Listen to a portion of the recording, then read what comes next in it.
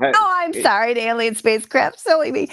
Your spacecraft, artificial which is being artificial objects that promoted. targeted the solar Yeah, system. okay. Yeah, so your spacecraft that your smarty pants Harvard dude's talking about, you could ask him, hey, your natural observation of your alien spacecraft, can you tell me what your documentation is of all of your claims, especially how many billions years ago did you tell me this alien spacecraft began its journey? How A your while Harvard, ago. your smarty pants? Didn't you say it was billions of years? Smarty pants said. How many billion? Well, it has all these anomalies. I could go on like about a shit ton of shit about it. Like it has Yeah, all these okay. different things that are weird to it. Yeah, it's so weird. Yeah. So iOS, do you not see how your smarty pants Harvard claim is really weird, crazy, and out there? That he's saying this alien spacecraft started billions of years ago to come toward Earth. But I'm telling you, a lady I met at the Cracker Barrel saw a lighthouse in Lake Superior that she should not have seen according to the fixed geometry of a sphere with a radius of 3,959 miles, an observation which you could replicate for yourself. Which claim seems more reasonable to you? I saw a lighthouse in Lake Superior at a distance that would be impossible on a sphere with a radius of 3,959 miles, claim A, or claim B. An alien spacecraft is heading toward Earth and it started heading toward us billions of years ago. Which claim seems more reasonable to you, claim A or claim B?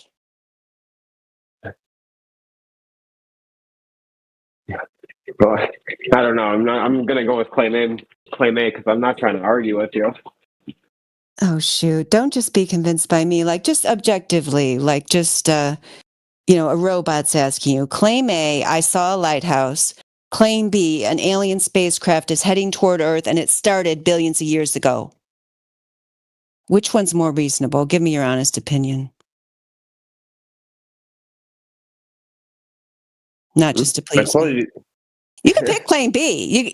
Because obviously, like, that's what the average globetard would pick. Yeah, it's more reasonable that an alien spacecraft is heading toward Earth because Harvard Smarty Pants said it than that the lady from the Cracker Barrel saw a lighthouse. That's the world we live in now, Ios. That's what I'm trying to tell you. Do you not think that's weird? Well, if the Cracker Barrel lady was an alien, then I guess it's more believable.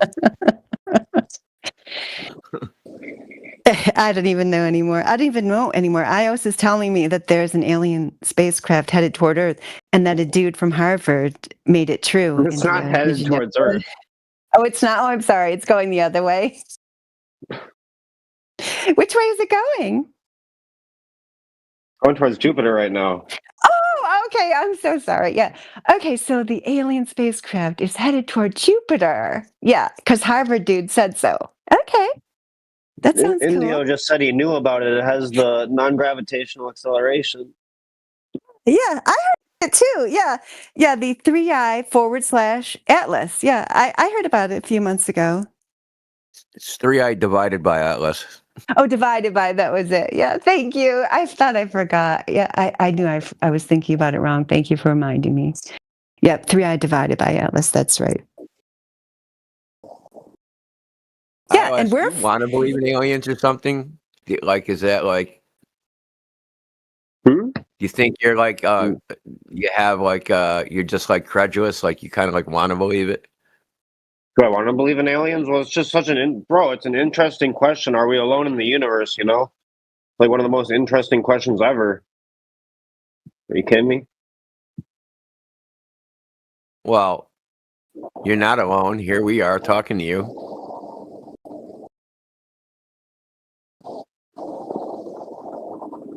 It was fun talking. I'm probably gonna head out And now. then there's like animals, right? And you can communicate with animals to a degree, so they're not human. Oh, shoot. He left India. I was not trying to be mean to him. Was I making fun of him We're too not much? mean to him. Okay, thank you. Because I just found it really funny. I'm sorry that he took that seriously. I found that really funny. Is that mean that I found it funny? I'm sorry. No. What did he say before he left? I didn't hear him. Said I'm going to head out now. That's all he said. Yeah. You're crushing his dream. That's why I asked him if you want to believe it. He's crushing his dreams, man. I It'd be know. Too bad. interesting if Yeah. there's things that aren't humans or animals that are like flying around in a big vacuum for billions of years. Yeah, super interesting, bro. Too bad Professor Triangle isn't here because he could have done it instead of me. That would have been better. I don't understand the fascination. Yeah, I really don't either. I just really don't.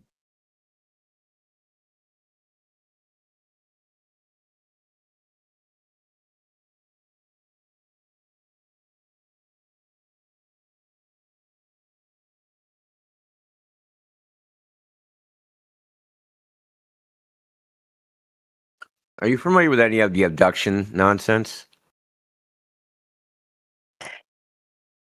Like Whitley Strieber? Yeah. I mean, yeah, I think, yeah, long ago I heard some things about that. I don't really remember all the details.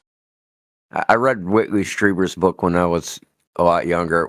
I can't remember the name of it. I think it was called oh shit, I can't remember. Hold on.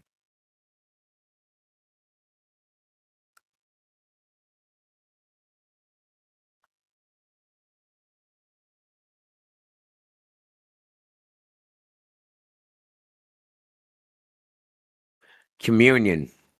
Yeah. We claimed he was visitors from a cabin in upstate New York by non-human sentient beings.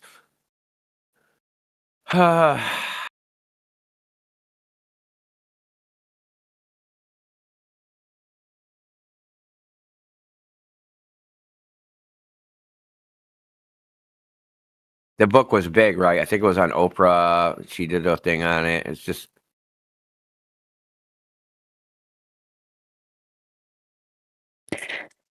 Yeah, I've heard of it. Yeah, I don't really know anything about it.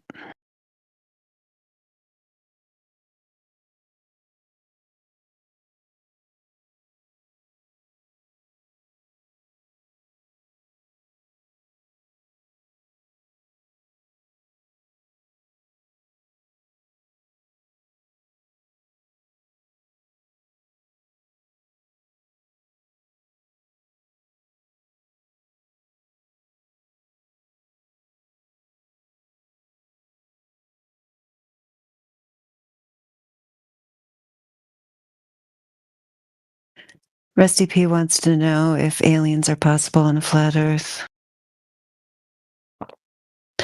Is he muted for a reason? I remember we've talked to him before, but I don't remember that much about him. Rusty. I think he's only ever been. Now, don't take this the wrong way, Rusty. I'm gonna unmute you, but I think he's only been muted because of intoxication. But I could be completely wrong. So if I'm impugning your reputation, I apologize.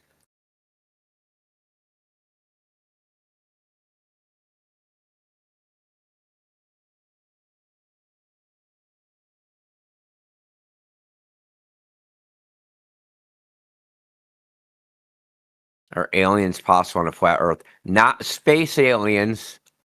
Maybe interdimensional aliens or spiritual aliens or metaphysical aliens or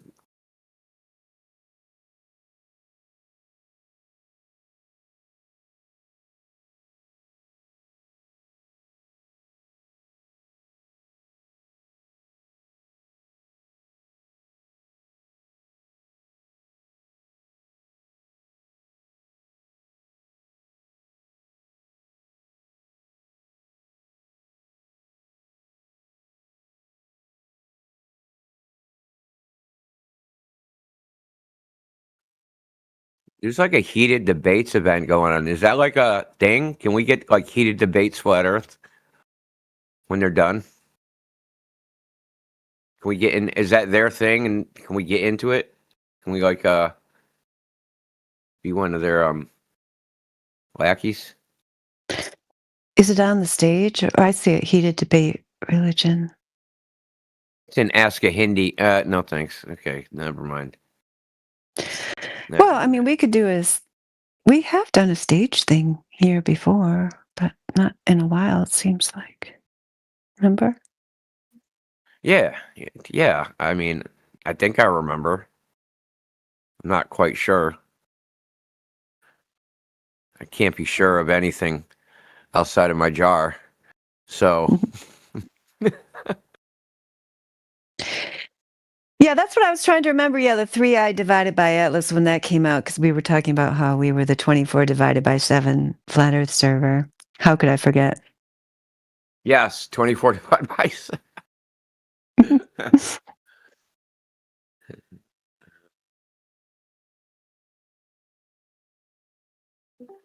So that would be 3 remainder 4. Can we just skip that? We just call it 3 remainder 4.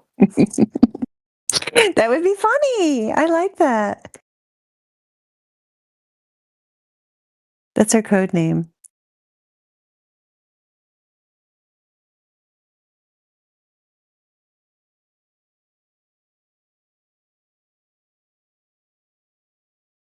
I think we should start doing Sesame Street type. We're going to steal their intellectual property. Like, this episode of 24/7 Flat Earth was brought to you by Perspective. That's good. That's good. I like it. Yeah, and then I want to have somehow some of those animations, like that one where they show the Moonlander taking off and it looks really ridiculous. Our Moonlander. Yeah, you got to have that in there somewhere with the Sesame Street animation. My goodness.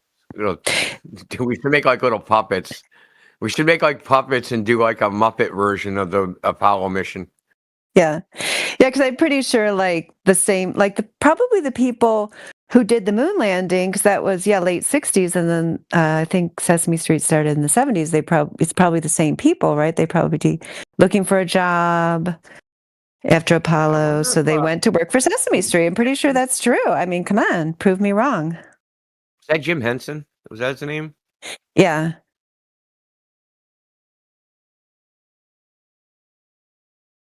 Ask the AI. Oh boy. My God, you called it.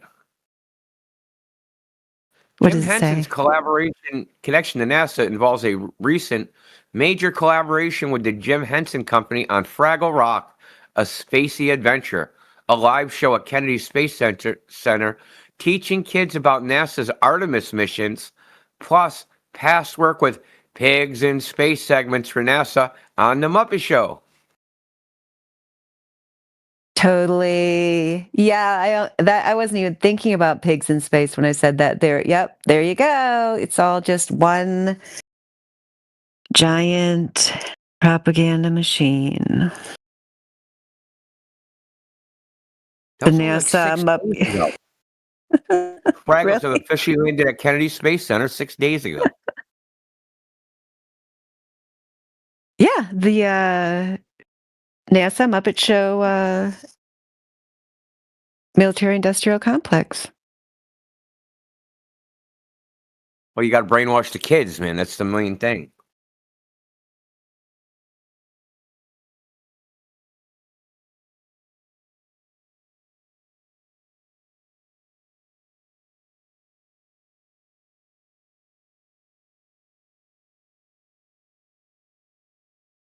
Okay, so Jim Henson has something called Pajanimals. Have you ever heard of this?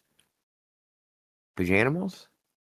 It sounds familiar, but I wouldn't be able to give you any details about it. What was it? If a friendly puppy puppet from Apollo is a friendly puppy puppet from Jim Henson's Pajanimals, a show by the Jim Henson Company. In the Moon, a recurring comforting figure in the series, especially for Apollo, who often looks to the moon for guidance on his nighttime adventures, with the moon character reassuring him about feelings in new days. So there's a dog named Apollo, a puppy, who takes guidance from the moon in his adventures. I'm sure that's all just a coincidence.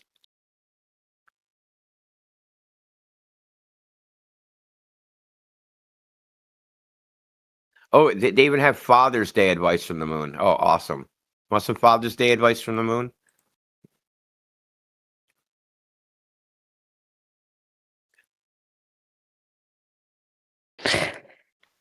That's crazy. Yeah. I mean, I just, let me see.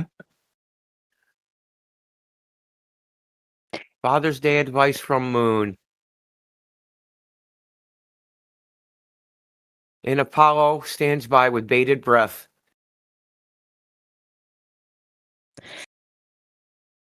Yeah, I was just thinking about the animation level parallels, but yeah, there's way more parallels than that.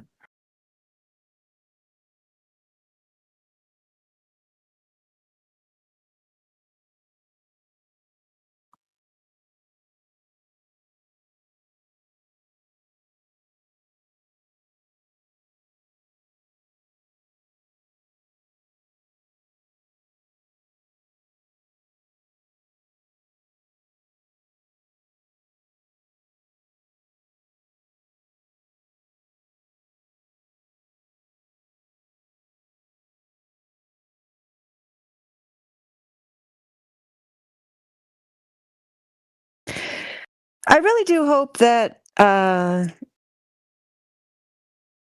some sane civilization in the future will recognize that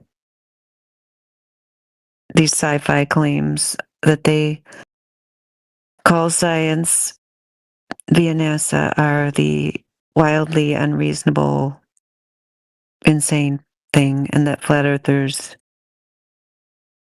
were the reasonable ones. I mean, I know that's true in my heart, mind, and soul, and so do all of you, but I just don't understand why it's not more obvious to more people. I mean, really, that's what I don't get. Like, I guess it, I guess I should know because propaganda has been carefully honed, especially over the last 75 years or so. They've gotten really good at it to where they can literally make people scoff at the reasonable, logical position just because it's the cool thing to do to fit in with society. And they can make them believe these insane claims with zero evidence to back them up just because they saw them on TV.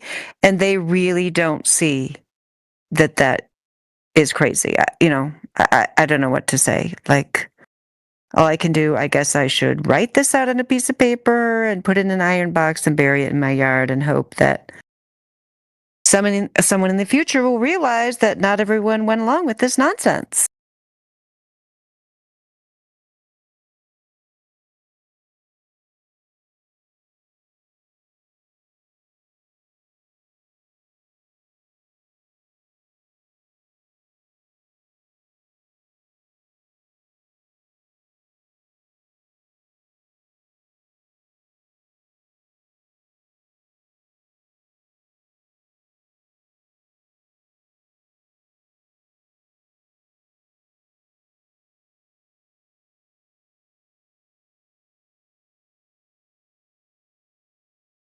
I mean,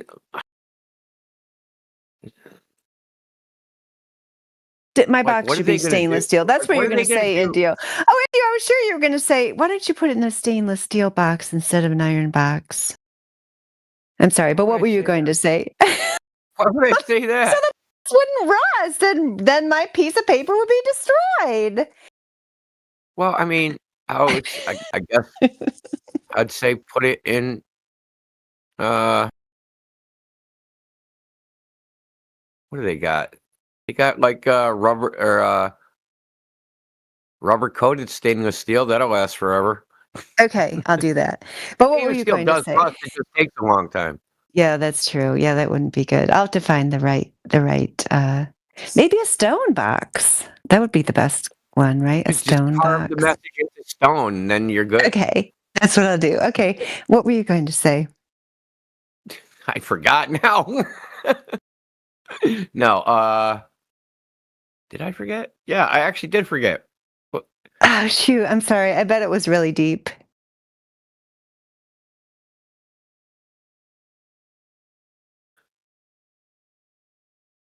Will people in I the don't know if I future remember. It realize? will be. Okay, yeah. No, I was saying that will people in the future realize that not everyone went along with this sense, and that was the topic. Yeah, that topic's a little. Propaganda. That's what we were talking about. Yeah. So what I was going to say is, at some point, there has to be a point, some chronological point, that the gig has to be up at some point, like the space gig.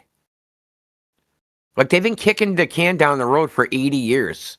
Can they make it another 80 before people are like, hold on, something ain't right? We've been trying to do this for 160 years, and we're still nowhere. Right? The gig is going to have to be up. But what I think, honestly, and this might sound crazy,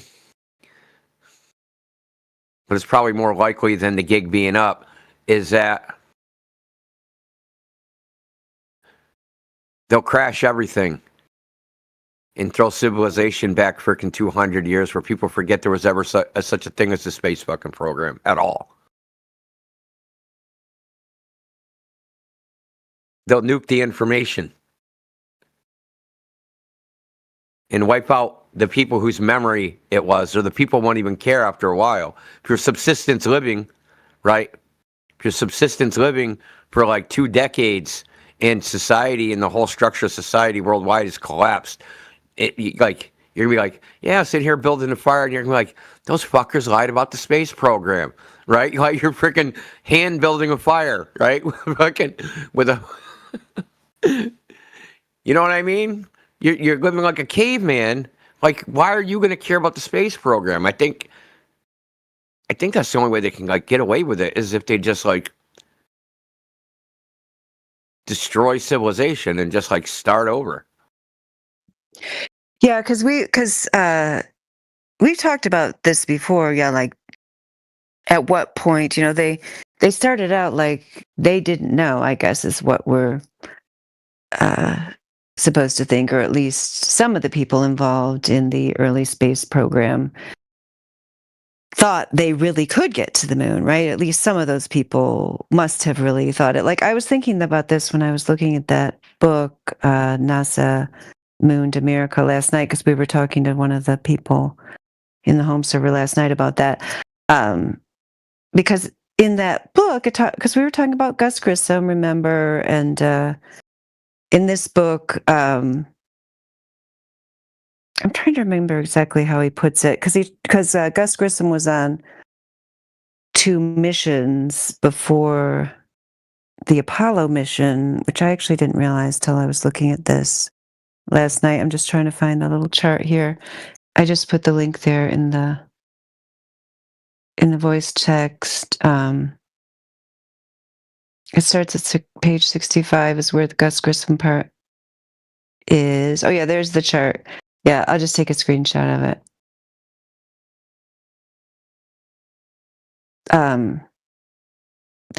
So, because we know Gus Grissom was the whistleblower for the Apollo mission, saying they weren't going to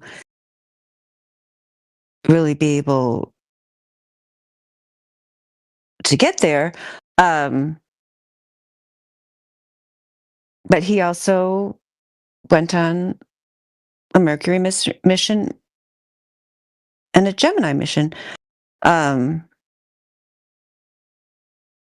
Because this author, Ralph Rene, Reen maybe, says the first American in space was Alan Shepard, followed by Grissom, and then Glenn. I'm convinced that every Mercury flight was real and that the phony missions only started after Grissom's Gemini 3. Even some of the later Gemini flights were real, which leaves most of the original astronauts smelling like a rose, etc. So anyway, my point of bringing this up in the context of what we were just talking about is they were like bluffing for a while, right? And then they decided to do this major bluff with the moon landing, but maybe they still thought they were going to be able to do something and then at some point realized they couldn't. So then they're just like, how long can we carry on this hoax? And they're probably, I would be surprised if I were them. I mean, if I were a person who wanted to deceive the world, which I'm not, but if I were, I'd be surprised that I could carry it out for 75 plus years or whatever you want to say, whenever it is that they actually consciously started to deceive. I mean, if you're talking about the moon, so I guess it's only been,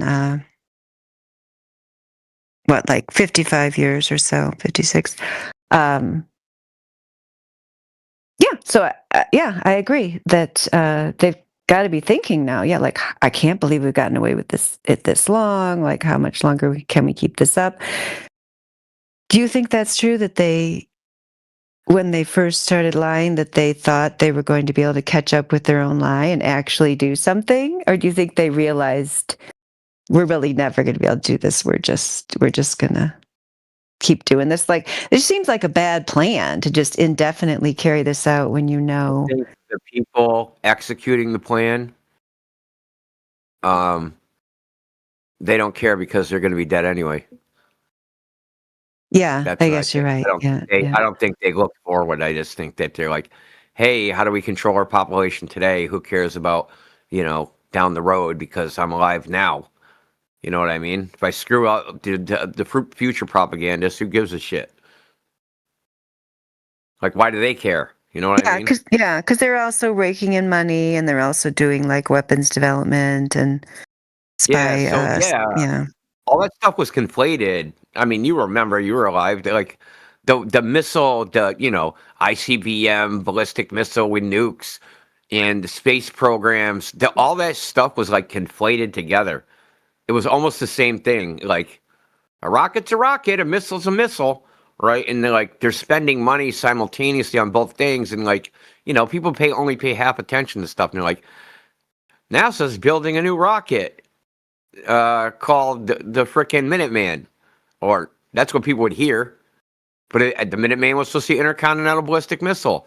So it's just like, you gotta remember, like there's only you do remember there's only three news sources, and right, all that information and there's some newspapers, and all that information is getting conflated in people's minds. They're like, are they like, is it a missile? Is it a rocket people go on? Is it an ICBM? Like, what is it? Right, that they're spending money on. You know what I mean? Yeah. Like, So that makes sense. They're like muddying the water of like what they're actually spending money on. Yeah, because if you're raking in billions on your mafia front, that's we're doing space exploration when we're really making billions on weapons development. Like at some point, yeah, do you really care? Just like the mafia, yeah, like oh yeah, we're selling olive oil over here. Yeah, but weapons development. But what is weapons development? It's we're gonna sit at our desk and do shitloads of paperwork forever and ever and ever and ever and never produce frickin' a goddamn thing. But during the whole time, we're paying ourselves ginormous sums of money to do nothing. And we'll make a good old boys club of people we like, and like all the smart people that would figure out our fraud. Oh, we'll hire them and give them frickin' jobs. Yeah, so they're just grifters. Yeah, that answers my question. Yeah, they didn't really have a long-term plan. They just want to keep stealing money as long as they can, so they can keep living high on the hog. Well, the average American and average other world population person is barely struggling to buy milk for their children. Yep. Okay, that answers my question. Thank you. Yeah. So let me read this to you. So I asked Google Gemini, if there's any connection between the Apollo program and Jim Henson. So here we go. In 1966, Henson produced an experimental documentary for NBC called Youth 68. In this film, he included actual footage of the Saturn Apollo 5 launch, an uncrewed test flight of the Apollo module during a montage with technology in the changing world. This is the most direct instance of Henson using Apollo material in the work during this era. Now, remember, this is Apollo 68. This is pre moon mission. So he was trying to get in on the grift. So 2, Pigs in Space in the Space Shuttle. Wake-up calls. After the popularity of the Muppet Show sketch Pigs in Space, NASA asked Jim Henson to record special wake-up calls for the astronauts aboard the Space Shuttle, Columbia, during the STS-2 mission in 1981. Now, this is the second launch, right? The first launch was, I think, Challenger. Or no, Columbia was launched both times, and then Challenger came. So this is STS-2 is the second mission. It's 2-seater. So they woke up. There's only 2 people in it. They expanded how many people the space shuttle can carry to have a crew. And the characters in the recording feature Captain Link Hogthrob and Miss Piggy, waking up astronauts Joe Engle and Richard Truly. Now here's where it gets crazy, as it always does with this shit. NASA, remember, so in the mid-90s, NASA wanted to send a civilian to space to get children interested in the space program. Remember that? They had the teacher thing, right? And they tried to get Kristen McAuliffe. Yeah, and then she turned into frickin' wherever she turned into. She changed her name and retired to Florida or whatever she did. But this was the original plan. Listen to this original plan. NASA originally considered sending Carol Spinney, the puppeteer who played Big Bird, into space in costume. But the Big Bird puppet was too large and bulky to fit safely into the space shuttle cabin, so the idea was scrapped. NASA instead chose teacher Kristen McAuliffe for the mission, which ended tragically in the Challenger disaster in 1986. Now, if Big Bird made it on the Challenger, there could have been Big Bird feathers all over the side of Florida. Now imagine that Big Bird blew up in the frickin' Challenger. That would have been hilarious. I don't think kids would be interested in space anymore. Yeah, they must have decided that'd be too dramatic. Yeah, that's just like, oh my goodness. You can't make this up. You can't make this up. I know. It like Mara said, it gets crazy. Like it always gets like to the absurd. And I think that's part of like how the propaganda works. That it like seems normal, but there's always some just like absurd out of the like just like you can't believe it. It's so crazy in these stories, right? Like I'll use 9/11 for example. One of the stories of 9/11 was the guy was like on the 35th floor when the building collapsed, and he like rode the rubble down the stairwell and fucking survived or some stupid shit like that, right? Or like the passports. Like there's always like these absurd stories, right? These absurd anecdotes within these major stories that I think because they're there, I think it's like some psychological thing that people are like, oh my God, that's so absurd. No one would make that up, right? It's just too crazy. So it makes like the rest of the story like easier to psychologically swallow because there's like one absurdity in it. Yeah. You can tell it's real because it seems so fake type thing. Exactly.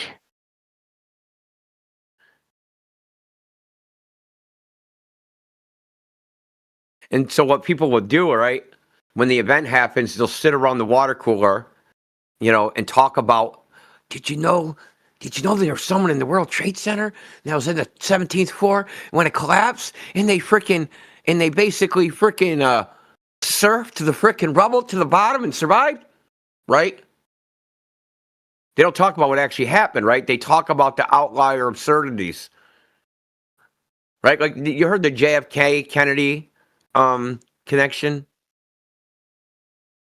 the Lincoln JFK connection. You ever hear about that?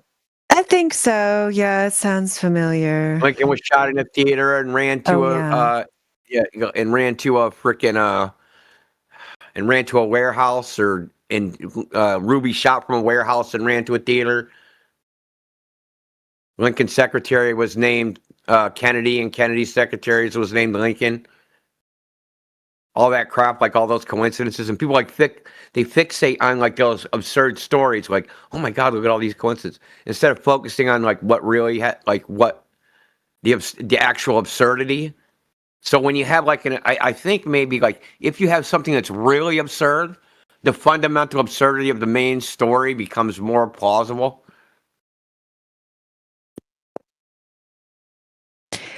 I don't know. Yeah, that's a good point. Yeah, I never thought about that before. Is that Indio original thought? Yeah, right now I just came up with. Yeah, good job. That's how the sausage is made.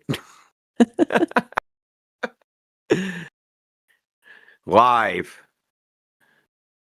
sausage making with Gordon Ramsay. Woohoo! Gunter O'Dim just joined us. Hello, Gunter. Hello. Welcome to the Flat Earth channel. Huh? Hello. Yeah, you're here. You are in the Flat Earth channel. It's me. It's Nico.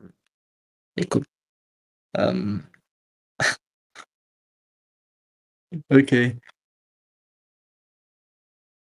It's me. Listen. You would like to listen? Yeah, maybe the Eagle, Brutal, wants to talk to us. Yes. Brutal joined us recently. The earth ain't flat. It's curvy, just like you, bitch. Somebody else can talk to Lorelai. I'm not going to. Yeah, the earth is curvy, just like that bitch. Why are you calling her a bitch? Well, I ain't talking to her, you stupid faggot. I'm talking to you. Why are you calling me a faggot? I can call you whatever you want. She call you bitch too, man. Call me sir. That's what I'm used to. I'll call me sir, dude. I'm gonna call you fuck you. What's up? Look, can you tell me? I just have one question. Why are your parents related? I have a question, Sam dude. is curvy. Oh. The earth is curvy. Yeah, now you're on mute. Answer my question. Yeah, you better leave. Pronouns. Did you have something to say? He called you bitch too. Yeah, so what? What do I care?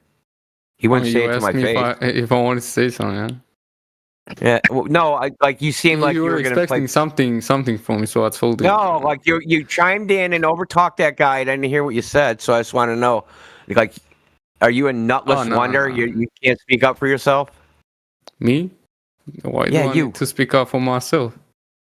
Because you seemed like you were too cowardly to talk until the other guy talked. Well, bro, I just came and he called you bitch and then faggot, and you asking him, calling me faggot, and I just told you he called you bitch too. Okay, thanks, buddy. Yes, sir. Okay. Yeah, see, you got the message, sir. Thank you. Now my pronouns. Do you think the Earth is a spinning, wobbling water pair going through the vacuum of space at 1.5 million miles per hour? I'm not here to talk, man. I just want to listen while working, you know. You guys always talking really stupid stuff, and I'm having really too much fun, like, listening. What do you two listen? You can't seem to form... Anyway. Okay. You need to give us something to talk about. Like, do you have a question? We can answer it. You can just... You don't have to interact. No, I'm cool, man. I'm just gonna listen. If I get bored, I'm gonna leave. I'm cool. Yeah, you're gonna listen. Desperate to speak with me, man. Come on, I just want to. I don't want it, dude. Are you listening? You're not listening. What did I just say to you? Repeat it back to me. Well, I'm not here to talk. Stop talking to me. I'm just here to listen. But you're not listening Damn. because you can't repeat back what I said. You're talking to me. Of course, I'm not listening. I'm answering you. What did I say? Bro, you didn't say nothing after I came. You're speaking with Okay. me, and you were speaking with some guy. Okay, what I just said to you was, we need something to talk about. Give us a topic. Bro, talk about whatever the hell you want. Damn. Okay, we'll talk about how your parents are related by blood. Want to talk about that? How your family tree has no branches? Do you want to talk about that? Them personally, yeah, you can speak about that. Oh, okay. So, when you hear the Do we- song "I'm My Own Grandpa," is it a documentary? Is it like it's a family song? I'm my own grandpa. You ever hear that song?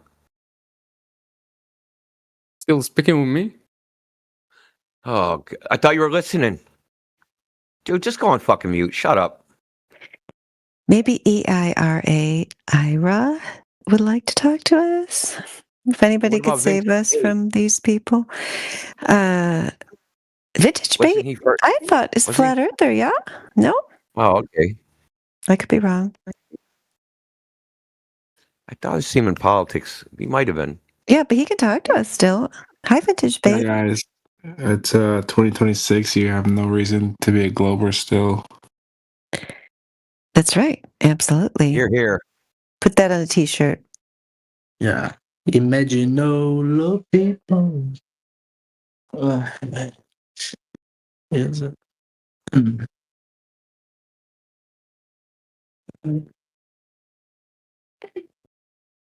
Hello. Hello. Um, Oh, it's Gaunter again. Are we going to try again? try it again. Do you It's good. think that you live on a globe there, Gaunter? Yeah. Yes. Mhm. Okay. Oh, there, Latsu's got that's exactly the Sesame Street animation I'm talking about, right there. Yeah, it's so funny that I was just making a joke that Jim Henson went from from producing that to producing Sesame Street, but turns out I was right. Nice. Who do you Thank think you. Who do you think they proposed to fly in that? Would it be Gonzo or maybe? Yeah, that's what we need, like that, with just like a little like Kermit over there on one of the hills, and then Gonzo over there in the valley. That'd be fun. Miss Piggy over on the side.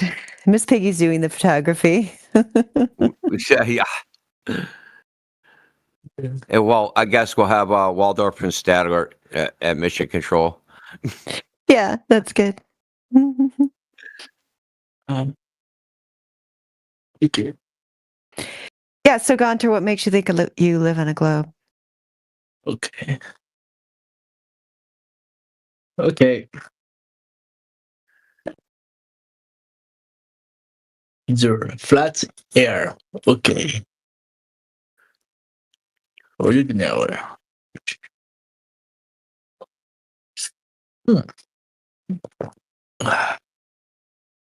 Okay. Okay, Gunter, this channel is intermediate English at least. If you're not intermediate level English, you're not going to understand what's said, and you're probably not going to be able to communicate with us effectively. Yeah. Okay, I'm just telling you. No, it's not a jibe against, nothing against you. I'm just telling you, like, doesn't help to learn a language when you don't like, I couldn't, like, just, like, enter a fluent Chinese chat, and I'd be lost, even if I knew some Chinese. Like, I'm just Okay. telling you. Yeah, understand. Bye. Ooh.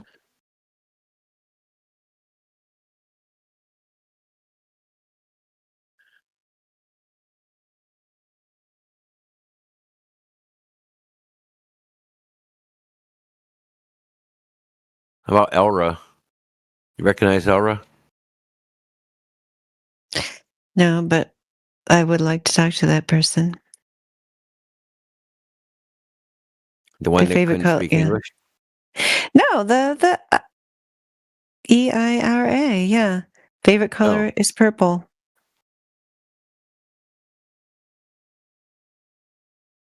but they're not speaking.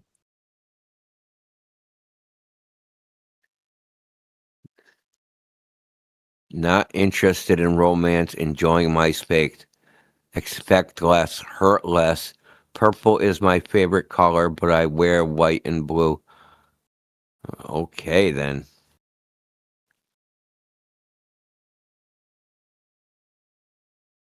You're beginner level English speaker. Okay, So- well, maybe that's why. Yeah, then there's MT Vez. We've talked to MT Vez before. Maybe, maybe not. Maybe it's just that same kind of generic picture. I've seen that before.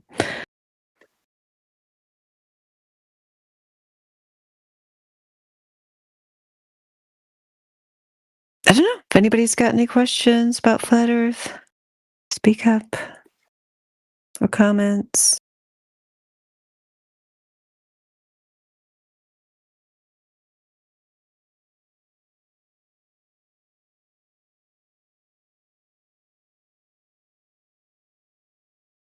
Oh yeah, in the chat there, Ira's saying just want to listen.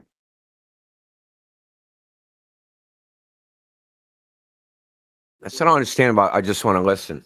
That's fine. But you could say, hey, I want to listen, but, you know, give us something to give us, like, what do you want to listen to? Like where's the Yeah, ask egg? a question. Yeah, you could type you know what I mean? Ask a they could question. type a question, because otherwise you're going to get more Muppet Show retrospectives. Yeah, you're gonna get maybe some Fraggle Rock, maybe some Big Bird Indio. exploding over Aren't Big you the Bird one who exploding came over up Florida. with? Aren't you the one who came up with like the Glover spirals phrase for their spirals? Or is that The Glover Professor? Spiral or the Glover Spiral? Yeah, like the different spirals, like whenever they start going. Mental? Yeah. It's either No, I you think or that was me. Mr. Professor. Oh, it's probably Radwin. Professor Triangle. Yeah.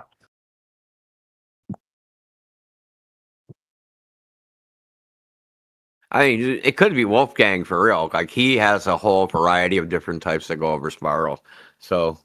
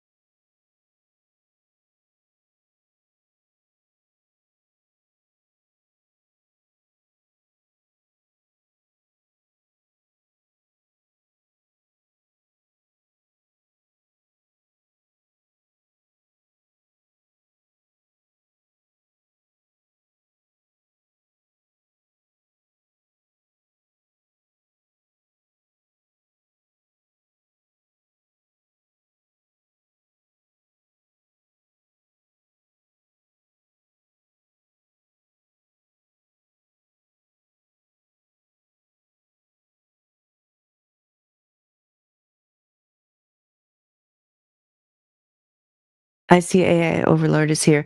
I don't know if Indio and AI Overlord saw this morning. I posted the 2 honorable mentions from our top 10 last night, which are the no hands moment and the granite countertop versus the globe moment. I think what we need to do for this year. that was hold on, Huh? you actually nominated that one? I would have voted No, it for didn't. that. No, it should have gotten nominated. I put it as an honorable mention because it didn't get nominated. I know, because granite- we were just, we were like on the fly, you know. You like the granite countertop. Oh yeah, dude, because it was making them so mad. It was good. He's like, so I have this square, but it's actually a triangle.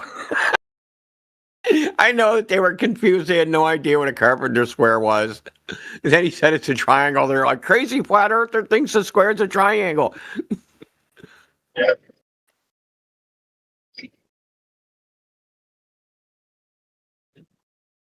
I should have said that I have. I'll use another square, which is a lowercase o.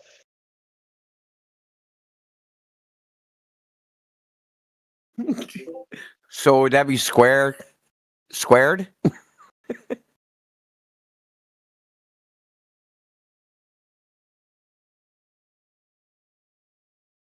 I'll have to post it again, that podcast. I really liked it.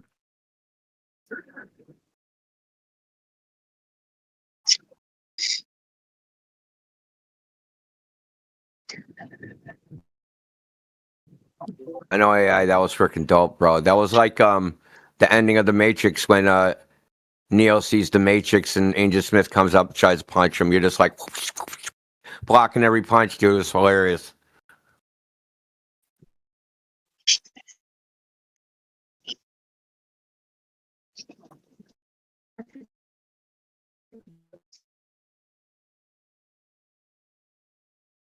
Yeah, so this year, 2026, I think we will do better at getting clips because Like, we've listen, got. bro. You want to be looking at your cell phone.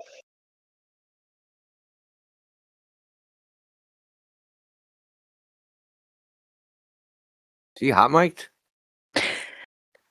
And maybe he's just lagging. I don't know. And now he's muted.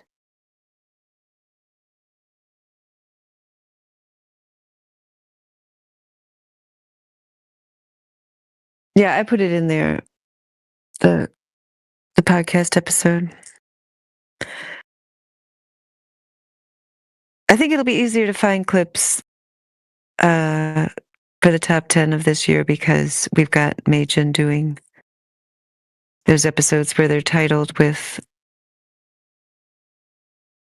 what's happening in them. Oh yeah, he's making it effortless. Mm-hmm. Absolutely effortless.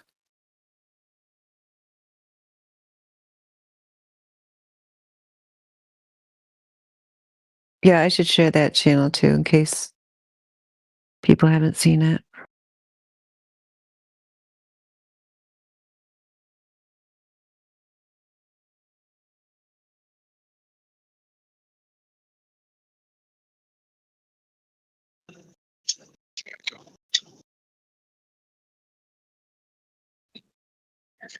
India, you remember the clapper?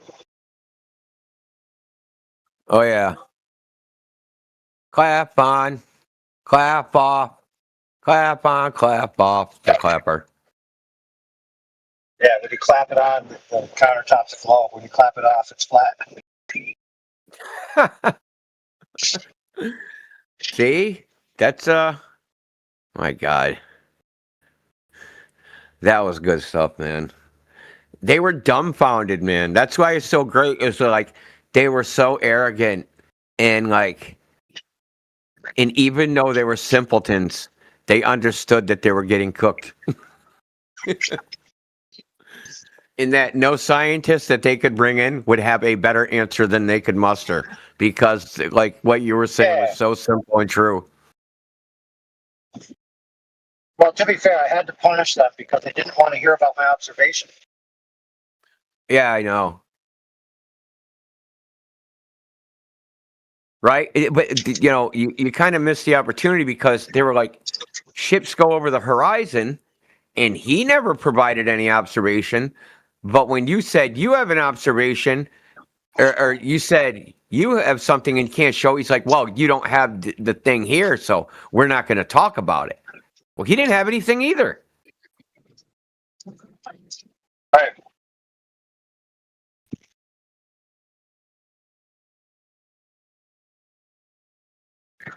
But you're covered nicely with your observation of your granite countertop. So you're doing a real time observation in the voice chat.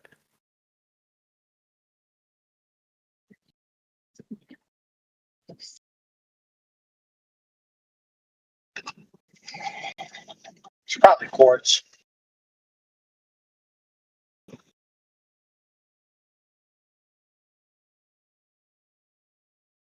You know, there's a good one that's like what happened, like what you did. Wolfgang got it. I only listened to half of it, but the guy was like, "You guys must have been abused as children because you don't trust any government authority." And Wolfgang just said, "You know, we asked you for evidence, and like, and we've demonstrated that the Earth is flat, and now you're just like talking about us, dude. Like."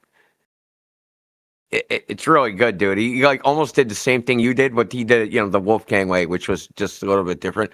It's a really good way to corner them, is to drive them with evidence to like the point where they just like abandon their argument and just like start the ad hom genetic fallacy.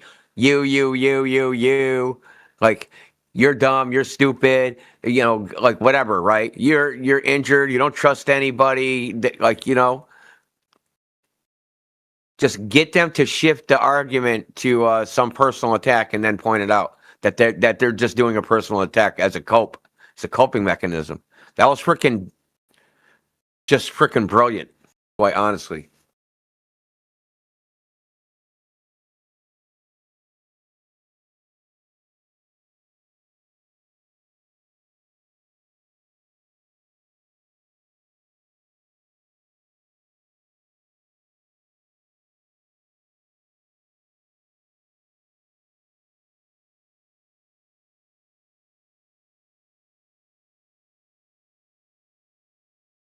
You got any snow? Oh, we just got it like a dusting. It was like a, what do they call it? A snow squall. It just like left like maybe a quarter inch of snow, and that was it. Right. I find it odd Wow, that you guys don't you get buried? snow. No, we only got like 3 inches. Oh, ain't shit. And it was it's so dry that the wind blew. Like I was planning a couple hours to shovel a certain area, and I got there, it's no time at all because the wind had blown it all away. Huh.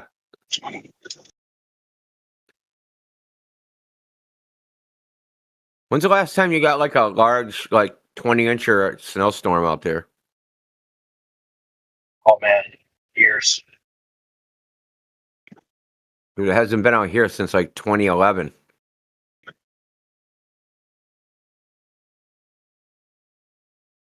I know because I filmed it, and I know the date I filmed it, right? And I got it, and I'm like, man, there hasn't been a snowstorm since then. I don't think we've gotten 8 inches of snow since then, since 2011. Yeah, I don't even count. Like if it's the snow ain't coming in the top of your boot, it don't even count. It's a big storm.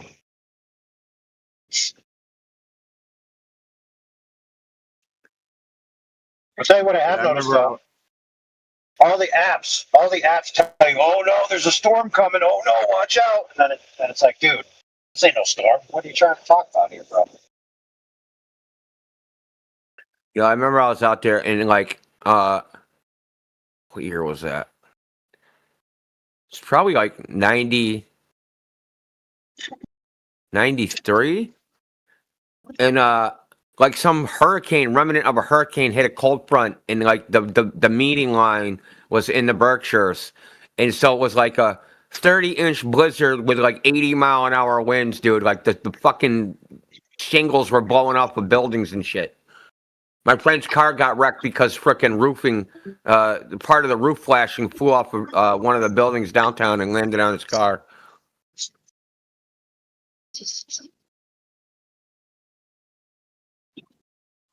Right. Yeah, that was crazy, man. There was like 5-foot snow drifts.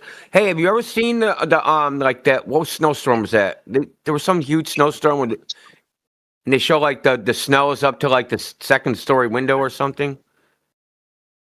Storm of like 1908 or 18 something. Nah, I didn't hear that one. Now, if you go to Heritage Park Museum, dude, they got it in there.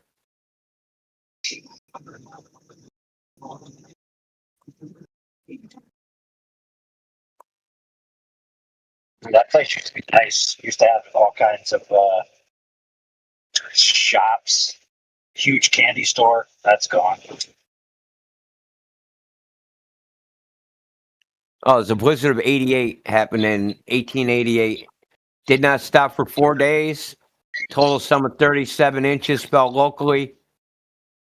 And it was buffeted by 30 to 40 mile winds, which piled drifts 5 to 40 feet tall.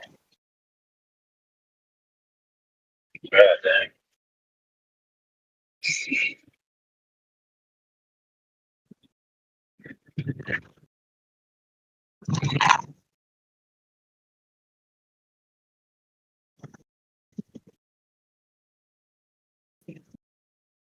I was just going to talk about this. I was out there when there was this it was a snowstorm in October. Fucking what year it is. But they actually did a story about it in 2017.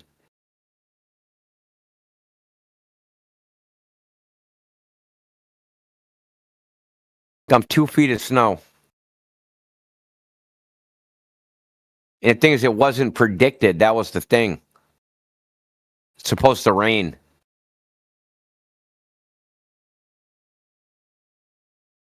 Hey, man, I want some fucking snow, man. Dude, just did that here. So I spent like 4 hours shoveling. Then the next day it rained and melted most of it. I was like, what the heck?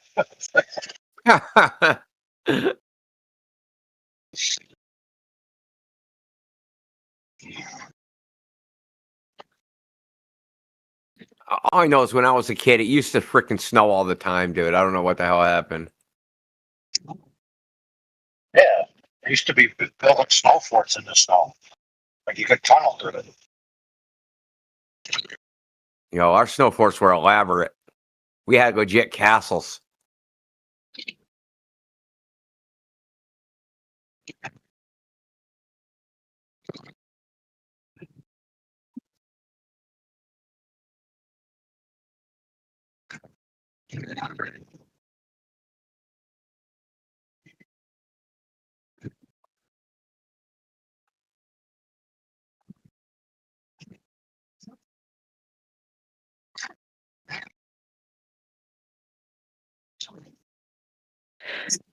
We've still got a lot of snow here. My boys like making snow forts in those giant piles that end up by the edge of the parking lots. Those make good snow forts. Yeah, man, that's fun. But we've got enough probably snow for a snow fort by now. I think so. Because we had over a foot, then it melted. Now we're getting accumulation again.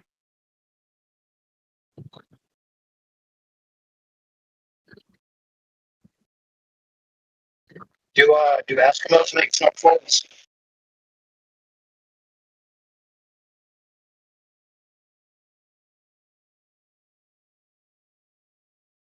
I don't think they do.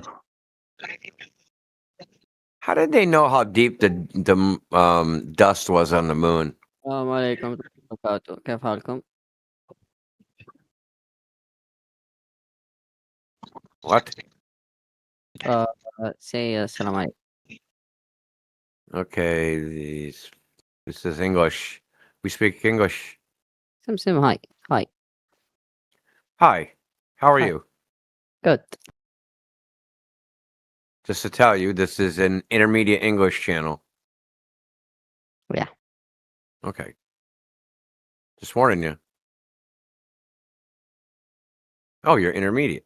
Great. Fantastic.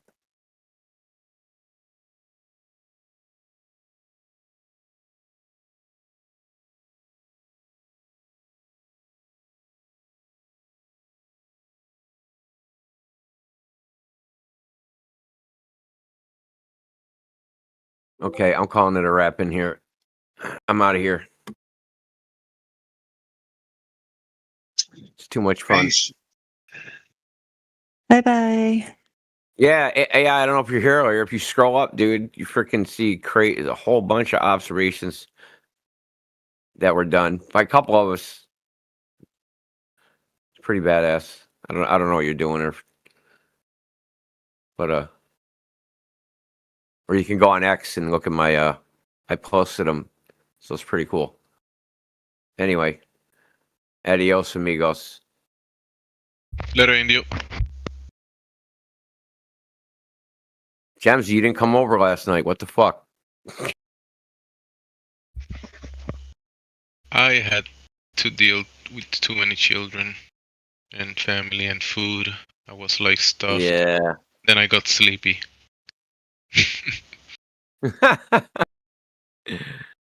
Yeah. Yeah, I hear you. All right. Peace out. Have a good one.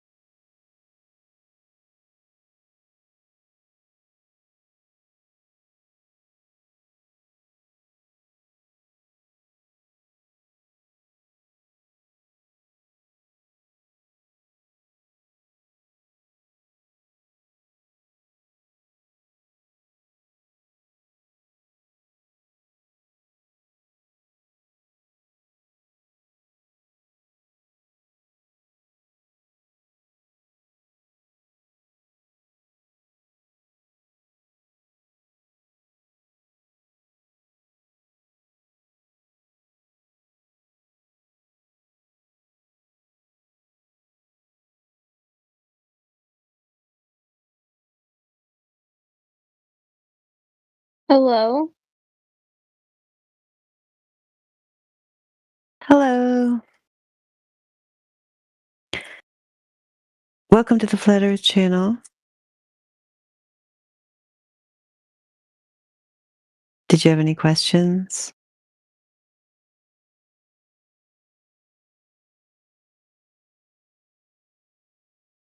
Who is it that's saying hello? Identify yourself.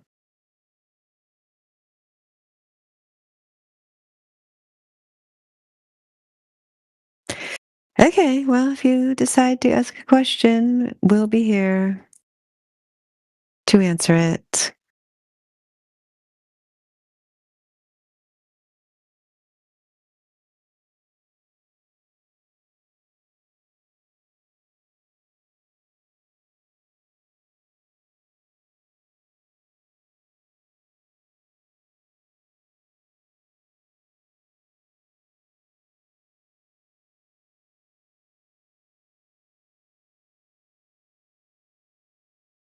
Or you could make a comment about Flat Earth, or you could tell us what your favorite part of your fantasy globe is. What's your favorite NASA science fiction story?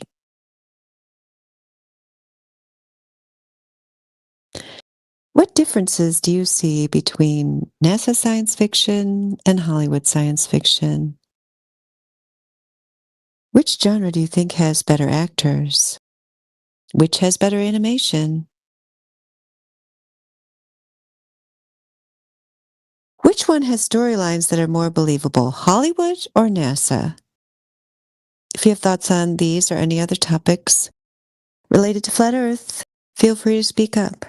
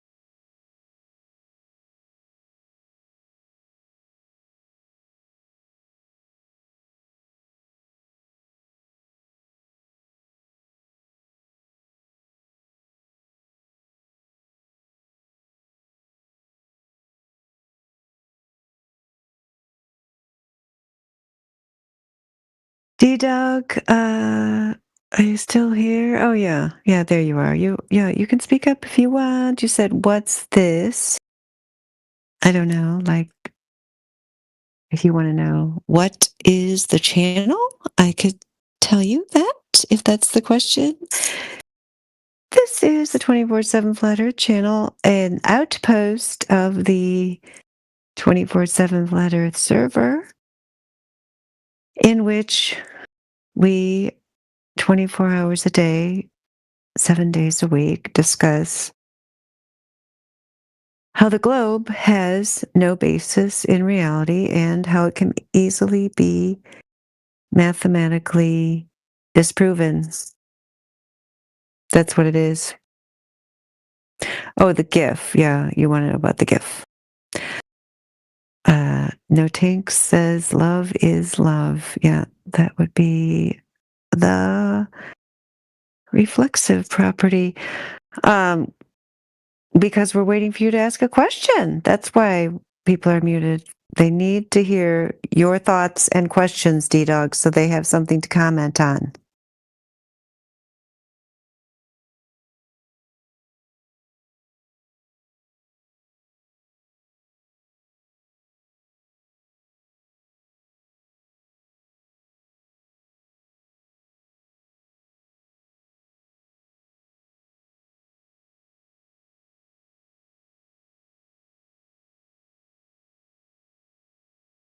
Yep, everyone's waiting for you.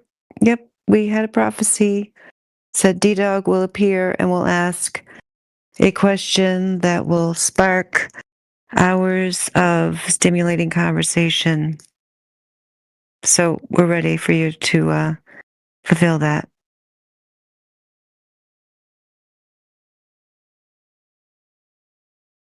No thoughts or questions. You're here to listen with an open mind. Well, join the club. They're listening, yep, to anything. Yeah, well, just don't open your mind so much your brain falls out.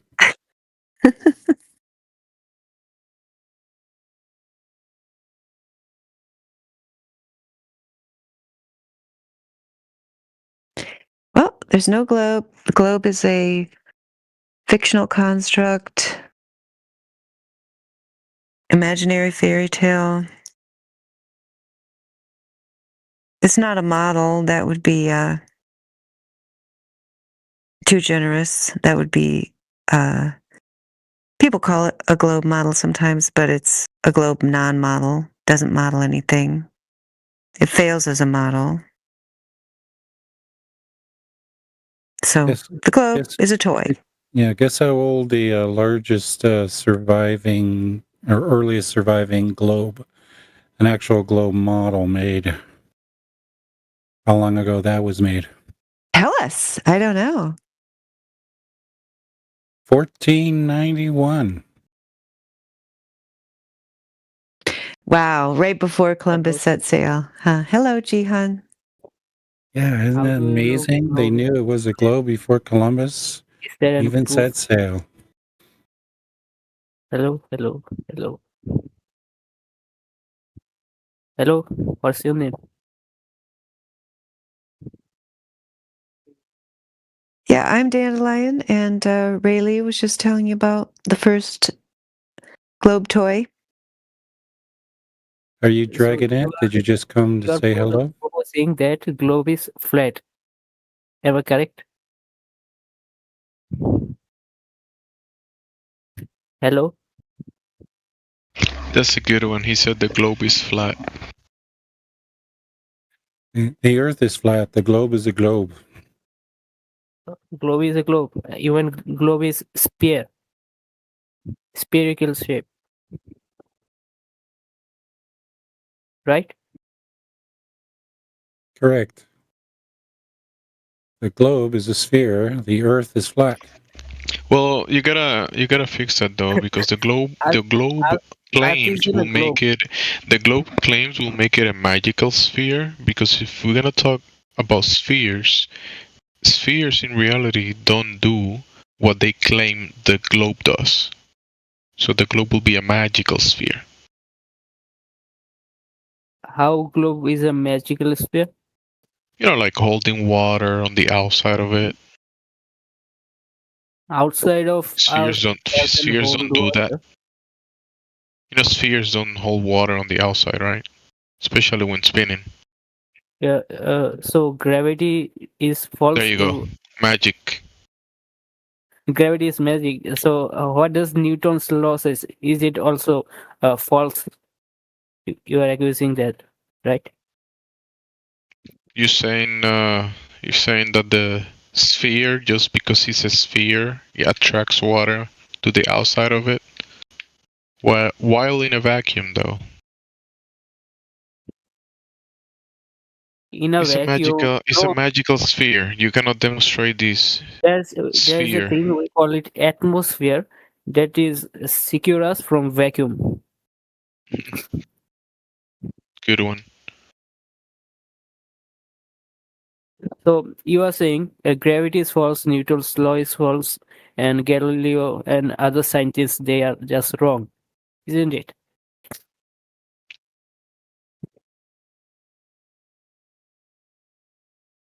Is that what I said? No, you said gravity is false, right? Or am I listening? Obviously.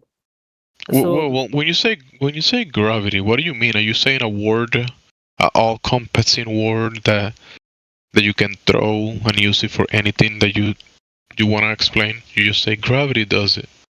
Gravity. Well, what is it? gravity, what is gravity? Yeah, what is it? Gravity is kind of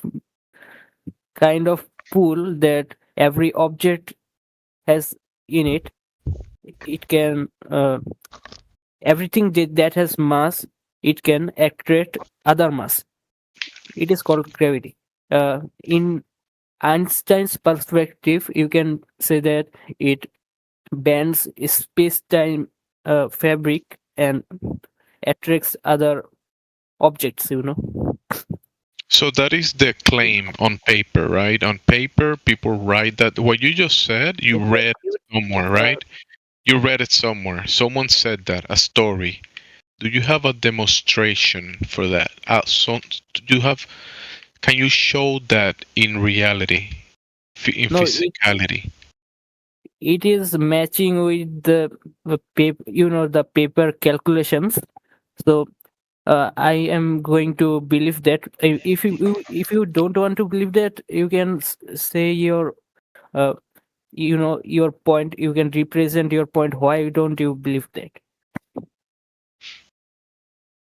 Because you say the mass attracts mass. You don't have a demonstration for that. Those are only words written on paper. But it goes perfectly fits with the reality, isn't it? What reality can you? Okay, so when you say reality, is reality will be something that we can show, right? Something that you can grab in the physical natural world, and it will be real enough that you can show it. You can grab it, measure it, do You know, things with it, right? people launch a thing that we call satellite. It is orbiting around the globe. Are you dropping the gravity thing? Are you going away from it now? The internet you are using right now, is it possible without satellite? Yeah, it's called towers and fiber optic cables. You never heard of those? How high should be the You know tower? your internet doesn't go through satellites, right? My internet doesn't go through satellites. You want to say that? So That's how what you just said GPS work? that we have internet because of satellites. Do you have a demonstration that how does the GPS work? It isn't possible without the satellite. I think we gotta keep you back to the ground, though. We're gonna have to keep you back to the ground. That's the point. So you ran away from the mass attracting mass. Are you just gonna drop it, concede that you cannot demonstrate that? It isn't. I don't know how to demonstrate that, but Nobody knows. just say that. That's why I'm believing it. So you just believe it because it's written on a piece of paper. And logical calculations, of course. Logical letters put together to say words on paper. Not only words, it have to be meaningful. Yeah, a demonstration, right? You can show it.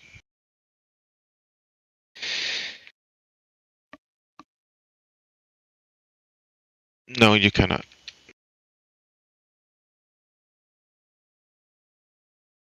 So yeah, dude, they were trying to tell you earlier about the Earth not being a globe is because the Earth is not curving though. So it cannot be a globe. You got that? That one is the simplest one.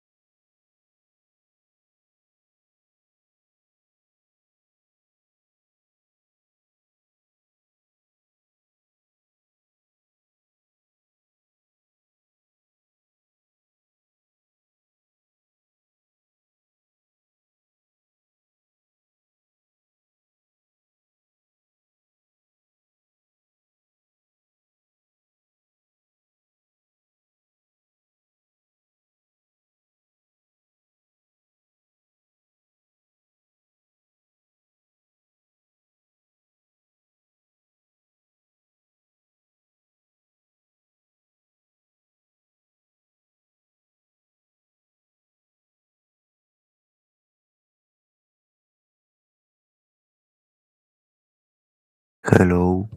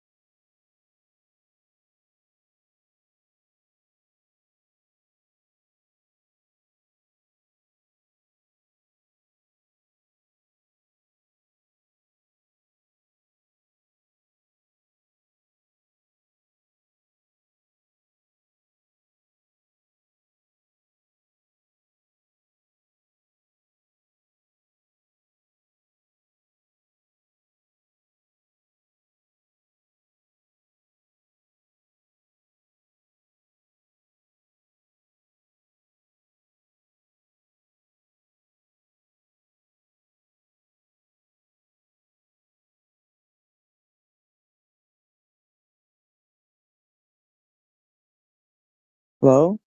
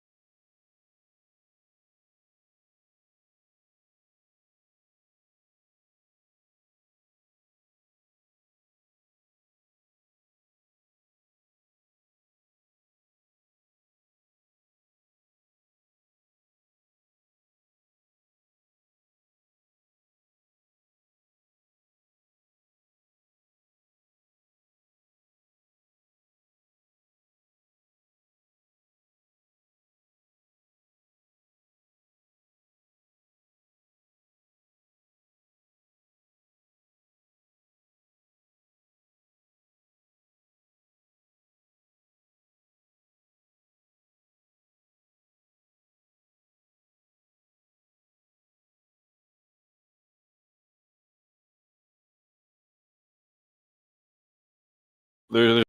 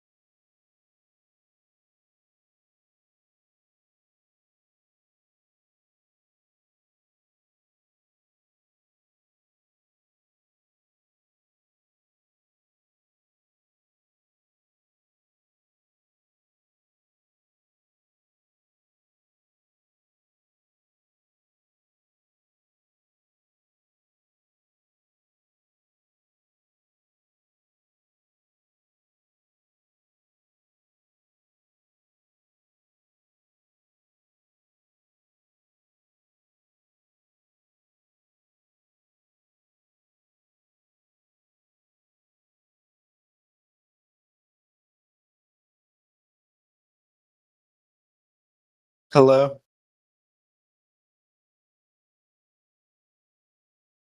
Yo, hello? Yo, it's Eddie.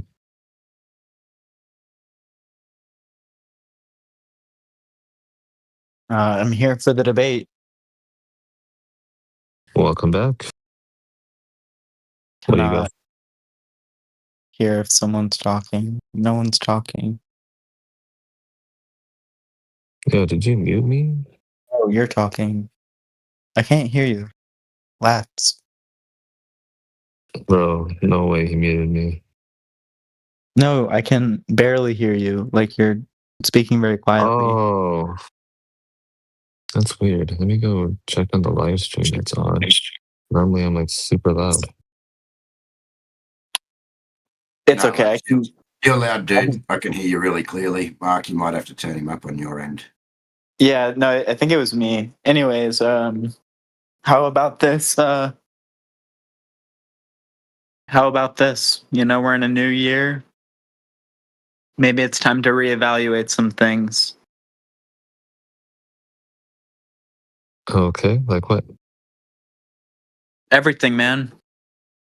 Everything. Can't trust anything anymore with this AI stuff. You can't trust anything. You know? Okay. Sure. And the holographs and the clones, like, I just don't trust any of it anymore. Okay. Like, it used to be about potentially being lizard people, and I always thought that was stupid, but now the stuff I'm seeing with AI is actually pretty scary, okay, and I'm concerned about it. And if you're not, then I just think you haven't been paying attention. Concerned for what? Safety. Safety of children, safety of elders, safety of just everyone, really, but especially the most vulnerable. So what harm do you feel from AI?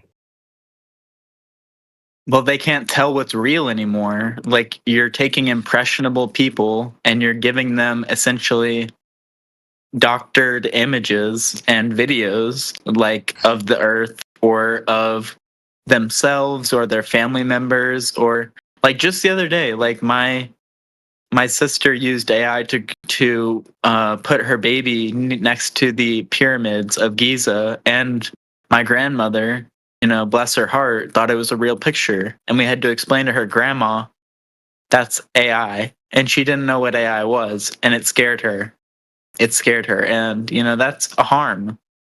It may be a small one, but it's still a harm. It freaked her out. She didn't understand.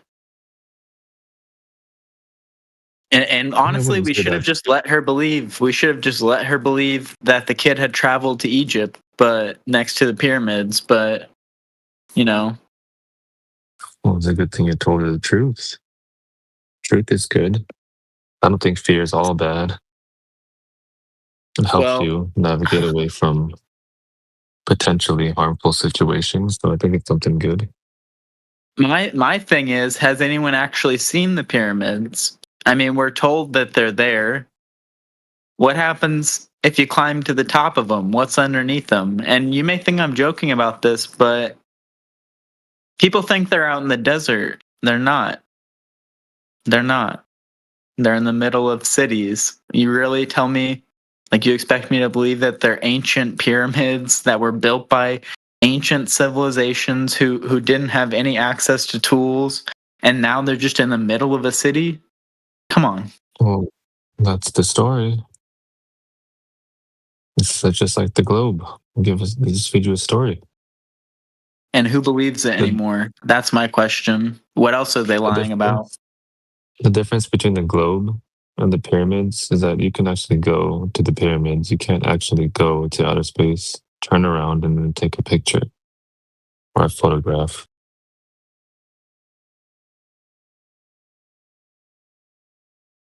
I mean, you could, hypothetically. I haven't done it myself, but you could go up high enough. I don't know what you would see.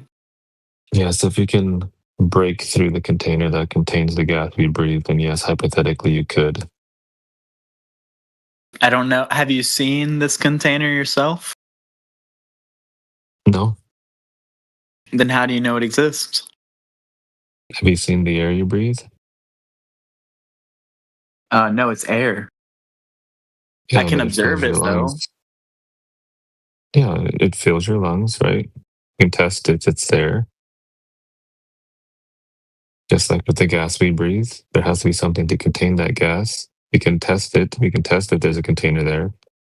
Yeah, that's just the second law of thermodynamics, man. Yeah, we all know that stuff. But Yeah, I so mean, we we're can just test talking. if the containers there. We're We don't just have to talking about air. actually Like, touch it.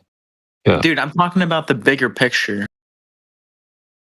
Well, yeah, that's what I'm saying. The bigger picture. You can't actually leave, turn around, and take a picture. Look, anything is possible through God. Do you agree?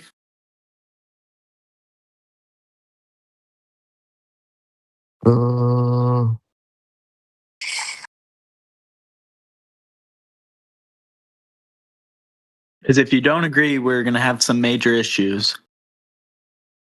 I'm not sure. I'm trying to think if there's something that you can do, possibly. I mean, I guess you couldn't resurrect somebody. No, I can do anything through God. God can do anything. God did You can resurrect resurrect his own somebody? son. I'm saying you, though. If God willed it, Through him. if God willed it, then I could. If it was his will to do so, then yes. And if it was part of me to be part of that plan, then yes, I could.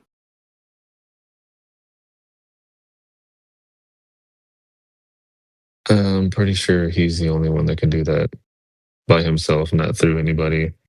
That would just be him, right? So you're saying he couldn't do it through me? No, he could. Exactly. So we agree.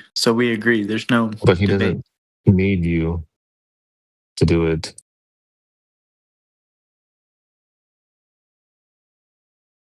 Okay, then what does he do every day for medical professionals? He works through them. He works through their hands. That's God working through people. You really think human knowledge created medical technologies? So you're saying that people in the medical field have God working through them?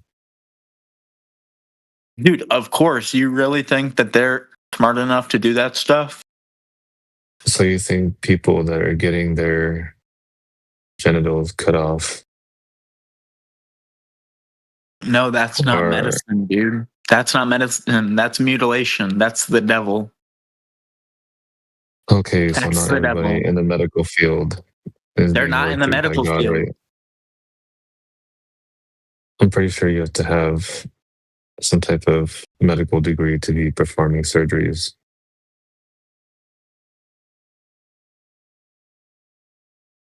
What does the Bible say?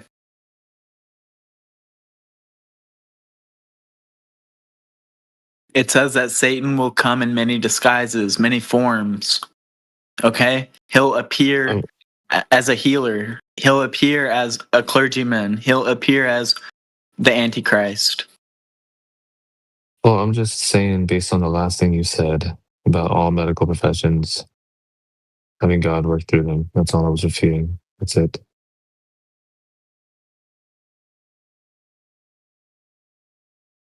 Look, man, I'm not trying to like logic you into some position or something like that. I'm just saying in general, God helps people and he's not dead. So Okay. Yeah, that's fine. you agree. That God is good. Yeah. No. And he's not dead. He's alive. Yeah. Sure. That's a belief, yeah. Belief that I would hold, yeah. But hold up. Like, how can we even trust God? He put us on this earth with the liars and the deceivers. Okay. Why? Why? Bro, you're asking me for the motive of the person or the deity that created this place. That's like asking me why NASA lies. NASA isn't a deity. I'm not comparing them to a deity. That's just like asking why, like asking for a motive from a person or agency. Yeah, and what do we do when I have someone no commits a idea. crime? We ask what was their motive. Okay, but how are you going to find that out? You think for yourself. You do investigations. You do experiments. You study the case. You Look at the speculate. facts. You ask The answer yourself. is speculation because you'll never get the No, answer. it's not. It's not speculation. You ask yourself, quid facti. What are the facts? Yes. And then you go from there. Yes, you have deductive speculation. Yes. That's all it is at the end of the day, speculation. Okay, and speculation is one of the highest forms of knowledge. So that's good. Wait, who's on what side? Who's on what side, guys? We're Mark not is on a either globe side, there. man. Dude, we're not on either side. This is all about trying to come Oh, to the okay. truth. Come to the truth No, together, dude. You got to stop Mark thinking just like that. That's how they want you to think. yeah, Mark doesn't want to talk about Okay. the globe anymore because he can't prove it. So he wants to talk about other stuff right now. Oh. We're not, Okay. dude. We're both on the same planet either way. Well, it's not a What's planet, but we're on think the about the same word planet? flat Earth. What Yeah. think about the letters? It contains the word. What word? What? Plane. Plane. And what is a plane? Okay. It's flat. Plan. And Wait, plan. so are Exactly. you trying to be a flat earther for 2026? Is that the plan? You're Dude, done I'm with the starting to globe question. now. No, I'm questioning everything, man. I'm questioning reality itself. Think bigger. Think higher. Yeah, I mean, I don't blame you. If I couldn't prove the globe either, I'd probably do the same thing. I would just spiral into conspiracy. Yeah. No, not conspiracies, dude. I'm talking about logic, reason, metaphysics. This is what the ancient philosophers were talking about. Okay, well, it's 2026. We have measurements proving the Earth is flat. You want to talk about philosophy and conspiracy? No, we don't Dude, really do that here. do you even know anything about the history of philosophy? Well, what does that have to do with no measured Earth curve? If you knew anything about it, you would know.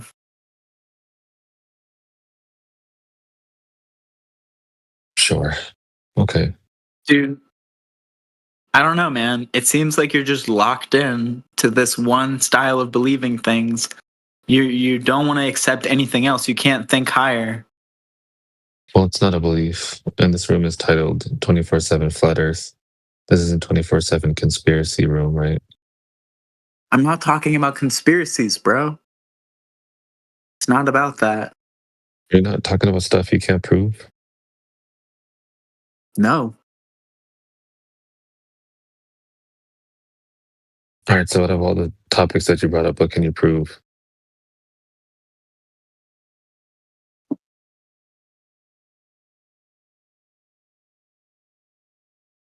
Anything?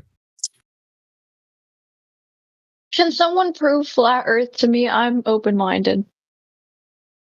Yeah, water's flat. If water covers the majority of the Earth's surface, the Earth's flat. That's it? Yeah, super easy.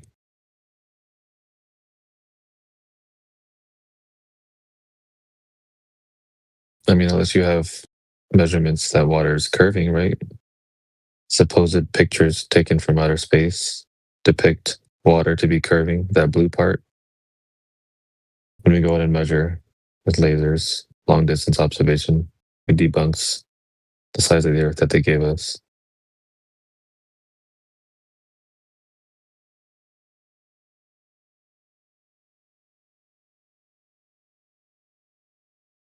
Hello. What's up, dude?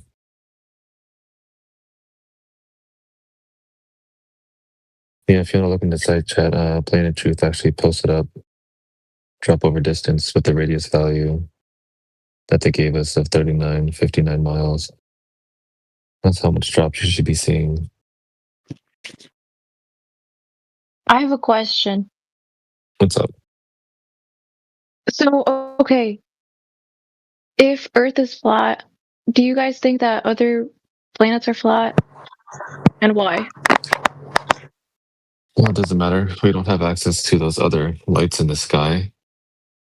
They could all be spheres for all I care. It doesn't matter. They're independent of the Earth that we stand on, which measures to be flat. Okay, so you don't have beliefs about other planets, just Earth. Yeah. Well, because Oh, okay. Earth measures flat. So, yeah, even if all the other lights in the sky were balls, that doesn't all of a sudden make the Earth a ball. That's like saying if I look up and I see a cloud, I'd be assuming that the Earth is a cloud. Wait, what? What? What's the issue with that?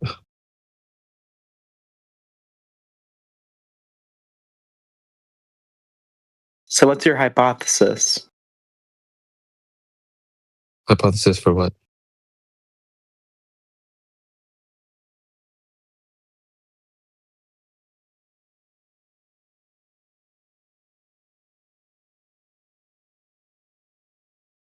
I didn't make any hypothesis. Why? Because I'm just making an observation. I already said that the lights in the sky cannot be tested, cannot be reached. How do We're you just know that there are looking. lights in the sky? Because when you look up, you see lights in the sky. Yeah, but just because it looks like there are doesn't mean that there actually is. Okay, so how would you describe the lights in the sky? I don't know. You don't have any description for the lights in the sky? No. I don't. We don't think Earth is a planet. We don't think it's in a solar system. We don't think it's in outer space. Yeah, so where is it? It's not where it is the place. It's not in a place, it is the place. What place is it? This place. It's this place where we are and where we observe every other thing from. So it's here. I don't believe Earth exists at all. Can someone disprove that or prove that? I agree. it's I under don't your- think anything exists. It's under your feet. But You're standing on how it, do you know so it's you're not a interacting with it. simulation? Yeah, how do you know? How do you know you're not part of a big old scheme? They have Well, that's fine. no proof of Well, that. that's perfectly fine. Even if the Earth was a simulation and everything's simulated, it's simulated flat. No, it would appear Okay. flat, but actually be a simulation. Okay, so the simulation is flat. No, the simulation doesn't have to be flat. It has to be a simulation. Yeah, it but doesn't. It appears doesn't to you have as to be flat. That's absolutely correct. It does not have to be flat. But when we go out and measure, it's flat. But So that even doesn't if mean this that it actually entire- is. Even if you were a brain in a jar, everything was a simulation. The simulation measures flat. So if you measure your height and it says 178 centimeters, that doesn't mean you are actually 178 centimeters tall. No, I could be 6'7". I could be a 6'7" Na'vi. Have you ever seen Avatar? Are you familiar with Avatar: The Way of Water? Avatar: Fire and Ash. I could have a Na'vi body, which is my true body. You wouldn't know. But have you tested that for yourself? Oh my goodness. Mark. How would I test it? It's a How would you speculative test it? hypothesis. Exact. No. Hey, how about it doesn't exist? How about until you How can do you, prove it? okay, you can prove it introduce doesn't exist. Okay, prove it doesn't exist. Prove it doesn't. No, you've got the burden of proof. If you're asserting a claim, What you have the doesn't burden of exist? proof. I'm not. So his claim is to be that we could be avatars, right, from the Avatar movie. Okay. Now, you making this claim, this is a positive claim that you're making. You have the I burden said it's of proof. possible. Now you have to It's prove possible. that it's Okay. impossible. What do you mean I have to prove that it's impossible? Do you dispute that it's possible? Yes, but you'd have to prove that it's Okay, possible how is it first. impossible? How is it impossible? Because it's not something that we can test or experiment with. It's not So something just that we because you experience. can't test for it means that it's not possible? Well, we don't experience it. It's nowhere in nature. We don't experience So it. if We you can't can't. experience it, that means it's not possible. Well, if it's What impossible, if Mark then it's is impossible, pal. experiencing it? Mark, are you experiencing it?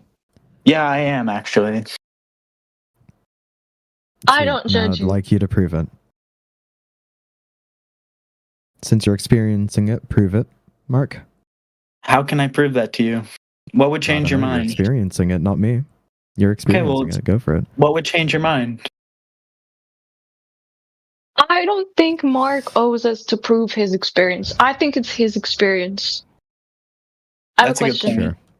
Sure. You Is know what, this an Mark? You can open-minded hold server? your baseless claim then. Okay, that's completely fine. You're entitled to your opinion. If you want to Okay, talk yeah, about the shape of everyone's the Earth, entitled to and their if own you want to opinion, talk man. about facts, right? That's so Hang on, sweet, don't guys. interrupt me, Mark. You too, D-Dog, don't interrupt me. I'm still talking. If you want to talk about Okay. facts and about the server topic, right, the room topic, 24/7 Flat Earth Discord, we're going to talk about measurements, empirical evidence that the Earth is flat, and stationary. Would anyone like to have a Okay. conversation like that? I think D-Dog had I- a question. I have a question. Can I ask Earth questions? In general. If you'd like to. I mean, Okay. I'd be much happier if Okay. you attempted to prove the globe, though. I don't. I'm a believer of You all don't. possibilities. Okay. That's fine. Okay. It's an I'll be open-minded, back closed in Earth 2 room. minutes. Well said, Sny. Thank you.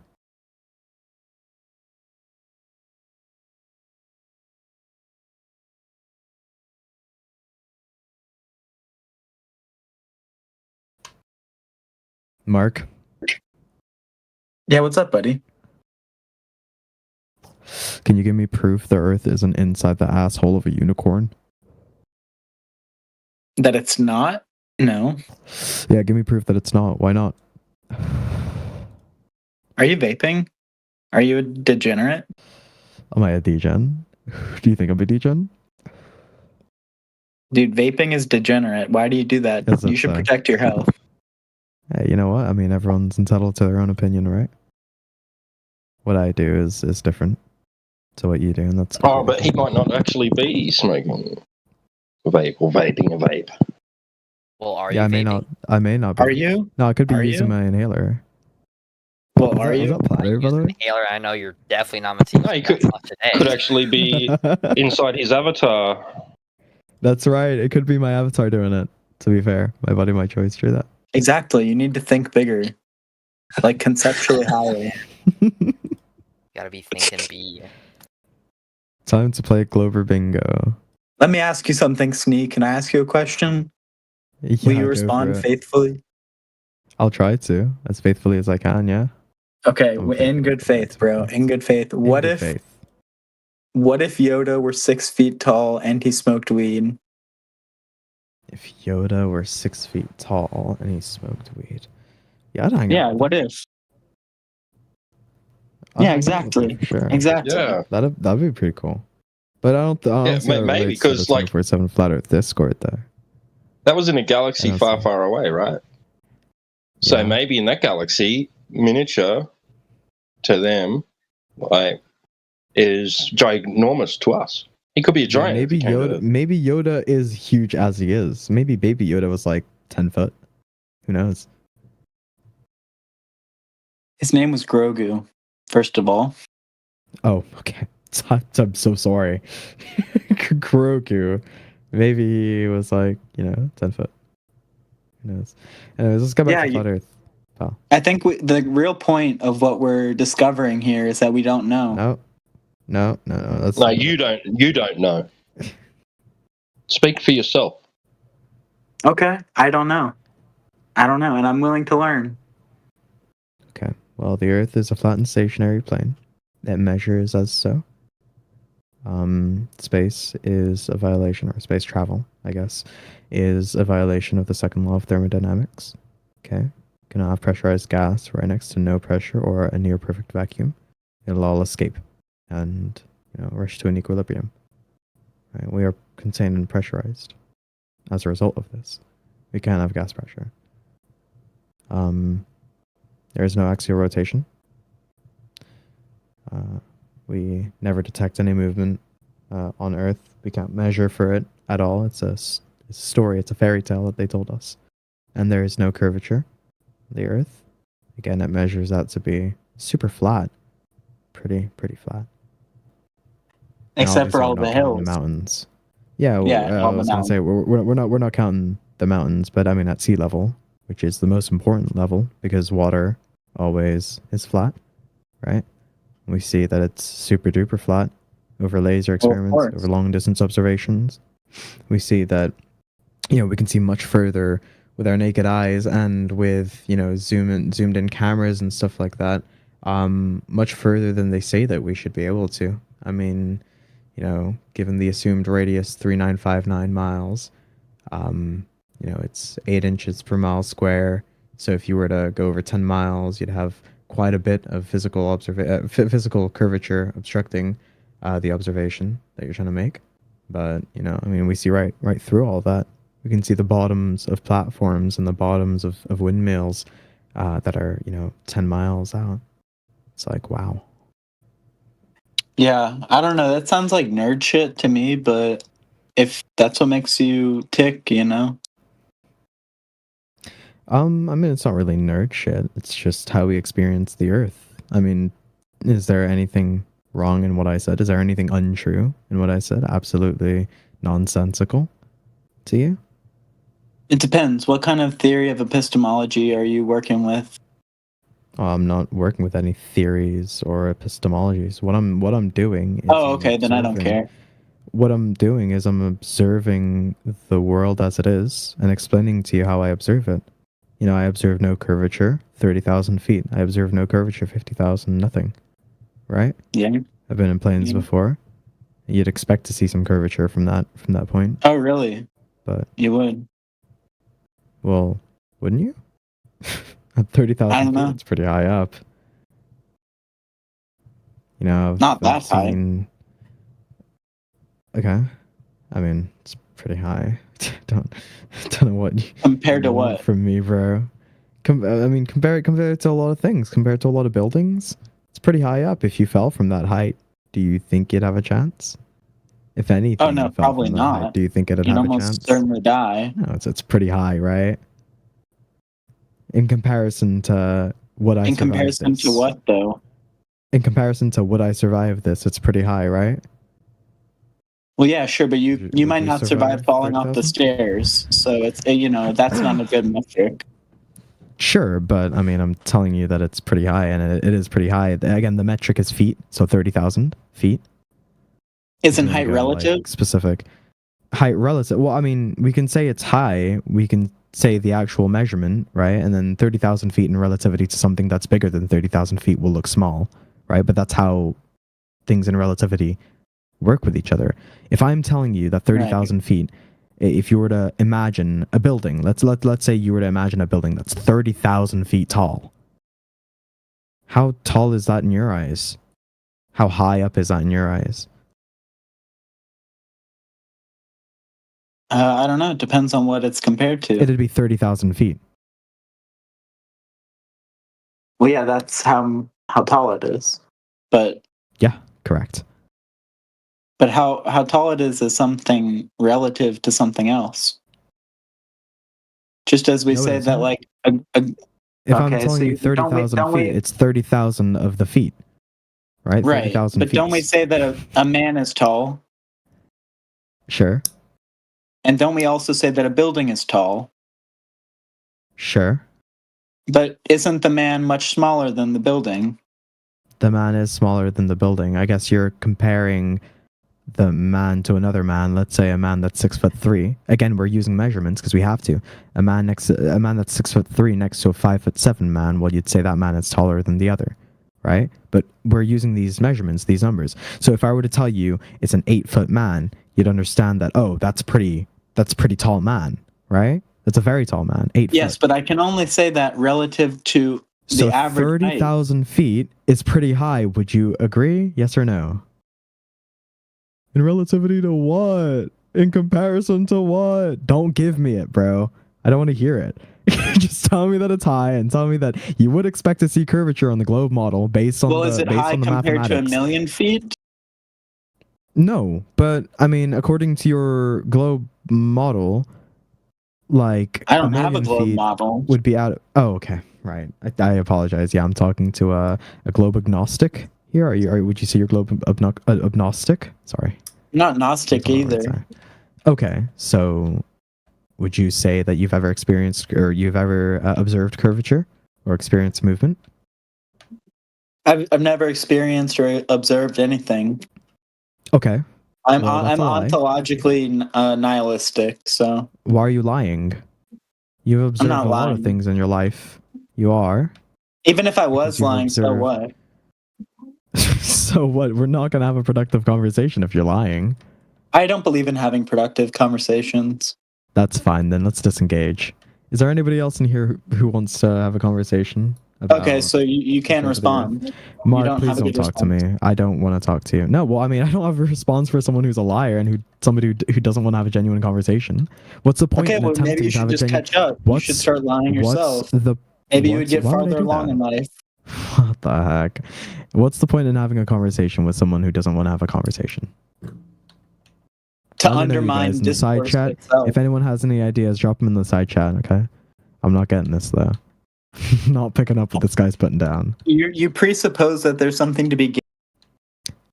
Yeah, Mark, thank you for participating. Very appreciate the conversation that we had. I hope you can have a better one in the future with somebody else. You will be muted for 8 hours. Feel free to stick around and listen. You know, they say listening and learning is the first step to development. Oh, he was not having it. Hell, what a shame. What a shame. What a shame. Yeah, ladies, man, what a shame. How you doing? You say how you doing. How you like doing, you ladies, know man? me. I do know you. Do you not remember yesterday? Dandelion. Oh shit. The Flat Earth server. Oh shit. How you doing? Not that good anymore. Aw. Okay, what did I bring up Dandelion and you got upset again? Dandelion didn't get me upset. I never said anything upsetting or Okay. No, that's all good. No, you're good. No, it's I was good. gonna like I say think a we had clean some good start and say I conversations. was a flat earther and hopefully even that's cool and then I could just gone back and mute, but you already know, so Oh yeah. No. I mean, I already know what happened yesterday. It's okay though. I mean, hey ho. You know, nothing we have happened. You just know that I believe in or I guess. Okay. it's like you're not 100% informed, and that's completely fine. You know, sticking in here is actually good because you get to listen to the conversation, right? And listen to, oh well, if this globe earther, what the heck? If this globe earther is asking a question which I sort of don't know anything about, I'm like, okay, well, yeah, let's see how this conversation goes. Let's see the reasoning for it, and then let's test it. Let's research what this flat earther is saying in rebuttal to the globe earther asking the question that I was interested in, right? Again, ask any questions of your own. I 100% strongly encourage that. All right. Better than staying uninformed, you know? But yeah. So I'm meant to just ask questions and you answer. If you want, you don't have to. If you have any questions, you can. First question, if anyone you else- sound really young. Are you like 20s, early 20s? I'm 19, so earlier than that. Yeah. How did you 19 get years old. into this? How did I get into this? I mean, And don't say Hey, like just what you observe, because like no one just gets into flat Earth Yeah. because they look around and are like, yes. Like Yeah, more sure. as it happens. Absolutely. No, I can tell you. So I was on Discord one day in a different server, completely different server to this, and there was a guy. He was actually banned from 24/7. I'm not going to mention his name or anything like that because it's not important. Let's just call him Greg. Okay, Gregory. That's his name. So Greg, he was a flat earther, and he had presented a lot. Well, he was actually having a conversation with someone about the flat Earth, and they were having a full-on debate. Now, this other guy that he was having the conversation with, the guy that Greg was having a conversation with, he seemed quite intelligent, and from the way that he was asking questions, he didn't seem like many of the globe earthers that we have come into this server and try to talk to us. Right? He seemed more informed. Right, and it was good because it was a proper debate, right, rather than just, oh well, if the Earth is flat, then why is no? This guy was like actually handing good information, right? And it was a productive conversation. So I sat in and I listened, and I clicked on the link in Greg's bio. And it was just a bunch of information, right? Like flat Earth stuff, flat Earth proofs and stuff like that. So I just looked through all of these and I was like, well, I mean, who wants to listen? Wait, hang on. I was like, who wants to listen to like the flat Earth stuff? It's obviously like, false and stuff. So I just kept on listening to that conversation, and I ended up speaking to him as well, and he had invited me to Flat Earth, the 24/7 Flat Earth server in like 2022 or 2021.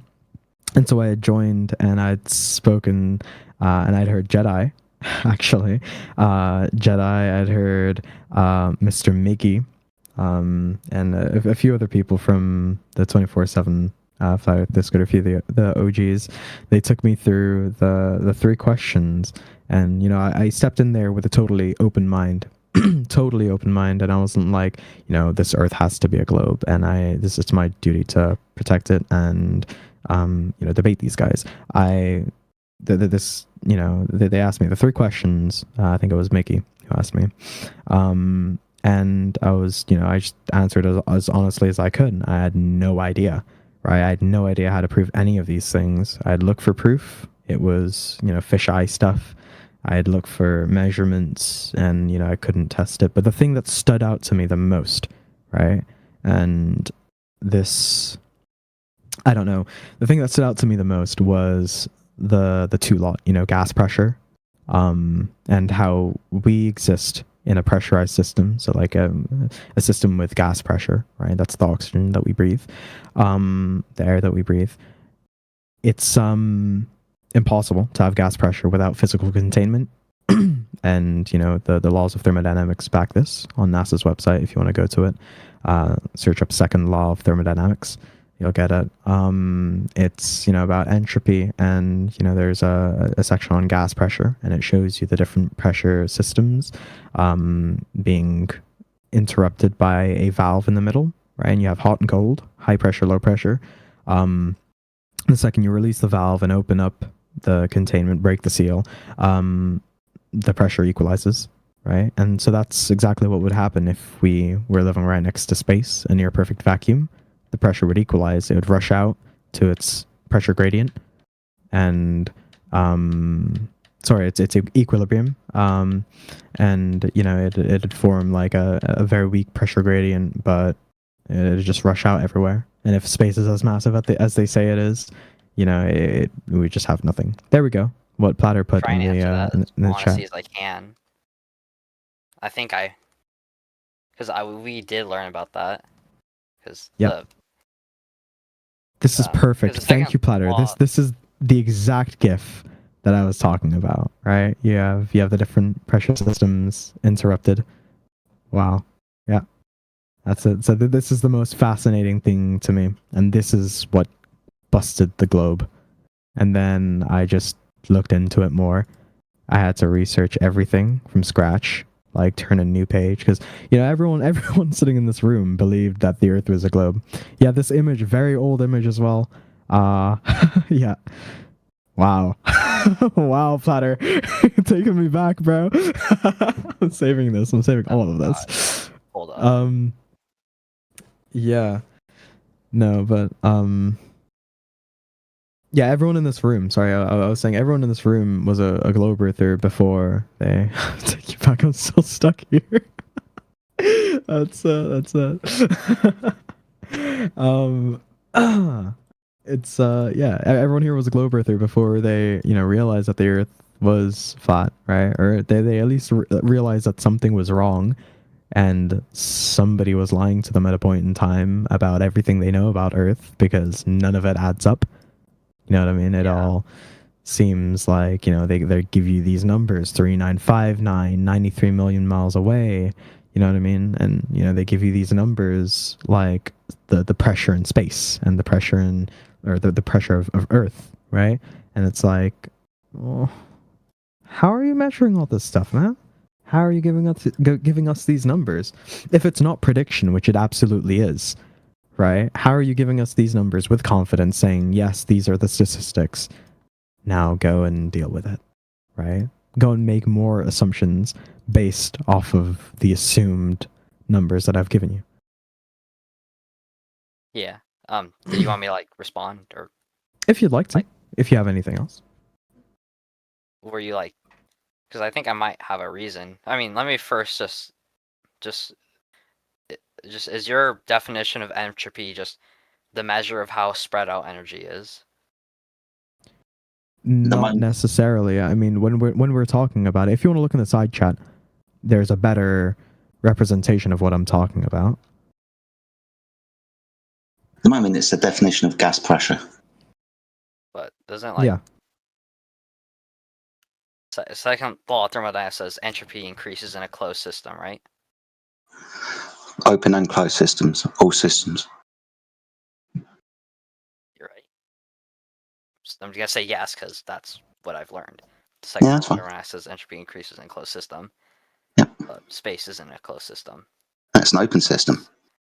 The temperature doesn't equal entropy. Space being cold, it doesn't mean entropy is decreasing. Sorry, cold. Depends That's on still temperature. energy distribution, not just temperature.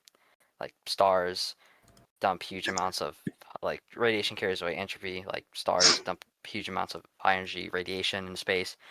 Earth receives low entropy energy and radiates back higher entropy infrared. Did you see the GIF in the side chat? Entropy does. Dude, before we start waffling on, did you see the GIF in the side chat? The second law of thermodynamics. Yeah, I know, dude. Yeah, I know. And did you see? From my science class. And if you That's good. Did you see the GIF in the side chat? I'm probably not going to be able to answer that well, but you can ask. Did you see the GIF in the side chat? The one that you've got two containers. All right, and I tried to engage with you, dude. What the hell? I'm sorry. Are you still there? Sorry if I rambled. Right, you see the GIF in the side chat, the one that says game over? It's at 15 minutes past the hour. If you just scroll up, you should be able to see it. It's also at the bottom. Yeah. Ladies and you understand when you open one contained area to the other. Shut up. Space is real. NASA's got rockets. I hope I don't come off that Beneath that, bro. Sorry if I did.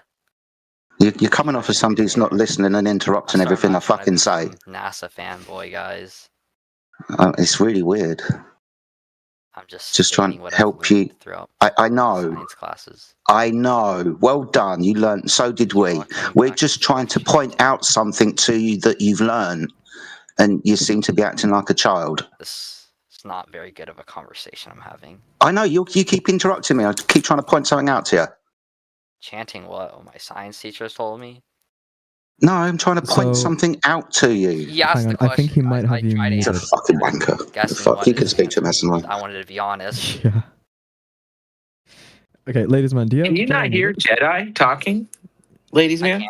I hear. Or Jedi? Who? Yeah, Jedi. No, I don't hear Jedi talking. Okay, so you might look a couple of names above you. You might have him muted. Do I? Because he was trying to talk. He was trying to have a nice conversation with you, and you were just rambling right through him. So maybe you have him muted or something? Oh, I do.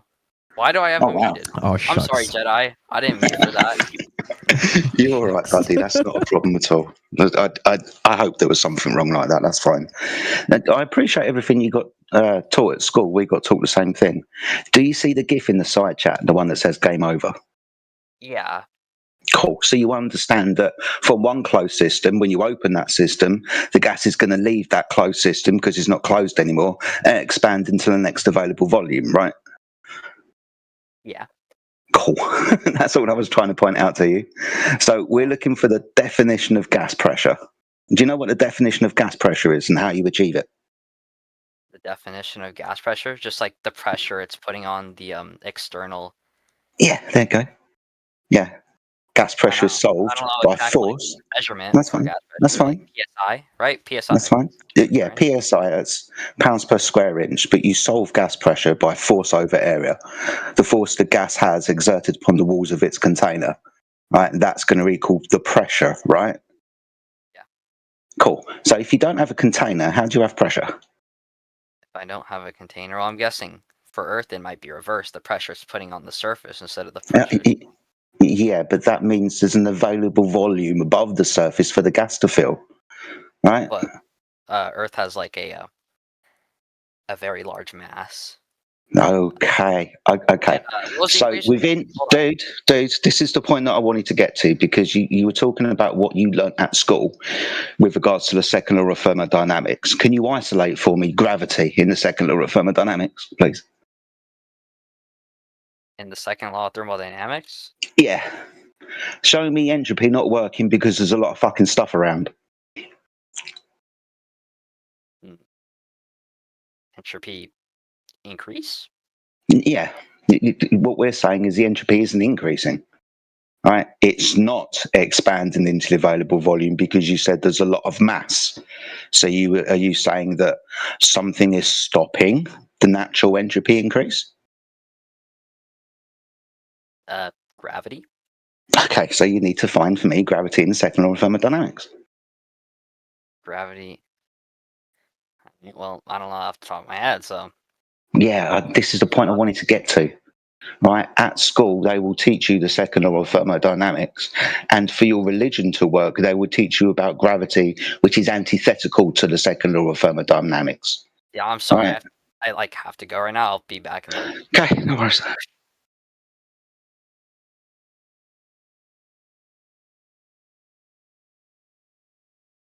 Almost had him. It's just.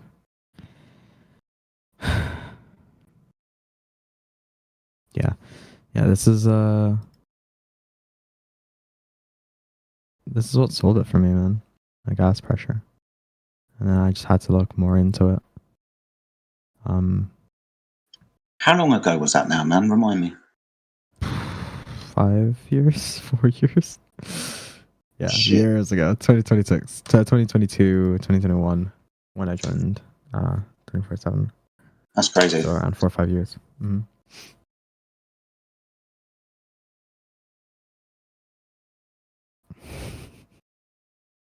Gravity.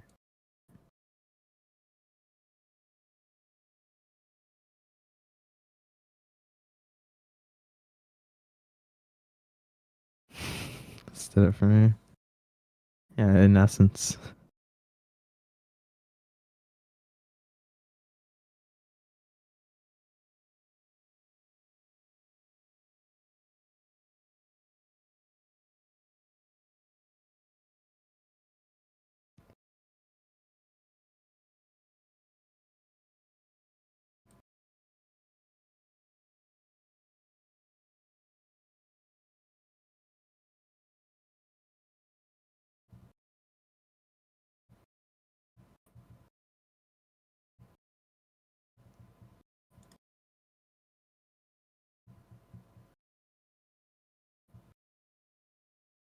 Welcome. If you have any questions about the room topic, ask away. Alternatively, engage in the side chat. It's pretty entertaining. Bye. Hello.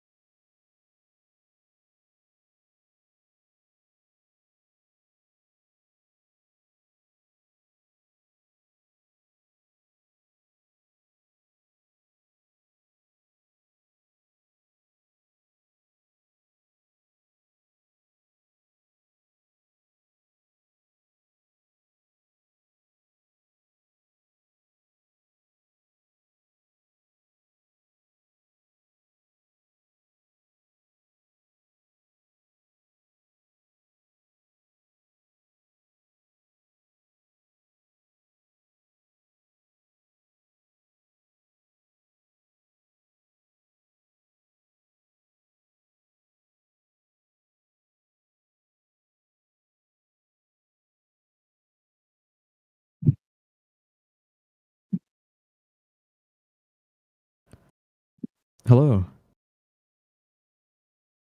Yeah, hello there. Hi, everybody. Hey, welcome. Thank you. No conversation. Come So again? quiet. I said, there's no conversation, right? No, no conversation right now. Okay. Super silent. We had someone in here earlier on, and yeah, they were talking to myself and Jedi, and well, I didn't really go too much further. I mean, they sort of left the All right. conversation with Jedi. But yeah, we're at a standstill now. Anything interesting you can bring to us? Any fun facts? Any jokes? I'm in the mood for a good laugh Well, right to be now. honest, let me think. Sorry, can you repeat? Come again? Let me think. Like my head is empty right now. Go for it, bro. Come on. Hit us with something.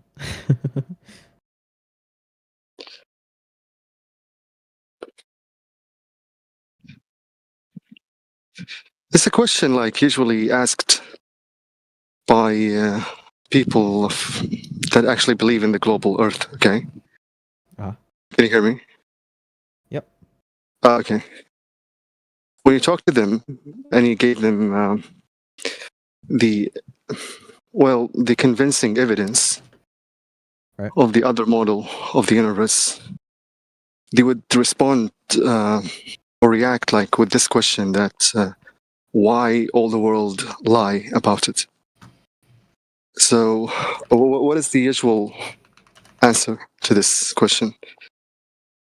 Well, I think the answer to that question is first of all, it's very subjective. There's no objective answer as to why anyone would lie. And at the end of the day, it's speculation, you know? Maybe they have one reason, but it also supports them in another, right? I can tell you that money might be one big reason, but then also control of education would be another. If it's so easy for us to lie about one thing, you know, how many other things did they lie to you about in education? You know what I mean? Then, you know, you've got the whole science versus religion aspect, right? And that's not something that I'm going to get into, but it's there, right? And it's if That's why the it's Earth complicated, is, because this question may lead to an endless rabbit hole. You get me? It's they will keep asking questions like, why is that? And why is, you know, they did this in the first place. And it's vicious cycle. yeah, this is true. This is very true. What Platter put in the side chat. The world is not all lying. Most are just pushing what they were told, and that's absolutely true. A lot of people will, you know, lie to you indirectly based on something that they have been informed about, right? The why is secondary to the facts. True. True. Because not everyone's lying to you because they want to achieve something. You know what I mean? You think your third grade science teacher was trying to, you know, control you for money. It's not exactly that, you know. It's about the steps, right? The steps that lead to it, right? The Department of Education, who put these facts in here, these quote unquote facts in here, right? And who hasn't checked them in a while Yeah, because this is absolutely true. I'm not asking about this. The root, why was there this agenda? For what reason? You know. Of course, people, most of the people educating about this are brainwashed themselves. They have no idea. It's yeah, absolutely. An empirical science, you could say. And it's because they Trace can't it test back, you know, to the root. Why was there the agenda itself? right? Why are they paying money for it? Advertising it as a fake concept. What's the purpose of this? You know what I mean?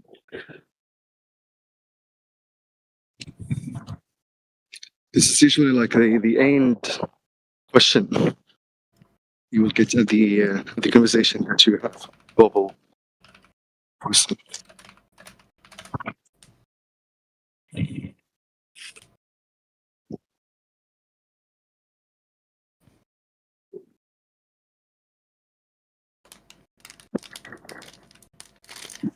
Well, I have a very short answer as to why would they lie.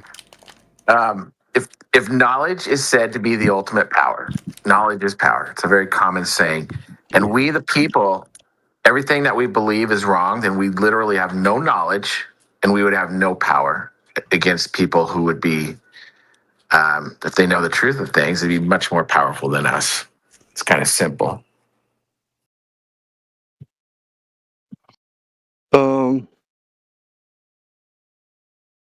To be honest, like I feel there's more to it than that, but I think this is like one aspect of it. Yeah, absolutely. I think for sure, knowledge is power. But if they say, "Oh, hey, why don't we hide this from them?" and we make it profitable by building a whole company that revolves around things to do with this thing that doesn't exist, right? That we're lying to you about. In this instance, it's space, right? That's the way that they're reeling in cash through NASA, through space, like exploration, all this money. It's a lot of it's government supported, billions and billions of dollars every year, straight into these. This lie, really. Yeah, but It's taxpayer money too. I'm gonna be frank here. Like, if go on. No, I was saying a lot of it is taxpayer money. That's it. Yeah, I was thinking that if these people or organizations were willing to pay that crazy amount of money or start these kind of businesses, I feel like there's something they're trying so hard to hide. You know what I mean? Because like there's no reason if there's not something deeply hidden or something. Yeah, it's almost like a cover up for that Let me ask valuable information or something like that. You know? Silver, are you religious? Yeah. Do you believe that God created you? Sure. Yep. If you believe that, right, then you know that the science, the Big Bang, right, all these theories and stuff like that, you know that this didn't happen. Those people that believe in the Big Bang, right, subscribe to gravity and subscribe to, the globe Earth theory and, heliocentrism. Does it deflect to religion? Yeah. It's like it's either you have ball or you have religion, right? Okay. You can't have religion with ball because, we know that the reason that the Earth is a ball is because of gravity and the Big Bang and how everything was formed, right? And not God, right? So this whole science theory eliminates any sort of subscription to God, right? Because it's this theory and it says, oh, hey, well, this is how everything happened. And it's just not true, right? So it completely eliminates it. God tells you how he created the earth, and no matter what sort of religion that you follow, it follows a very similar sort of precinct. I mean, if we're looking at the Bible, it tells us that God put, lights in the sky, and the greater one to rule the day and the lesser one to rule the night. And he puts the stars in there as well in the firmament, right, to separate the waters from the waters, right? That's our physical container.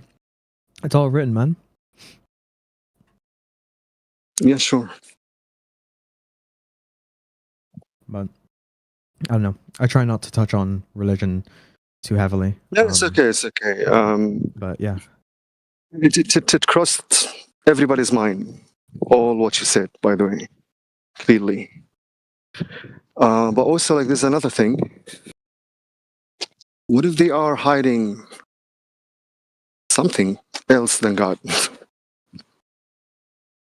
Because like there's a missing piece, right? Like a missing piece, which is Antarctica. Hopefully, like I named it right. But Antarctica. That place is mysterious, to be honest, because like there's a treaty on it. A treaty on it, signed by all the superpower governments in the world, East and West, right? East and West. And why?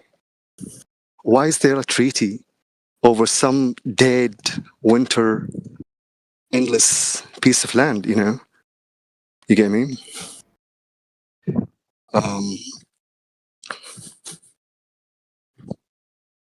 It's very something that to think about. Yeah, absolutely. It's still undiscovered yet, right? It's not I think. undiscovered, but I guess you could say it's unexplored, underexplored. Yeah, so sorry, like Definitely not explored enough. yeah, I think they just like they know the borders of it, only that, but not the heart of it.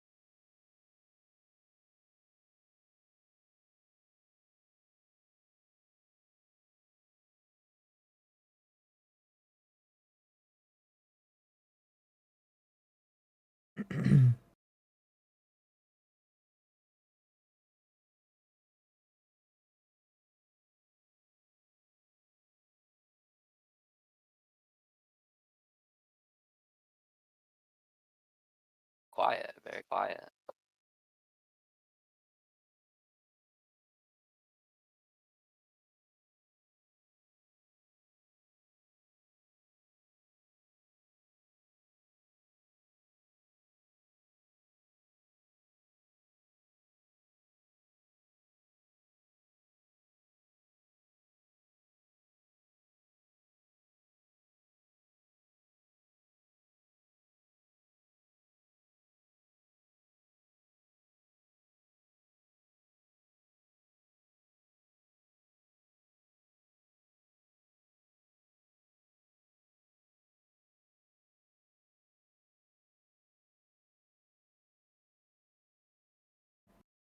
Well, deuces.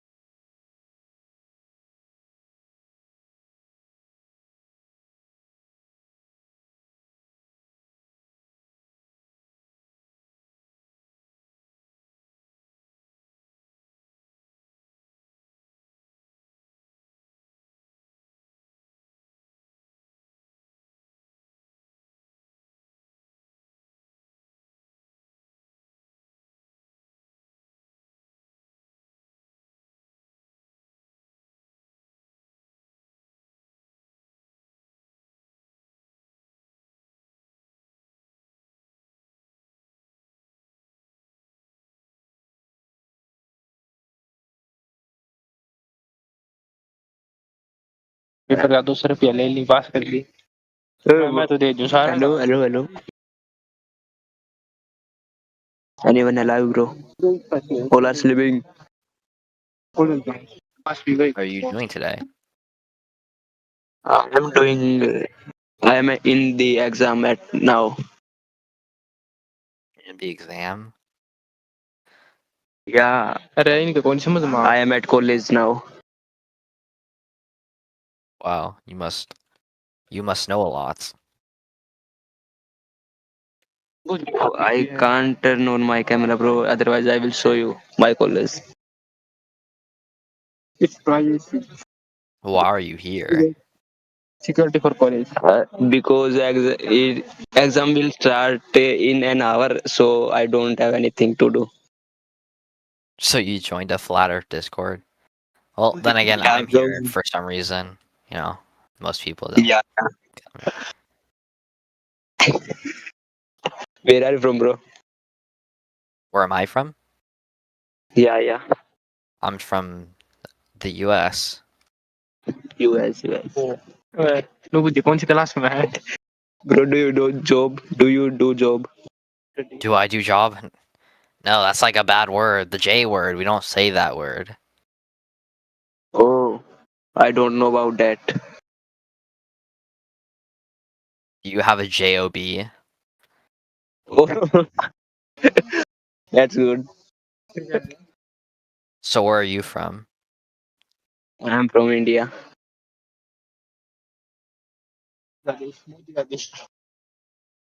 You're from India? Wow. Yeah, bro. Is it nice in India? Yeah, my college is so nice.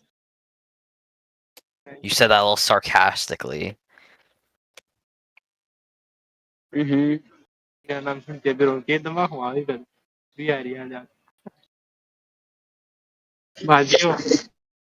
Is this... Oh, he's gone.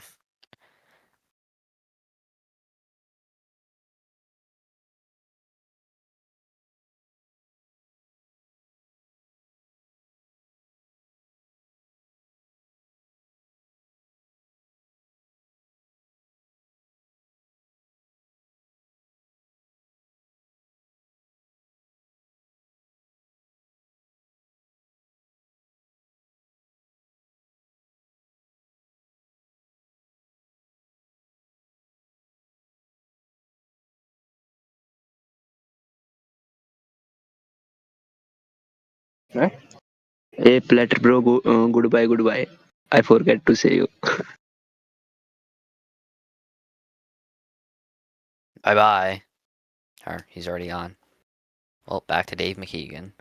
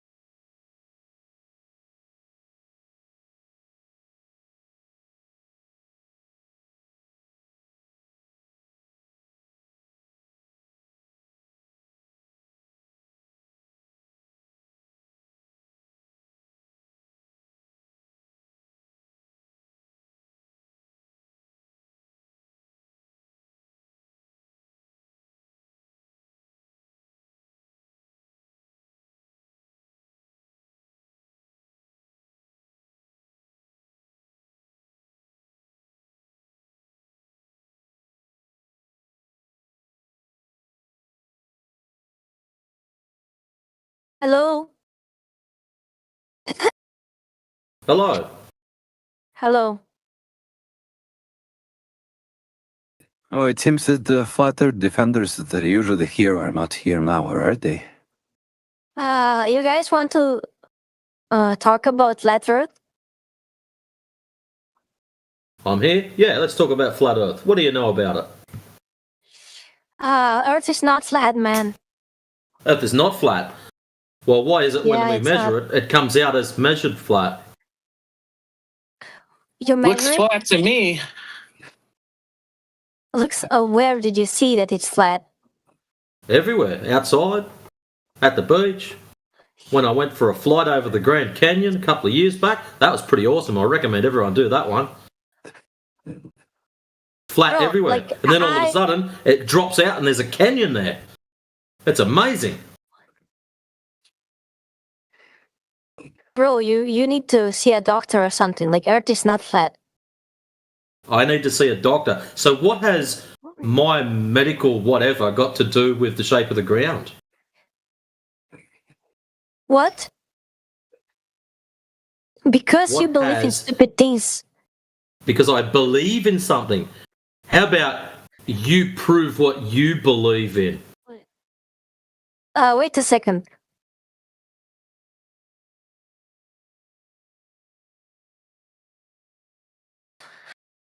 Did you see my message?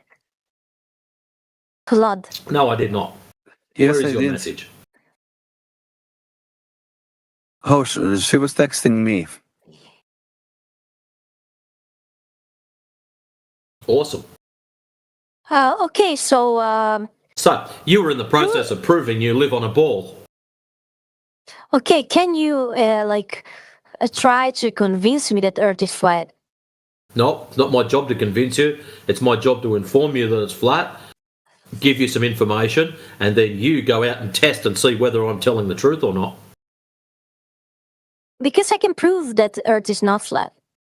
Excellent. Go for it. No one could do it last year.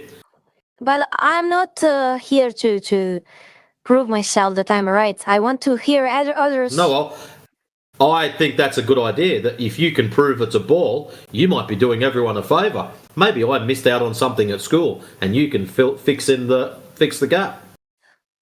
You hopped in and you said flat Earth was stupid. Now you want us to convince you to believe in something that's stupid? That doesn't make any sense.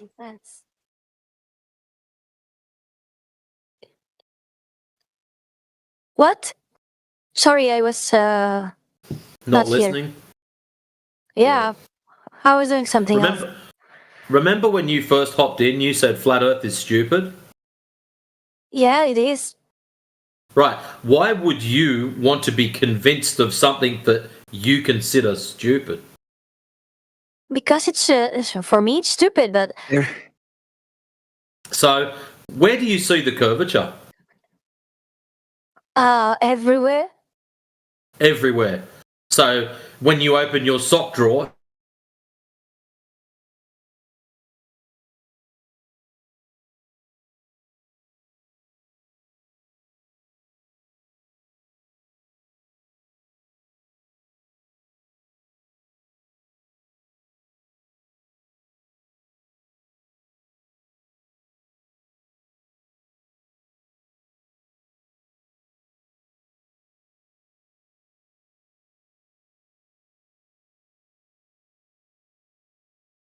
oh, that was odd.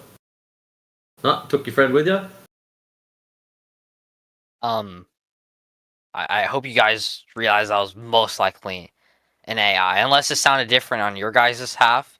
Like that sounded like the most AI person I've ever heard. Like, No, robotic that wasn't AI. That was your typical Glober who's got no idea what they're gonna say next.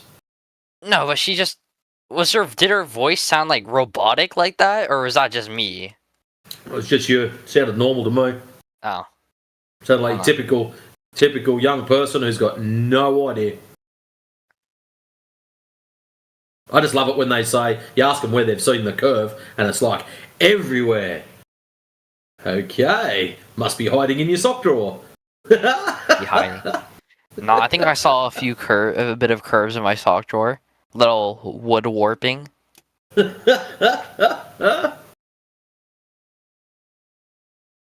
On a brighter note, boys and girls, my camera turned up today. Probably doesn't mean much to you, ladies, man, but to me, it means quite a bit. The moon? What? Camera. Oh, I thought you said the moon. I was like, what? The moon? It's always up in the sky.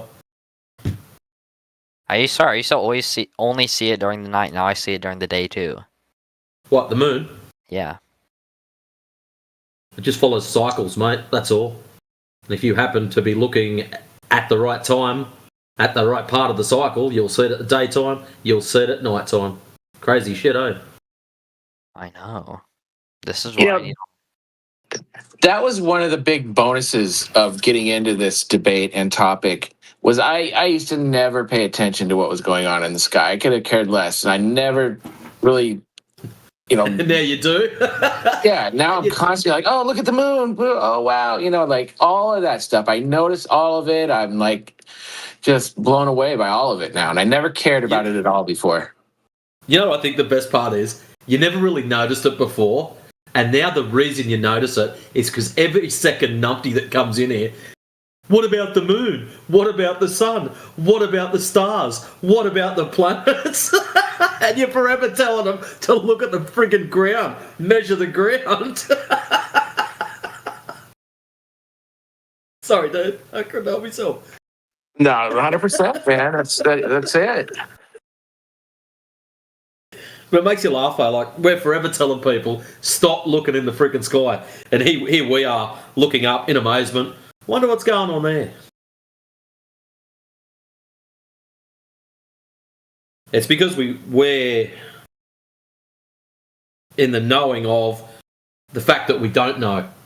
And a lot of people don't understand that. They just accept the stories that they're told of what is out and about. See that little quote from Hawking I put in the side chat? Now that I really understand all this, I'm finding that to be incredibly evil. I think there was like an evil intent behind him making that quote.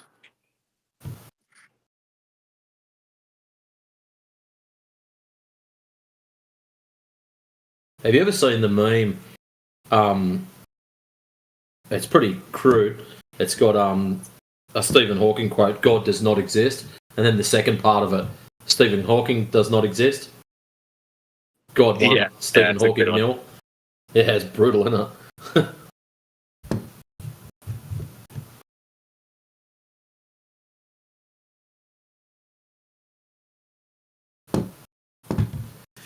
Yeah, so my camera rolled in today. I wasn't expecting it until next week. So, pretty chuffed with it. What kind of camera? Canon R10. What's the goals with this camera? This goals is to get it converted to infrared and stick some long-range lenses on it and go and have some fun. And then bring all the photos back so you guys can enjoy them. Right on. I did that to a P900 a few years ago. Just took out that infrared filter. It's a lot easier. It sounds like a tough job, but it's a lot easier than I thought it was going to be when I was done. I was like, okay, this was manageable. I've had a look at it, and it doesn't look that hard a job, but this camera's brand new, and it's about to lose a 5-year warranty off of it. So I'd rather get someone who, like Kalari Vision in the States or someone like that does it all the time to do it, as opposed to me wrecking it. Because if they wreck it, at least they might turn around and go, yeah, our bad. We'll just get another camera and convert it. Whereas if I wreck it, it's $1,100 down the drain. Well, now you need to hop on Amazon and buy an infrared flashlight. You can get ones with solid beam. These things will throw a beam like a spotlight, like 300 or 400 feet, and they're like $20. And now you have the coolest little night vision ever. Interesting. Keep that in mind. Yeah, I do that all the time out here in Hawaii. It's pitch black. It's so dark out here, but my infrared flashlight, I've got it up and down the street. You have no clue it was there. at all. But then you look through my converted P900 and it looks like a spotlight just hit everything. It's so cool. All right, I've got my strap on the camera. Very good. So at the moment, I've only got my 17 by 40 wide angle and my, 20 by 55, I think it is. The standard shitty little lens that comes with cameras. But I've ordered a 70 by 300, which is going to be my main one. And my big one that I want to get, and a teleconverter, like a doubler, is a 200 by 800. So with the teleconverter, that'll take it out to 1600 millimeters. So I should be able to get some long range stuff to see how good this IR goes. That you are in for a lot of fun. That is very cool. So that's my plan.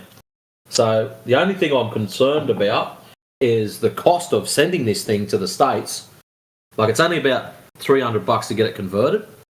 So that's about 500 AU. But yeah, getting it sent over there, however, that's going to be a different story. Because they like to calibrate with the lenses and everything. Not that that's a problem. Like, if you don't send the lens, they just calibrate it to a standard 50 millimeter. But and anything above that, like, it just knocks it out of focus. So you've got to do everything manual focus, which is what I'm doing anyways. So it's not like it's going to be something new to have it be full auto. But yeah, I'm just concerned that when I put a 2.5 kilo lens in with the camera and then ship it to the States, I'm probably going to be looking at about $500 to get this thing sent over there. Oh, that's rough. That sucks. Same here in Hawaii. Price is yet. Yeah, if it's too ridiculous, I might just order one directly from the States. Leave this one as a full standard.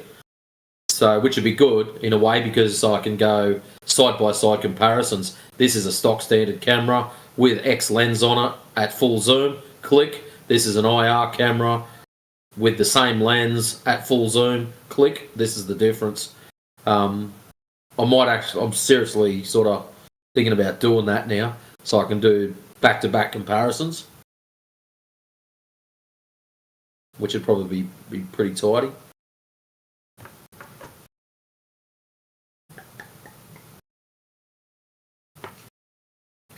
The crazy thing about those cameras as well is I had taken it out front when I first got it, and I looked down the street, and the ring filters, the ring cameras on everybody's house, they shoot out an infrared spotlight that just lights up everything out to the street. You're going to see those everywhere with that camera. Oh, their doorbells. Yeah. Yeah. Something interesting for home hacks, your remote control to your television. If you are ever uncertain that it is not working, or if you ever umming and ahhing about it and you want to test it, grab hold of a mobile phone. Now, you can't do this on Apple, but you can do it on Android. Turn your camera on as if you're going to take a photo, point the remote control at the camera, and press a button. You'll see the flicker on the screen, whereas you won't see it on Apple cameras. So if want to test your remote control, just point it on your phone, press a button, you'll see the flicker, and you'll see if it's working. Pro tips for young players. Yeah, that sounds pretty cool. Yeah, that makes sense. It doesn't work on Apples for some reason. So whether Apple is blocking out that wave of red or what, I don't know. But yeah. Well, so with my iPhone, this is crazy. When I told my friends about it, and there's like 2 or 3 of us who had it, we put all of our iPhones on the table, turned off all the lights, and then I used that camera and just watched it. And every like 30 or 60 seconds, you'll see a flash, flash, flash. It's just constant. Yep, they put out a pulse, yeah. So it makes you wonder which components of that phone are running all the time, doesn't it? And how much information's actually getting bounced around.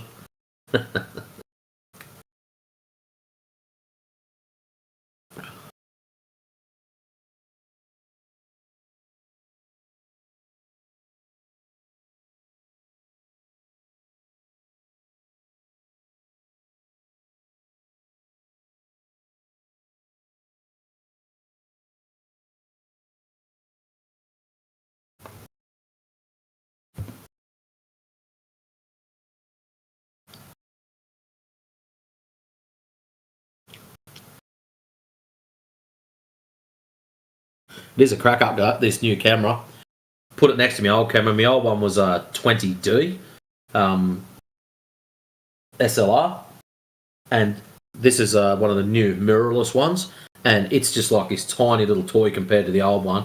Like, the old girl is probably an inch wider, inch and a half taller, plus I had the custom battery pack on the bottom of the other one, which gives it another 2 inches. Like, it's like this great big square unit with a lens attached to it, and this thing's like this cute little toy that it's actually that small that if I hold the hand grip properly, I can't grab the lens properly because there's not enough room between the hand grip and the lens. Whereas the old girl, there was plenty of room. So I don't know if I'll get upset with this one yet, but time will tell.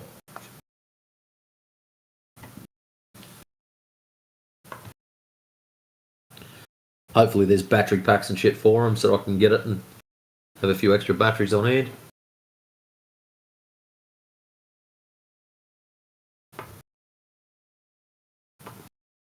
Do you have a decent tripod for it?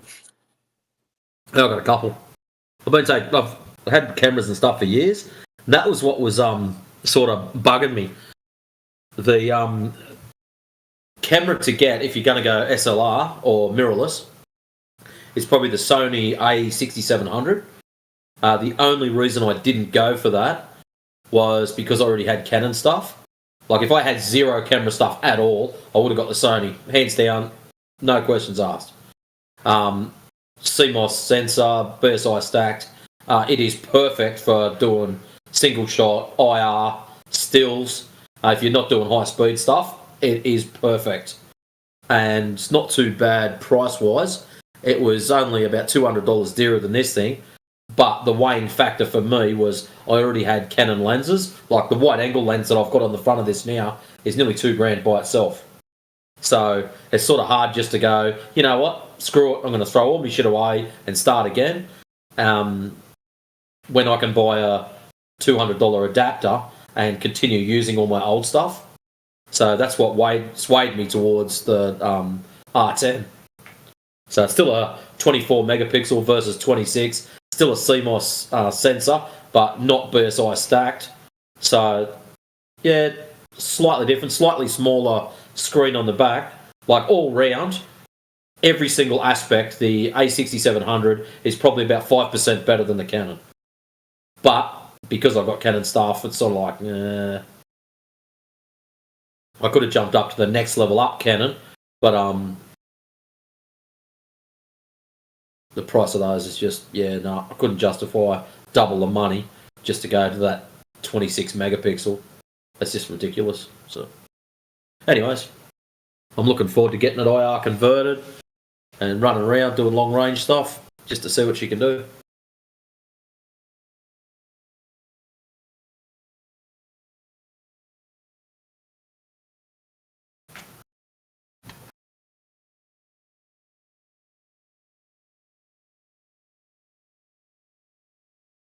But these new mirrorless ones are light compared to the old SLRs. Crazy. Like, my old girl's pretty heavy. Like, you put the wide angle lens on it and you knew you had hold of it. It's nearly 5 kilos all up. You go do weddings and shit like that. You're glad you've got the strap attached to it to wrap it around your neck, because after a couple of hours of holding that thing up, your arms get pretty heavy. But this thing here is like scary light. Like, it's actually front heavy now. So, anyways, pretty sure you're sick of listening to me yap on about that friggin' camera. No, I'm excited for you, man. You sound very knowledgeable about cameras. That's cool. So I had just, it's just a little cheap little toy. What the shit is that?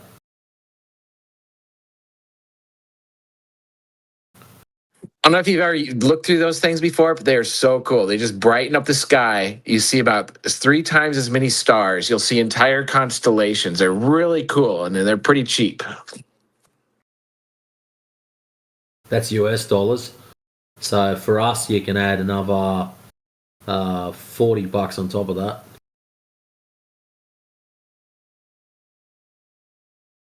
And then tax on top of that, because our government likes to do that.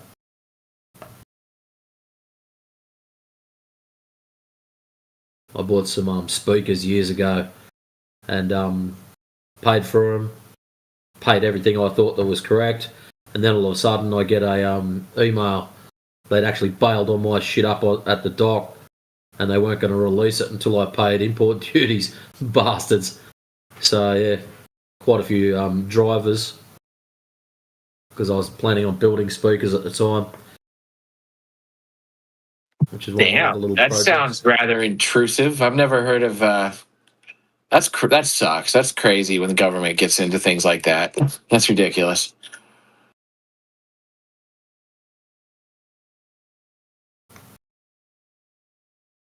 I think it's wrong myself. Like, if I've paid the applicable taxes for that state or county or country, wherever I've bought the shit from, then there should not be an issue. Like, I've purchased it from a particular state in the United States. I've paid the right taxes. If I hadn't have, they wouldn't have released the product in the first place. And yeah, then it comes to Australia, and Australia goes, "Nuh-uh, you've got to pay GST." So all of a sudden, my $2,500 worth of stuff, they want, what was it? The worked out was $260 extra just for them to release it. They wanted the Australian government wanted their cut of the GST. The reason I purchased it from the States in the first place, those same speakers over here, or drivers, were nearly double the price. So it still worked out a shit ton cheaper buying it and getting it shipped across. But yeah, it's just, I'm not a fan of the rules. Can you do a more expensive airmail, or is it all shipped? Is it by ship? Oh no, so it depends how big or how much you're getting sent. If it's only a small box, they'll airmail it. But even a lot of stuff that gets shipped, depending on its size, some of it gets airmailed. Larger things or dangerous items that can't go up get shipped or turn into cargo. But yeah, a lot of it, quite a bit of stuff actually, they just chuck on planes, get it over.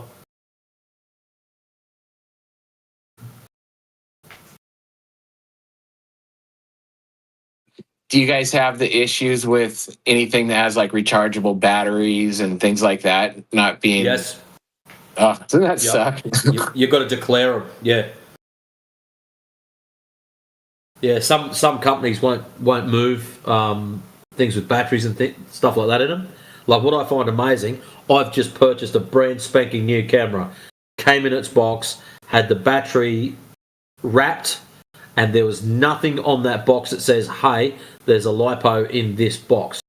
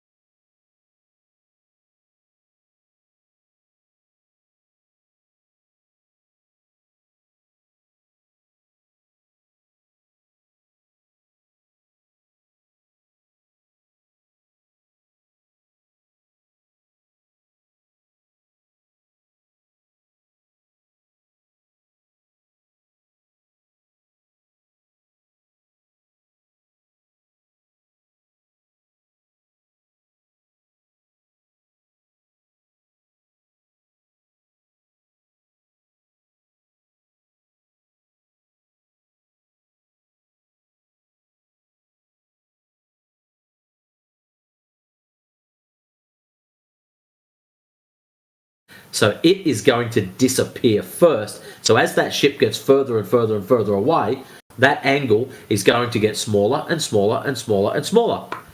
And that's all that's happening. And what happens is it gets so small that it gets down to 0.02, and then you can't resolve that part of the whatever you're looking at, whether it be a ship or a building or a lighthouse. You pick whatever you're looking at, and as you get further away, it's just because that angle and the relationship of yourself, so your eye line, so if your eye level is 50 foot high, as you get further away, due to perspective, things get smaller, smaller, smaller, and that angle gets smaller and smaller and smaller.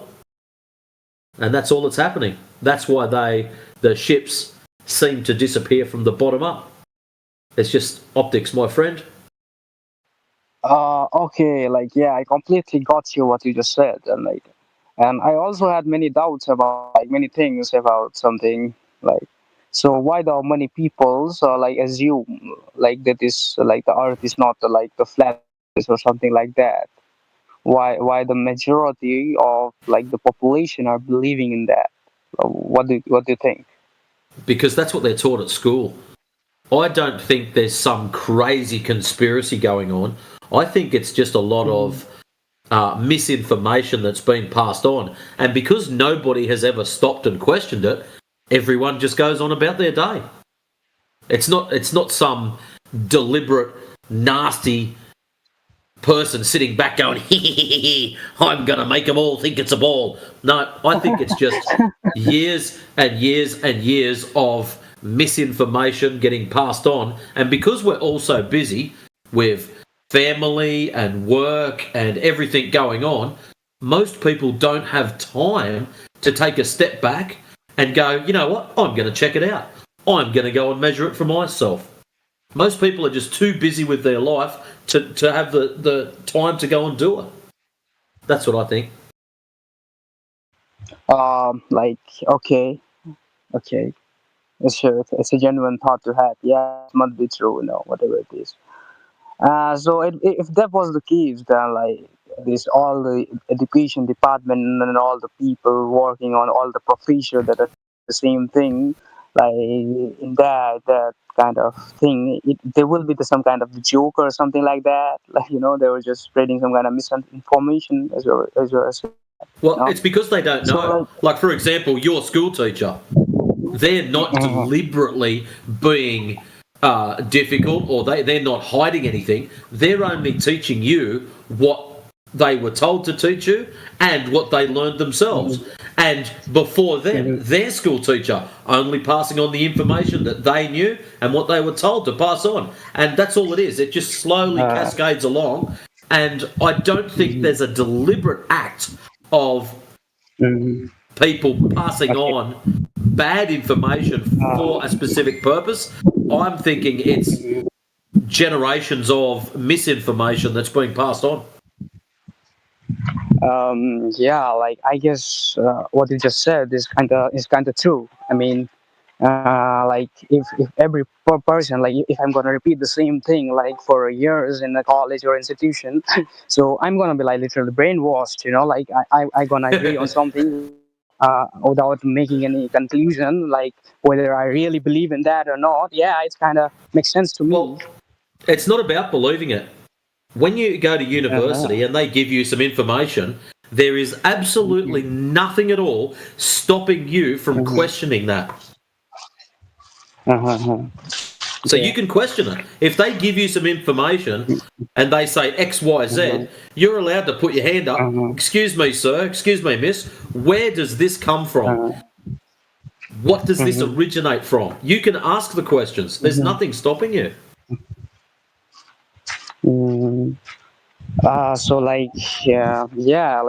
If somebody really wants to change something, from the side of from what you are saying, the patterns about the teaching needs to be changed. If you really think it is true, so yeah, but the teachers don't know. I guess.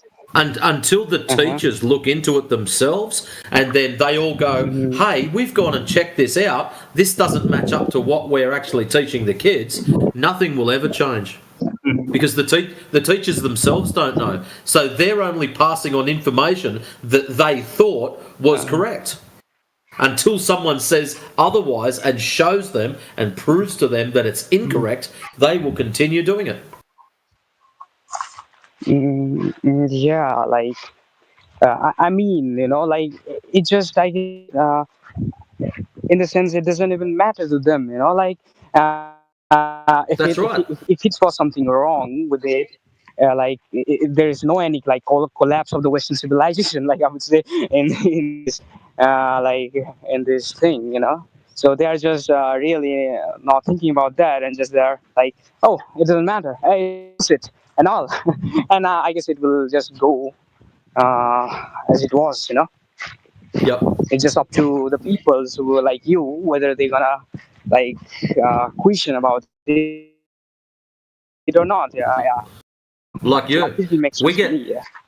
we get a lot of people come in here, and they want us to convince them to be flat earthers.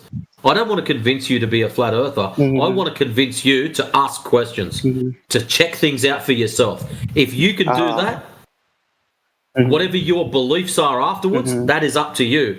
But your knowledge, what you know firsthand, that is what's going to change.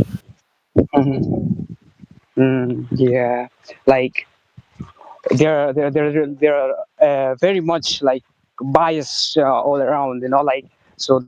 Yes, Correct. makes them, We all like, do very it. much ignorant. Yeah, but it is the same thing like for the other person too, like for you too and for me too, and so rather than like having in some kind of like making some kind of different statement, like proving each other wrong, we both agree on something, like like it just to like be more accurate, like if something is wrong, both of them, I know like both of the people like this people have some kind of a problem, yeah, from the very like from the very young age, they like every person like tend to say something like, I know I'm completely not making any sense, but still I am like trying to You are. You've just got a lot of scattered thoughts. That's all. And one thing you'll find is people with high logic will eventually grab those scattered, broken thoughts and they'll put them together. Yeah, like it's just about, I guess, like collecting those thoughts and like something like articulation, something like that. I don't. Yeah. Yeah. No. So okay. It sounds like you're slowly getting your things together, so that's good for you, man. Yeah. And yeah, that's all for me. And yeah, it was a nice conversation. And I will go now. And thank you so much for this information. No, that's all right, mate. If you ever want to pop back in and ask questions, please do not be scared. Apparently, I'm the nastiest flat earther in here. I'm cranky, I'm loud, I yell at people, I bite. But yeah, you've survived me, so the rest of them are pretty cool. So anytime you want to jump in for more information, mate, you're more than welcome to do so. There's normally some pretty cool guys that sit in here. There's one fella, Cyclone, with a Scottish accent. There's another fella, DJ, who's got a softer Aussie accent. Jedi with an English accent. And there's a few American chaps, quite a few actually, that pop in here that would more than happily have a chat with you. So if you do want more information, you pop back in anytime, my friend.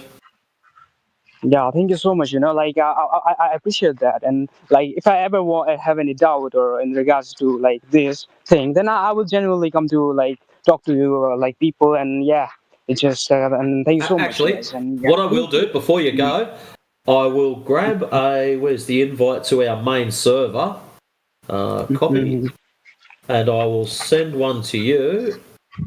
Hopefully I can send it to you straight away. It's going to let me. And post. Oh no, I've got to add friend first. I'll add you as a friend. So I'll send a friend request. and I'll send you a link to our main server, and you can pop in there and check out at your own pace the information channels that are in there. And what that will do, because there's no rush, there's no time limit on this, you can just jump in, and now I'll repost that. So that's a link to our main server. So you can jump in there, and there's an alphabetized section of additional information. And most of the questions you'll probably have, if you scroll down to the bottom and have a look at that, you'll probably find a lot of answers in there, and probably a few more questions too, which is a good thing. Yeah, I appreciate that. Yeah. Okay, guys. Thank you so much, guys. Nah, not a problem, man. Have a good one.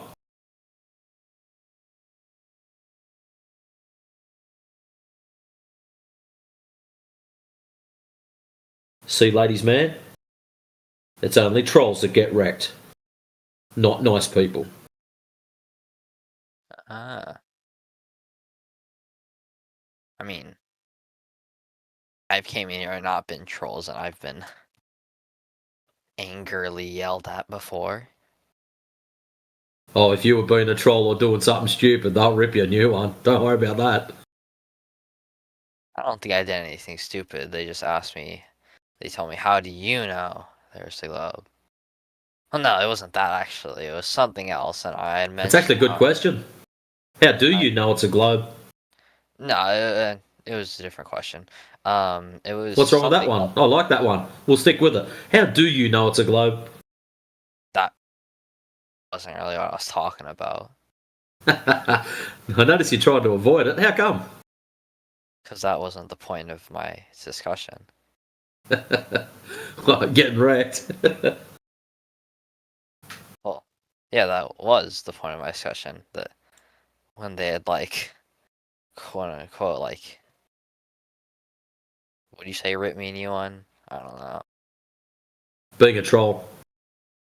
I was being a troll. They just, I said, I had calculated how fast the ISS was moving, and they started yelling at me because I didn't get those numbers. So it wasn't measured. So you haven't measured it, you've just calculated it. That seems to be a lot of the problems. I didn't say it like it was like proof. This says the ISS is real. I just said I did that, and they yelled at me because I didn't get those numbers like from my own self, like the height, because I had calculated it using the height, and they got mad at me because I didn't get the height myself. So yeah. They got mad at you because you didn't get the height of the ISS. What? Interesting. Anyways, that's weird. You never done that? But, never heard of that? Normally, the biggest issue with most of the guys that come through is the fact that everything's calculated. There's nothing actually measured. So a lot of the globers you'll find that'll come in here will be jumping up and down. Oh, I've done this and I've done that. Okay, what have you done? Because we're all excited thinking, hey, maybe this guy's actually got some kind of verifiable, repeatable, measured drop over distance or something like that. And then all of a sudden they'll go, oh, no, I just calculated blah, blah, blah.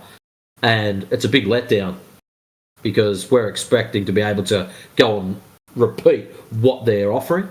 And a lot of the time it's just calculations. Well, to get the calculations, you must have measured something in the first place to have acquired these numbers.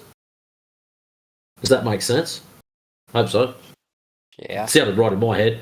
But anyways, in order to get these numbers, to do the calculations, you must be getting those numbers from something. So are they measurements or are they just random numbers plucked out of thin air? Where are they getting these numbers from? A lot of the times they will claim that they're measurements, but yet we can't go and replicate them. And when you have a look through the whole Earth radius, distance to moon, distance to sun, all the whole cosmological construction, they're all based off of calculations which are based off of other calculations. None of them are actually direct measurements. Nowhere in the whole of everything are there any direct measurements. It's all just calculations off calculations off calculations. That's why it's very interesting to listen to a lot of the guys telling us where they got all this stuff from. But anyways, that's just me. So let's say I calculated it, the speed of the ISS using its height, but I got the height measurement myself. Like, okay, first before I say how I would do it, I haven't, just so you know, so don't expect me to actually have done this. Do you believe the speed of light is what they say the speed of light is? What's that got to do with the shape of the ground? Well, it wasn't really about the shape of the ground. It was about the ISS, because you were talking about the ISS and you get all excited when someone comes in with. No, not with ISS stuff. Just when they come in with actual stuff that we can verify. Well, which they don't. That's the problem. It's non-verifiable. It's just random calculations. Okay, well, this would be something that maybe not. So, do you believe the speed of light is what the speed of light is told to be, which is like 299 million meters a second? I'm not really that worried. But if it'll make you feel better, okay, I'll say yes. Okay. So, like, what if I time it, so I bounce a light beam off the ISS and get it back to me, and I use that to calculate its distance. And I share how I did that, so you could do that. Would that be good? Would that be an example of something that? Yeah, but you've got a problem. How did you measure this light speed in the first place? And was that a single direction or a double direction to confirm its authenticity? Yeah, that's why I asked in the first place. See, See, I just said yes just to get the conversation, keep it going. But there's a whole heap of scientific type questions that a few others would quite happily be throwing at you. I just sit back and go, well, it's got nothing to do with the shape of the ground, so it doesn't really faze me in the slightest. But just to let you know, one of the things I was doing was actually taking light energy readings, lux readings from the sun and comparing them throughout the day. So I was taking readings every half an hour. And my goal was to make up a mock-up model of what I would consider a planar version of our existence and a spherical version of our existence, and compare what different light readings there would be on the two different models. And my goal set was, or my thinking behind it was, that if I make up model A, the round Earth or spherical Earth, the light patterns or light readings would give off a particular pattern. If I do a mock-up flat Earth, the light readings will give off a different, very particular pattern. Then I go outside and measure what happens outside. And if outside matches the round or spherical model, then it would be a fair assumption to say that outside is equivalent to the spherical model. If outside matches the flat model, then it would be a fair assumption to say that what's happening outside is equal to that. And that's what my goal was. I've done the outside and I've done the spherical one, and they don't match. I can see that now. Not even related to each other. So that's what I've been doing. Some of the guys do laser tests. You probably heard me earlier on rattling on about me sexy new camera that's turned up. That's so I can go and do long-range observations using infrared. So you've probably heard, I don't know if you've been hanging around long enough, but you'll probably hear a lot of globers, if you're reading side chat, how they all just blurt out refraction as if it's some kind of saviour whenever we do any long-range stuff. Well, 2026 is the year of removing refraction from the argument. So there's going to be no more globetards coming in going, whinge, you didn't account for refraction. So what's going to happen now is we're going to pull out our black and white photos and go, well, actually, we did account for it. We accounted for it so much, we accounted it off the camera. Reduced it down to pretty much zero. And let's see what the long-range observations do now and what the arguments bring forth. It's going to be somewhat awesome.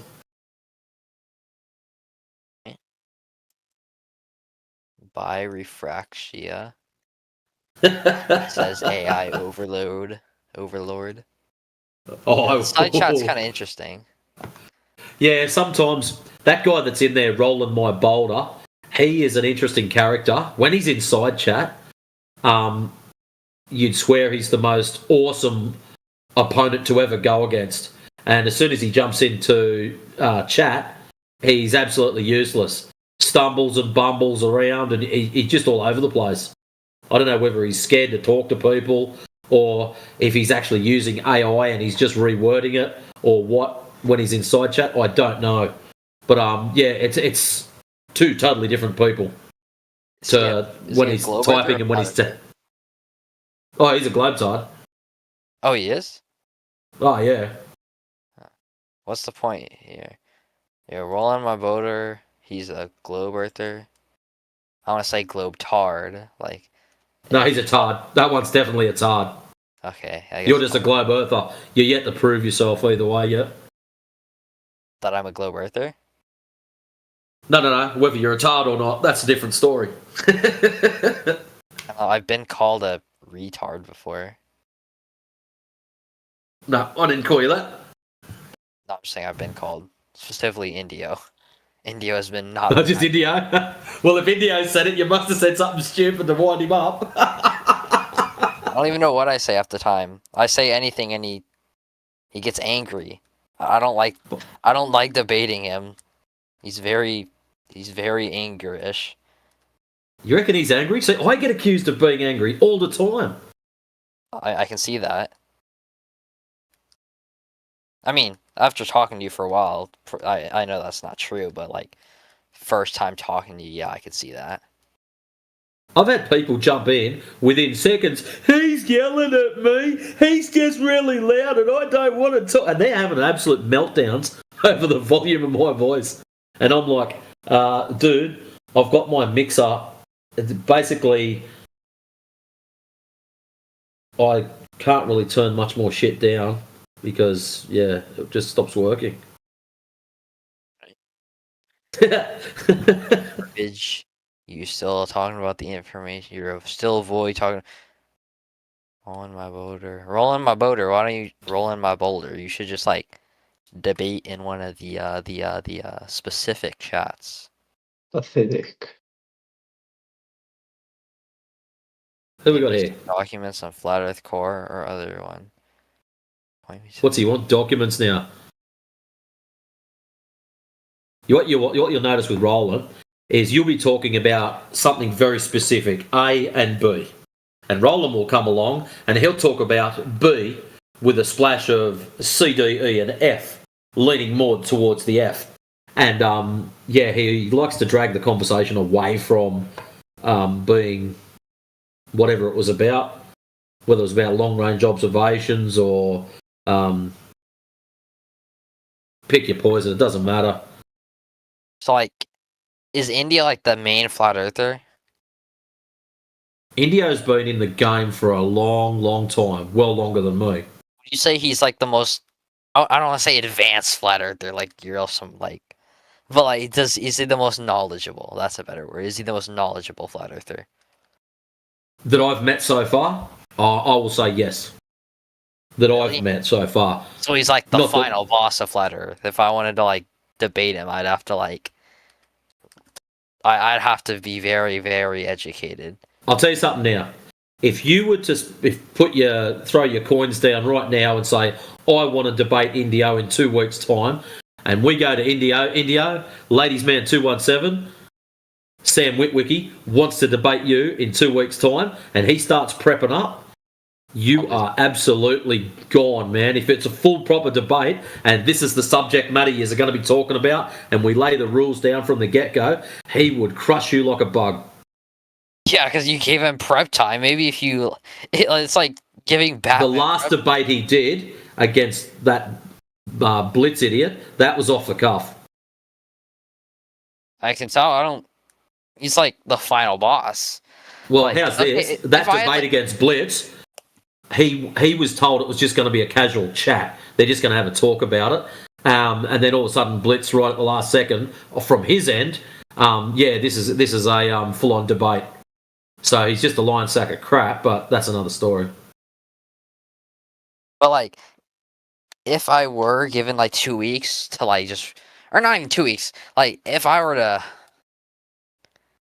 Have you ever met a globe earther you thought could beat him in a debate? And I know you guys don't say. Okay, I don't know, but you get No, on. no. I'll tell you why. It's really simple, and I'm going to ask you a question. How do you debate measurements? How you debate measurements? Okay, like you say That's the problem. that, but like I don't know the answer to that because I You can't can't. debate India. But there's No, it's not about debating India. It doesn't matter who you debate. You can't debate measurements. The only way you're going to go against measurements is provide other measurements that contradict the original measurements. So when we're saying the ground is measured flat, you would have to come up with measurements that are repeatable and verifiable to show that it's curving. That's the only way you're going to go into a debate to beat Indio on any FE subject matter, is if you've already prepped up and actually have repeatable, verifiable, drop over distance measurements. That's the only way. And we know this. We know it's measured as flat. But the problem is, when I say that to people, they just go, "Nah, I was taught it was a ball." And then they have their meltdowns and so on and so forth. But the only way to shut us down, or shut us up, either way, is provide measured drop over distance that's verifiable, repeatable. So you, me, anyone could go back and redo it again tomorrow, or the next day, or the day after. I felt like a pep talk. Like a pre-game pep talk. Like, you want to go against him? This is what you need to do. That's it, man. Like, I'm going against like Rocky. Like, you know Rocky, right? Probably. But yeah, I'm not debating him anytime soon. Because that's why we think it's funny, because we get these kids that'll come in and go, "Oh, I want to debate flat earthers," and we're all sitting back going, "It's not a debate. You can't debate measurements." But yeah, man, if you want to go against Indio, best of luck. No, I'm good. I don't think I could even debate you. I would rather not try because I think I already know how that's gonna end. I'm not even hardcore compared to some of the guys, man. Like, I'm just the only one I consider myself a reasonable all-rounder. I'm not a expert in any particular field, but yeah, I'm pretty solid all-rounder. Yeah, if I can get in here quickly, please, man. Like, yeah, I just started listening about 2 minutes ago. I think you're coming at it from the wrong angle, dude. Like, it's the term debate. It's not appropriate in this context. Like Matrix kind of pointed out, it's a matter of measurement. Now you can discuss measurements, right? But debate is more for like the kind of sentimental or subjective things. Oh, I think the color red is better. Here's the best color. You're like, no, I think the color blue is the best color. And you can debate about that type shit. You know what I mean? We can just have a discussion. You know what I mean? I think that's probably about. I know that, but like, I was just I kind of spiraled because I was like trying to figure out who is like the most like acknowledged or the most knowledgeable flat earther, and then I was kind of like, then I kind of started acting like he was like the final boss of flat earthers. I know it's not like actual. Yeah. These aren't actual debates. These are discussions, as you say. But I just wanted to like, for a second, imagine. Right on. Yeah, I think I would second Matrix on that. Indio's a top-notch guy, man. Great to talk to as well. I've had no good discussions with him. Well, look, everyone can have a bad day, number one. But if you really just get into it like you're having an actual talk, like you're not there to spar, right? I swear, I've tried. Like, well, what did you guys talk about? Well, I just tried to have a discussion. Like, I ask questions, and then he instantly tries to like, I don't know if he's trying to. I don't want to say debate, but like he tells me, I want you to tell me right now, how do you know the Earth is a globe? Give me a piece of evidence. And then, right on.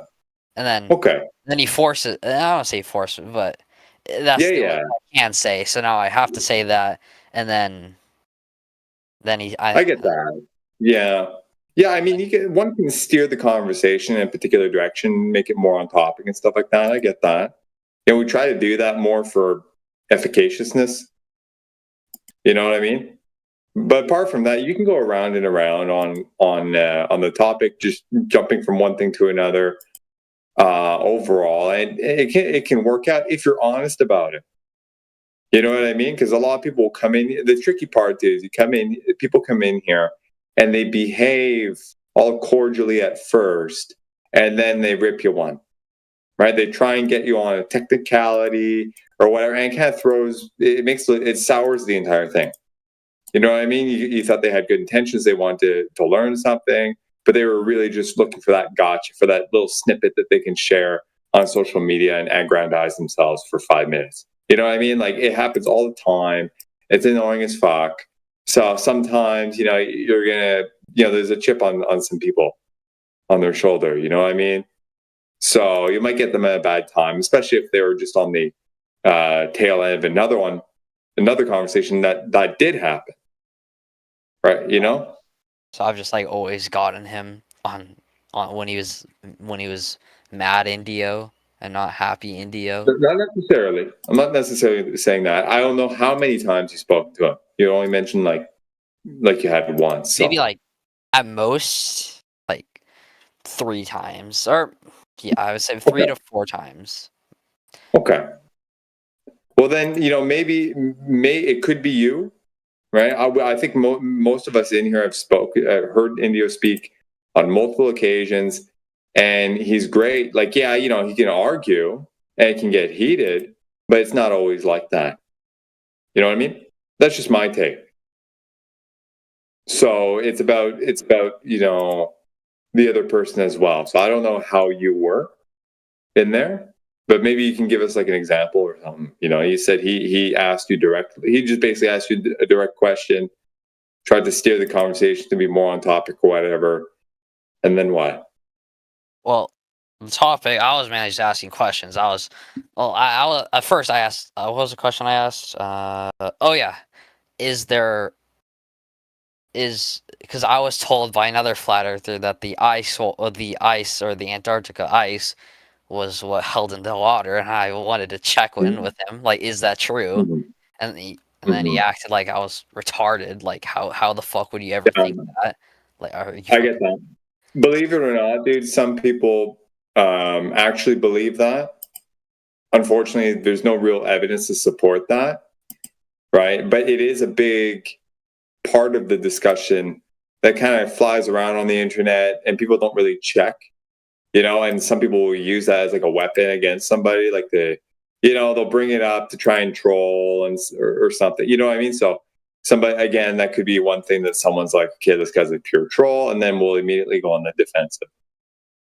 But if you actually genuinely are asking that question, hey, I saw this on the internet, is it legitimate? Right? We can get into that if you want. Well, he already informed me very explicitly that it is not true. Because what people get that from is, well, here's the thing. I would put it to you more like it's not necessarily true. It doesn't have to be true for the overall claim to be true, that the ground measures flat. But what people will do is they'll see one map projection, right, called the azimuthal equidistant projection, right, the AE map or whatever. You know what I mean? That circular-looking map, right, from the top down. You've seen that one? The dome on it, or is it one where concaves inwards? No, it's just a top-down view, right, of Earth's territory, and it's oriented or configuring a circular pattern with Antarctica stretched around in a long kind of spaghetti string encircling it. I think I'm looking at it right now. Exactly. That's no one in here at least is going to make the claim that is literally, to scale a representation of Earth's land masses and their relationships to each other. Yeah. But a lot of people on the internet will jump on it as if it is. Yeah. Follow? Because there's who who here would be able to confirm that? I've never heard confirmation of that. I've heard many critiques of it, namely, some people, it's not exactly the best one, but some people would argue that it can't be so because of how the sky moves and our perception of shit in the sky, how it moves, right? I'm not necessarily saying that's the best critique, but it's one, right? And you can get into that. But then there's other issues like land masses appear stretched, and then you can get into that. Is this landmass like Australia? Is it really X by Y more or less? Length or width or whatever. Is it really more like what's projected on a Mercator map? Or you know what I mean? All these types of things you can really get into, and no one really has an answer. So it's a bit of a dumb waste of time to get into it, unless somebody actually does have an answer. But it's speculative at best. Otherwise. Right? Yeah. So if you're curious about that, maybe ask the guy who shared that with you initially. How do you know this? Who proved this configuration to be, a scaled down representation of exactly how the ground is oriented? Oh well. And more often than not, odds are you're going to get crickets, which is telling. Yeah, Follow? he's like not even really that. I think he is a flat earther because he's been pushing it a lot that he's a flat earther. It's in some other server, but he's probably the worst flat earther I've ever seen. All he does, he'll occasionally talk with you, which is like debate, but usually he posts the same exact GIF, which is just little reminder there is no glue proof, and then I'll ask him, or then I'll ask him how so, and they just nothing. I get nothing. Yeah. But check this out. Here's an interesting thing to consider. If you were, for example, to prove that the AE map is a false or or is an untrue representation of the ground's configuration, does that? What's the AE map? What is that? The one you're talking about? The one we were just talking about. Yeah. Oh. Azimuthal equidistant projection. If I was told that was false. If it was demonstrated to you that is not the actual projection or the actual representation of the ground, does that mean, therefore, that the ground is actually curving away and it formed the ball? In the topic of the flat Earth, no, I would just say whatever flat Earth model. Or even just theoretically, right, or logically, it's not this, therefore it has to be this other thing. Right, you're setting yourself up for a false dichotomy in that case. You know what I mean? So, there's things like that to watch out for. Right? You might get a debate. Some guys, flat versus globe. All the time is spent on the flat. Grilling the flat guy. Right? He thinks it's an AE map. He gets obliterated, and then all of a sudden, everyone thinks globe wins. That's the stupidest, most illogical thing, in the topic. Think about it. How does disproving one thing prove the other when there are infinite many possibilities? Yeah. You know what I mean? At least theoretically, right? If no one knows, there's possibilities you can rule out. We know the Earth's not a triangle. We know it's not a square. But I know that. I wouldn't argue for it, but I don't know it not to be the case. I don't know. Edge, right. So it would be incumbent upon one who does make that claim to demonstrate that there are edges in that general form, which I don't think anybody can do. You know what I mean? But I wouldn't be able to rule it out, right? I would. Well, it's probably not likely, but even then, that's hard to really argue because how do you quantify that likelihood? Right? But considering what we do know, it's in the map that we've seen, that's the limit of our knowledge. The extremities beyond that, we don't know if they're in that shape, like the ground, right? So if it's flat, if the ground is measured flat, the topography, the surface at the top, right, with all its hills and valleys and variations or whatever. That's all we can really get into. Beyond that, it's anybody's guess.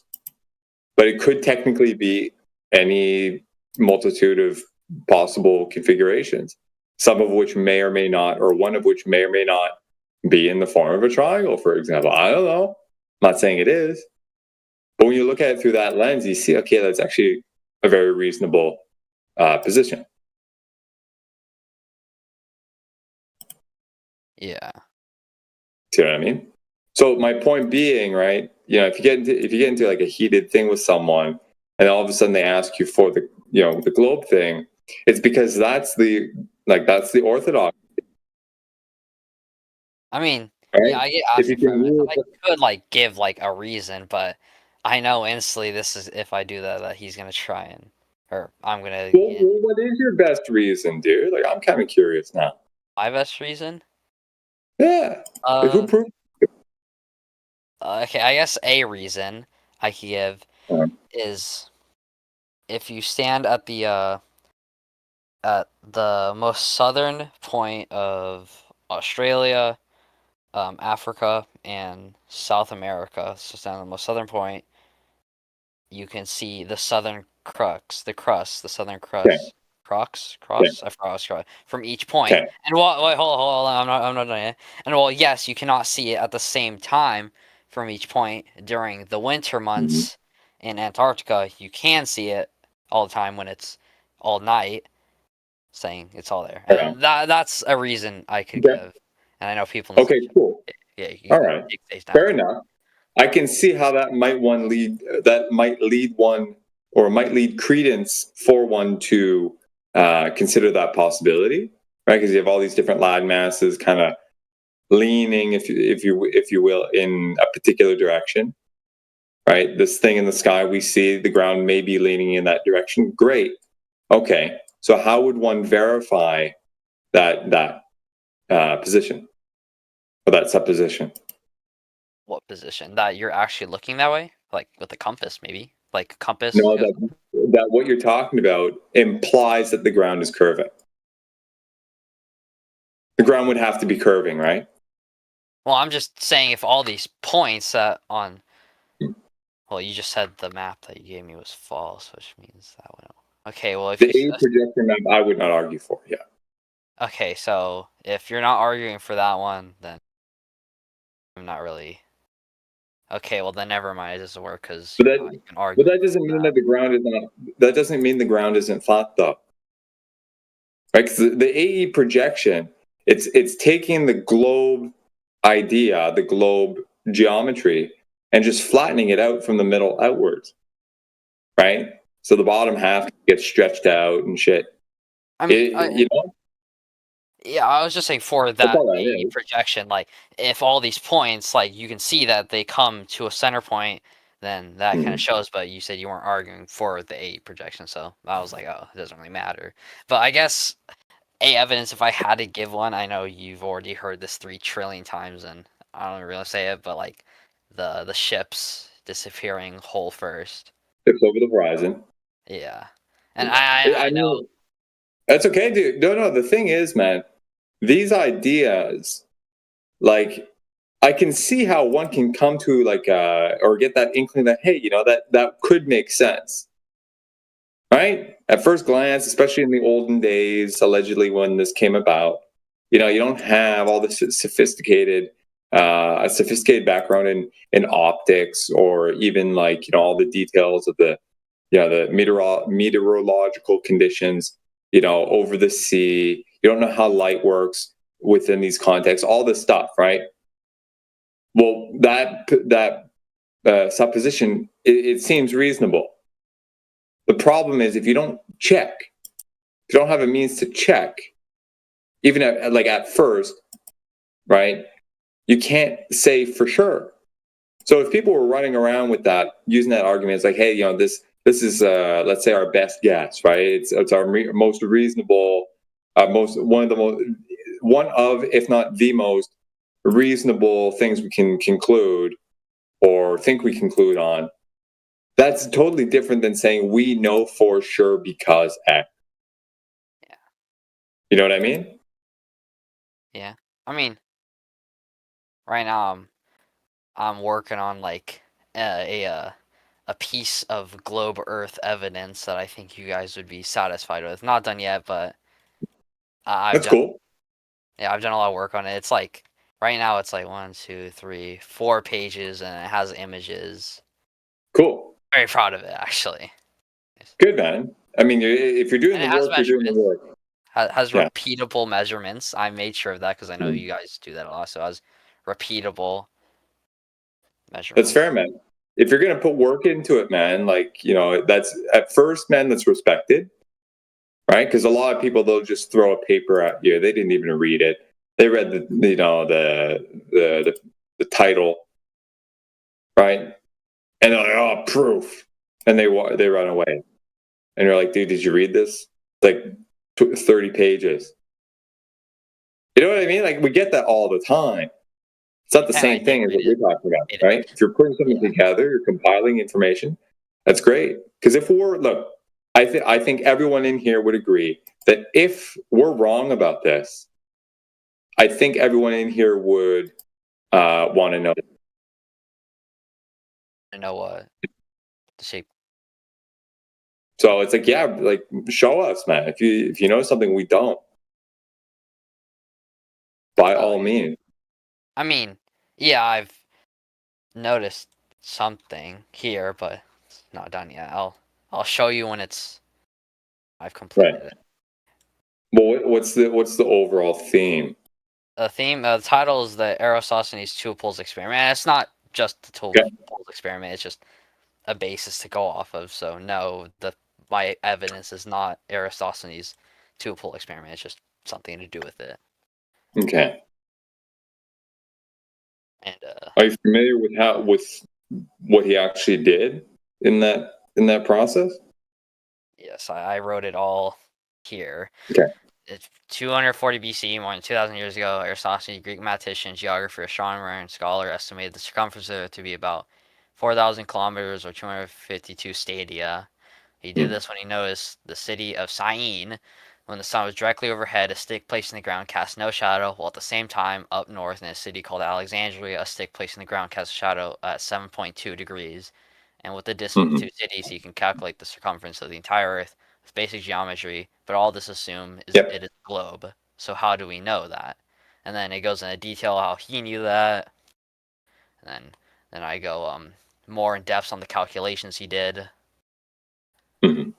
Well, there's another assumption there, if I can throw your bone there. Not only does he have to kind of beg the question that it is a globe in the first place, he also needs to assume the distance to the sun and the size of the sun by consequence. All that. I go into okay, you got that covered. Cool. The distance to the sun is actually like the biggest point of this whole thing. Right on. Good stuff. So if we don't know that, you have to like take it on faith that these assumptions are true for it to actually hold. And unless those are proven, those assumptions are proven, it is unknown. It's inconclusive.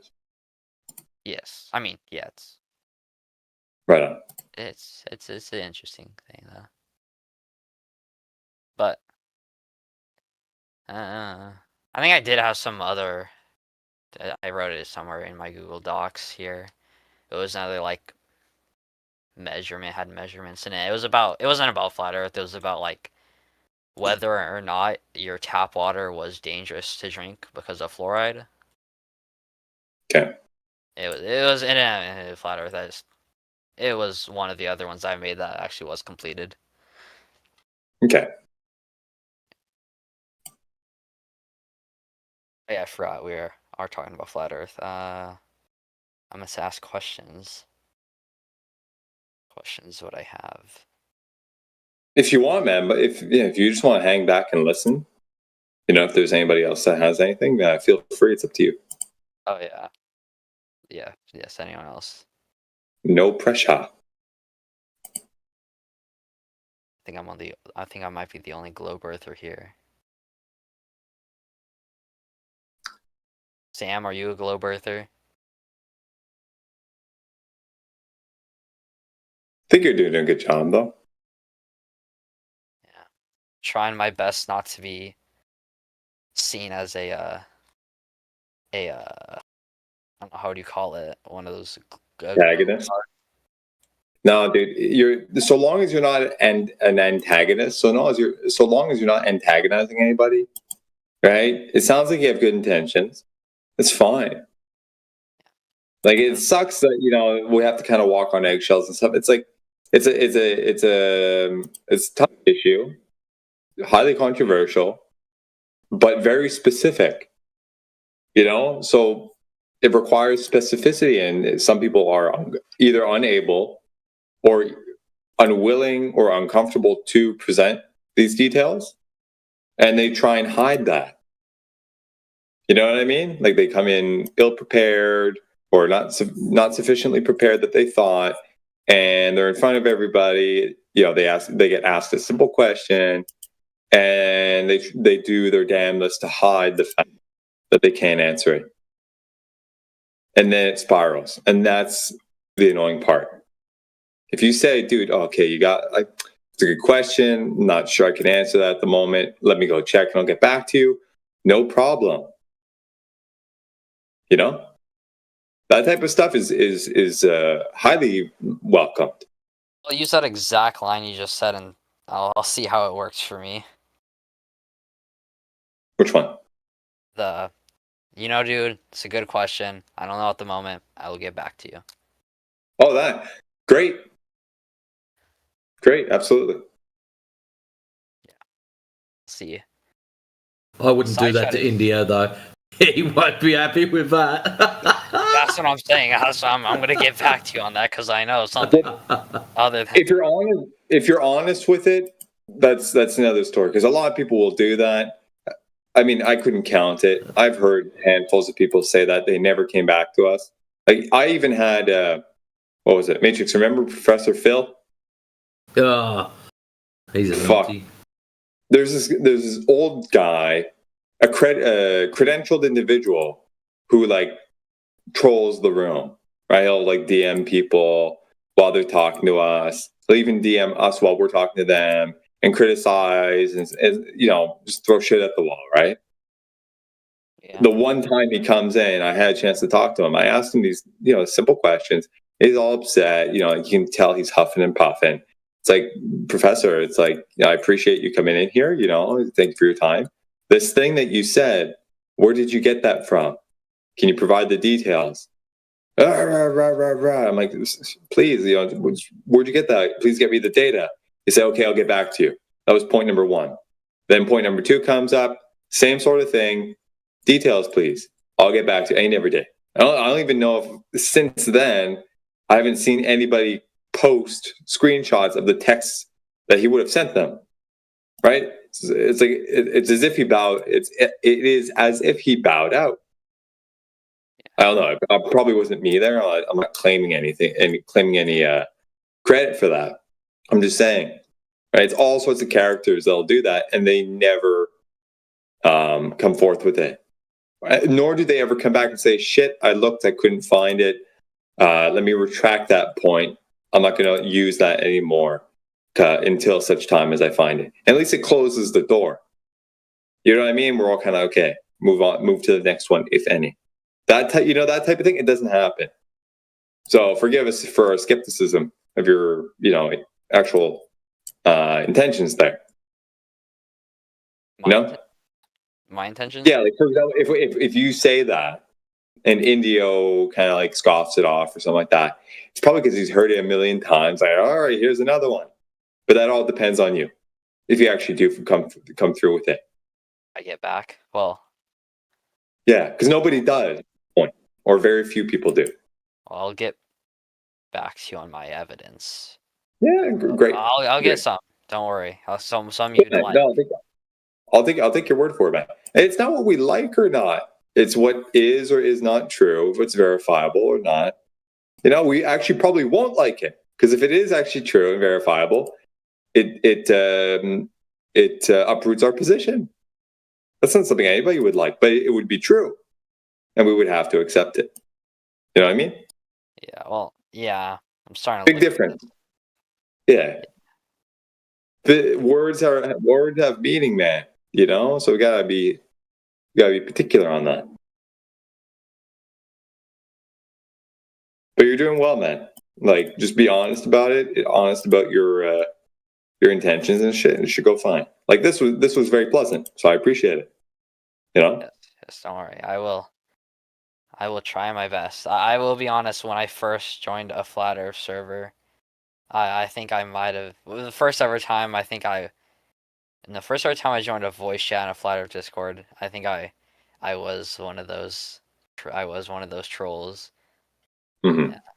I mean, I just don't really care for just trolling anymore. Like, I know y'all are, mainly because I know you are real people, and you obviously came to this conclusion for an obvious reason, and I want to know why. Yeah. I think that's fair. Yeah, the trolling thing, it's not healthy for anybody, Matt. Especially those perpetrating it. Right? It invokes some sort of like temporary, sense of self-aggrandizement or something. Right? Because they got little clicks and likes and shit on their follower base, whoever's listening onto a live stream or something. Right? Aren't you guys shit like that? Hey? Aren't you guys like posting all this on YouTube? We're streaming live to YouTube as we speak. Oh, is that what that guy is? 24/7 live explanation. There's two of them. Yeah, there's a YouTube bot, and then like !YouTube and !24/7. Yeah, you're live on radio, sir. Oh, hello YouTube. Hi, Mom. Hi, Mom. I don't think my mom's watching this. Or any of my friends, really. I could say anything and none of my friends would ever find out, because I don't think they're ever gonna. Yeah. I think that's one of the reasons why a lot of people don't jump in to question stuff, just in case their friends find out. Yeah, I have nothing to worry about. My friends will never find whatever live stream. I don't even know how do you even find this? Like, if I search this up on YouTube right now, will it pop up? Let me see. Yeah, click on the icons there. They'll give you the direct links. I think maybe at least one of them would, and you'll hear it back. I think it's about 5 or 10 second delay. Yeah, it's fantastic. It can be nerve wracking because you're kind of like you're literally on the spot, like in the spotlight. But it holds everybody. It helps keeping everyone held to account, both sides. So so they do it. We do it.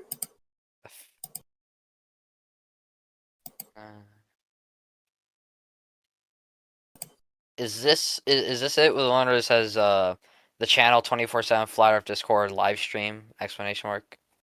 Yeah, live stream? That's one of them. Yeah. So if I click on that, I should just be able to click on the live. Click on the live. Click on the last live. Oh, 15 are watching.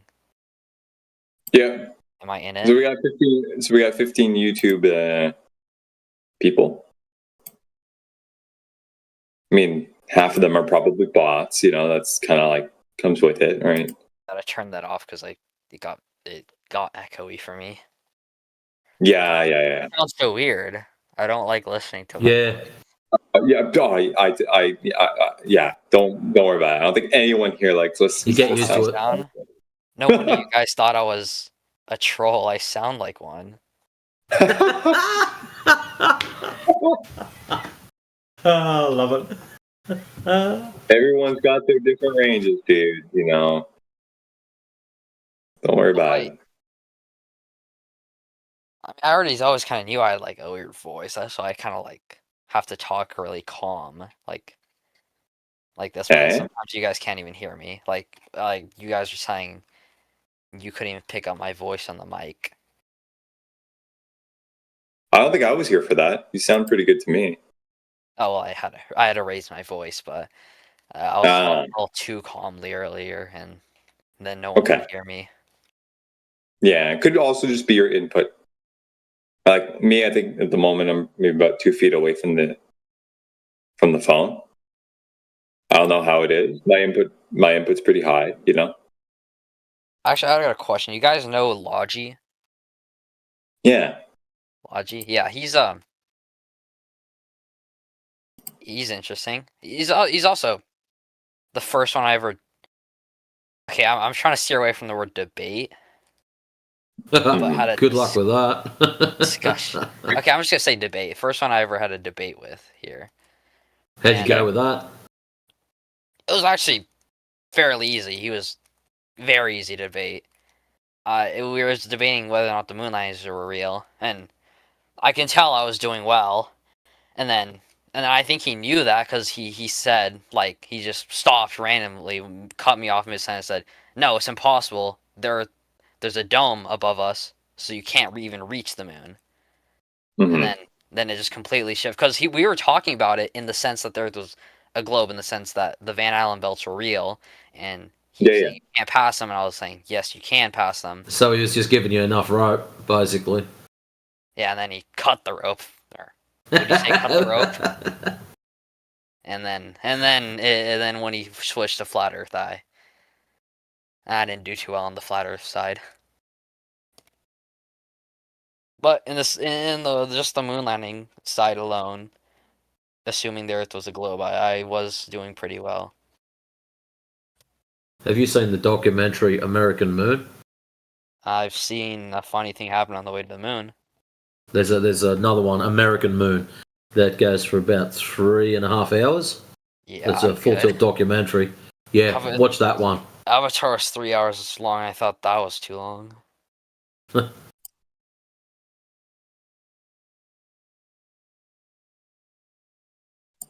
Yeah, the moon landing is a whole can of worms in and of itself. I think it's a great. Dag has chucked it up for you. Mad. Cheers, man. Thank you, man. Yeah, the moon landing thing, man, it's probably one of the first things most of us come across that gets at least thinking of the entire kind of spiel, I should say. Because some of it doesn't make sense. And then you get into the specifics as to how it can't make sense. And then it kind of leads you, it's depending on the specifics that you dig into, it'll lead you kind of into where we're at, or, keep you on the globe side, but with some skepticism. So it's great to go through no matter what, because it gets you thinking about, the mainstream narratives on things, so to speak.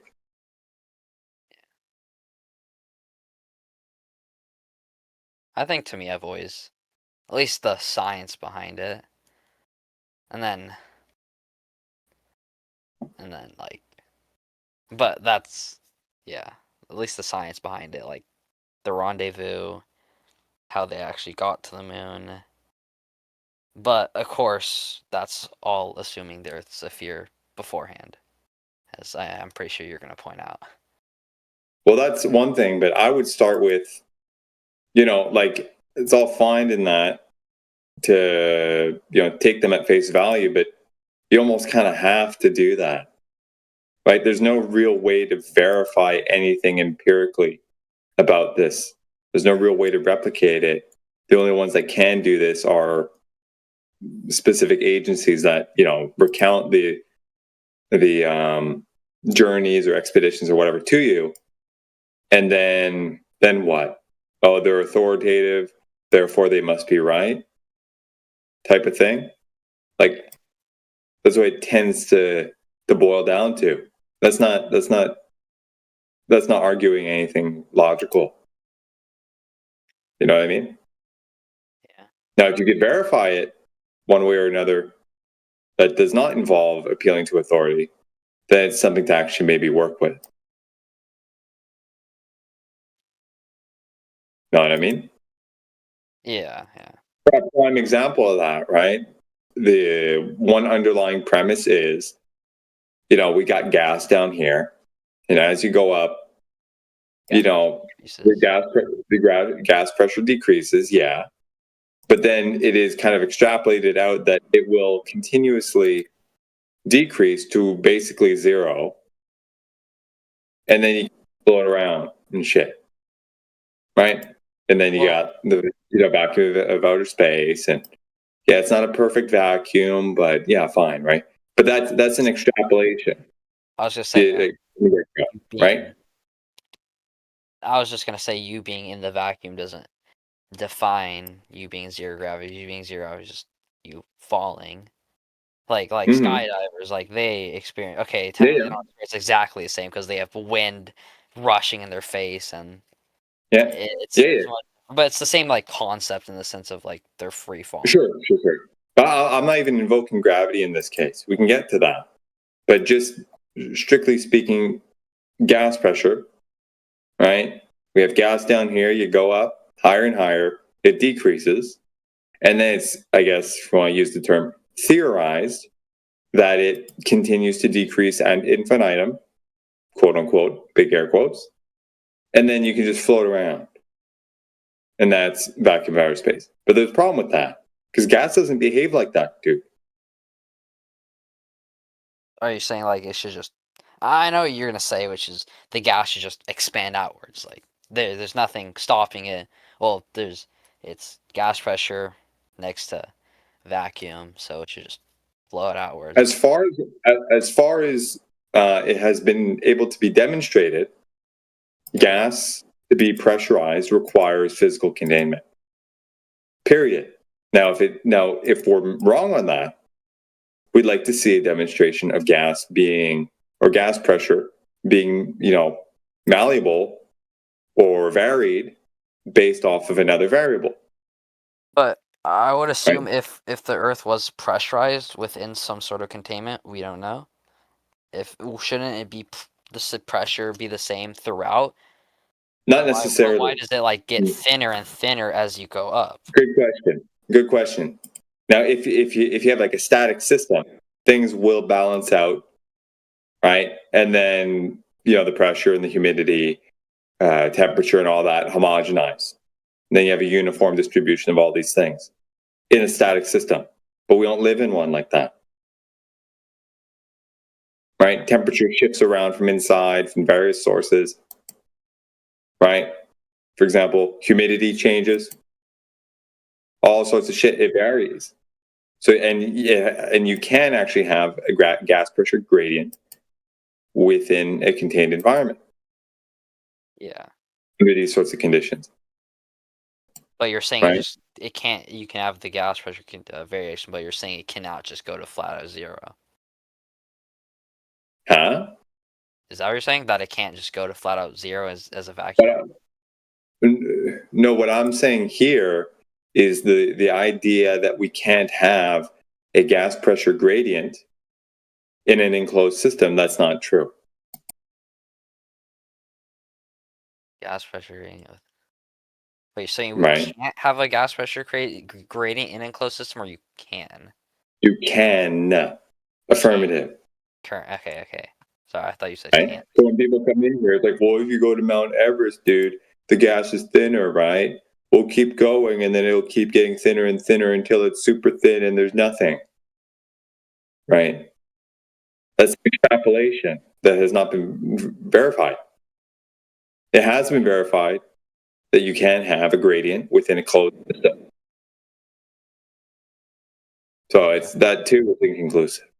You see what I mean? Like these types of arguments, man, it can go on for hours and hours and hours. Now, fortunately, you're not, you don't seem to be, doing that. Like you're asking poignant questions and it's going very well.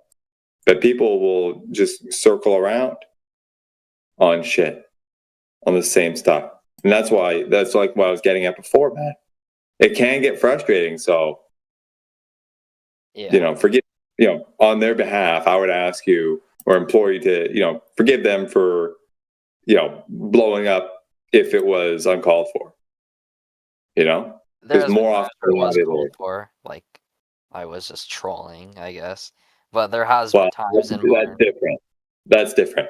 But like more recently, I've noticed, like on different accounts, like I'll switch an account mainly because like the second I go in, they're just gonna kick me out. So like this account is different. Then Mhm. I went in there. They don't know who I am at all. They don't even recognize my voice somehow. Yeah. And well, Some guy, there are many guys that we know that do that, and they catch on just because it's so prevalent, and their voices are very distinct, and they're like very obnoxious individuals, and they just repeat that. So I was like, this fucker again, gone. You know, but if you have like 1 or 2 accounts and you spread it out over weeks, odds are it's not going to happen. yeah, but this time I went in there like I was trying to be as calm as possible, like as calm as a voice. Well, I don't say calm as voice just to seem like I'm not like. It's not about being calm. It's about not being a clown. Like for example, if someone asks you a question, instead of you babbling on with bullshit, just say, "I don't know." Yeah, the calmness helps, dude. It clears the air a little bit, but you could be malicious and be extremely calm. Yeah, passive aggressive. You come in here doing that, and you catch me on a bad day, I will rip you a new one, boy. Yeah, it's happened so many times, dude. We got like this guy, Scott Mackey, right? Some older gentleman, he's just like, he's really calm. Okay, he's like the creepy old grandpa sitting in the corner. All right, and he'll chime in like randomly, ends up taking over the conversation, and then he's like talking down to us. But he's like, he's all calm about it. I don't think I've ever heard Scott Mackey yell, and he's been in here for years. He was banned at some point, but then came back. Same story. Is he actually old? Hey, yeah, you check his profile picture. He's probably in his 50s or 60s. I think he said he's retired, for all I know. Spending his time here, like not that that's bad, but like as a 50-year-old man, I was like, he's bored, because he was like I think he's like trained in psychology or whatever. So he uses this excuse to come in, that he comes in here, wants to analyze flat earthers, and get into their brains, and basically like perform like some quasi psychoanalysis. It's like a fetish or some shit. Okay, it's kind of weird. Yeah. Right. I've never heard of such a thing. But yeah, the point is though, he's extremely calm, and it doesn't help. I mean, ask Matrix. It does not help. Yeah, I wouldn't say I was acting a clown either. I was honestly sitting there, and then they noticed. I don't know how they noticed me. Like they just go, "Ladies man 127, would you like to add anything?" Like there's like 50 other people in the call, and they just ask me. I'm like, why? It's because you'd been sitting there for a while and you hadn't said anything. All of a sudden, it's like, oh yeah, let's just go. And we do it every now and then too, so nothing will happen. So let's say it goes quiet right now. We'll go down.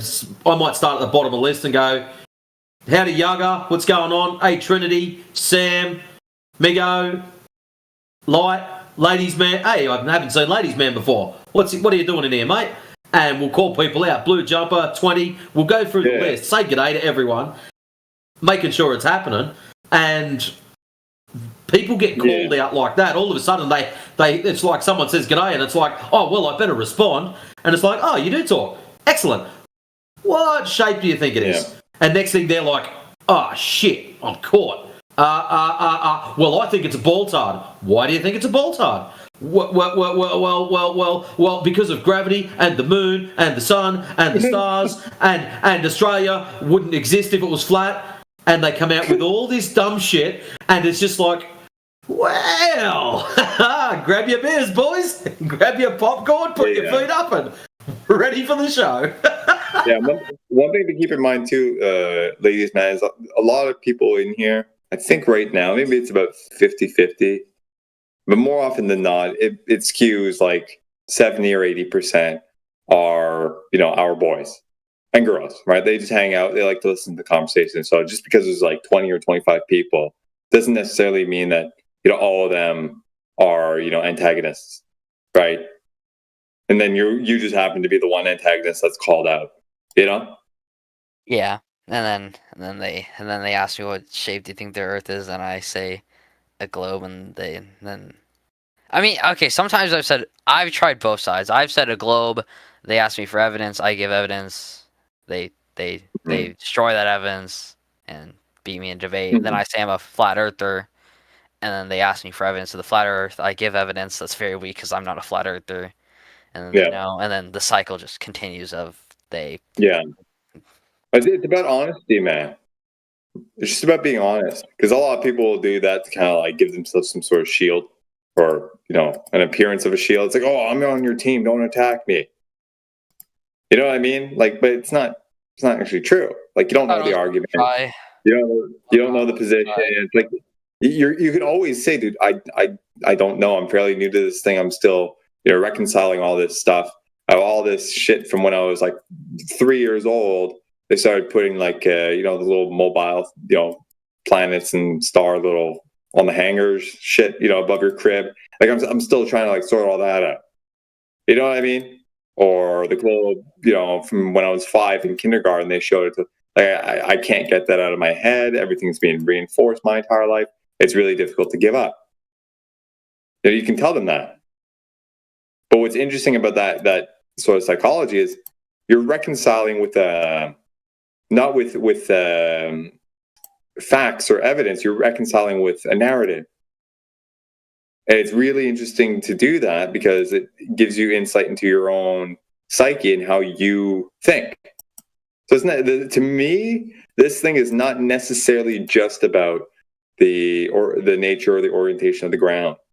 It's like I've taken it on as like a study into my own thinking, how I've come to conclusions based on what, where are my biases, et cetera, et cetera.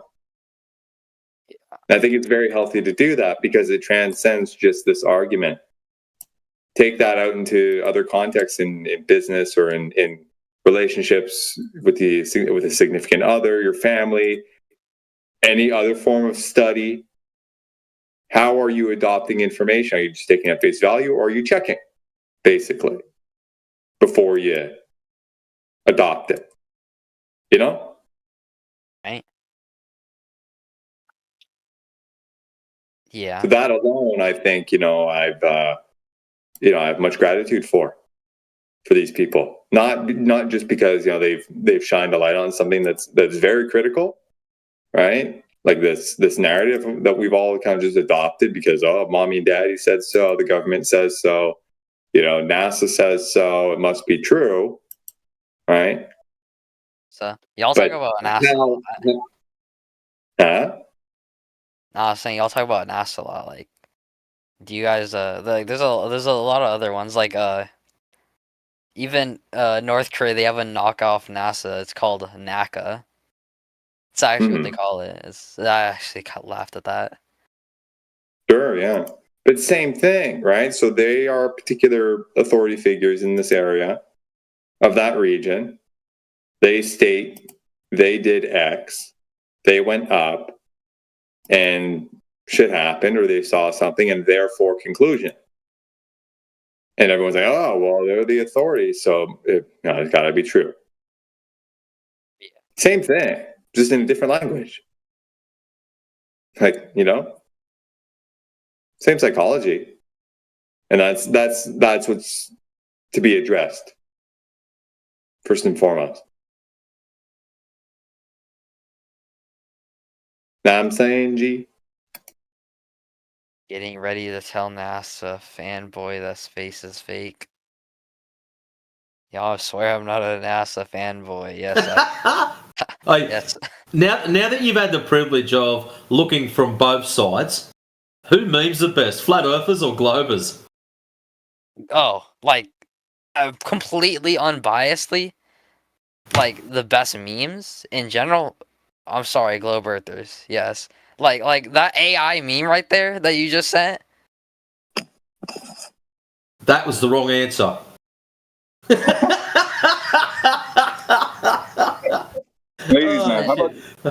Ladies, man, how about this one? Check this one out. Let me send you one. Okay, but like memes about the opposing end, y'all definitely have more. Y'all definitely have more.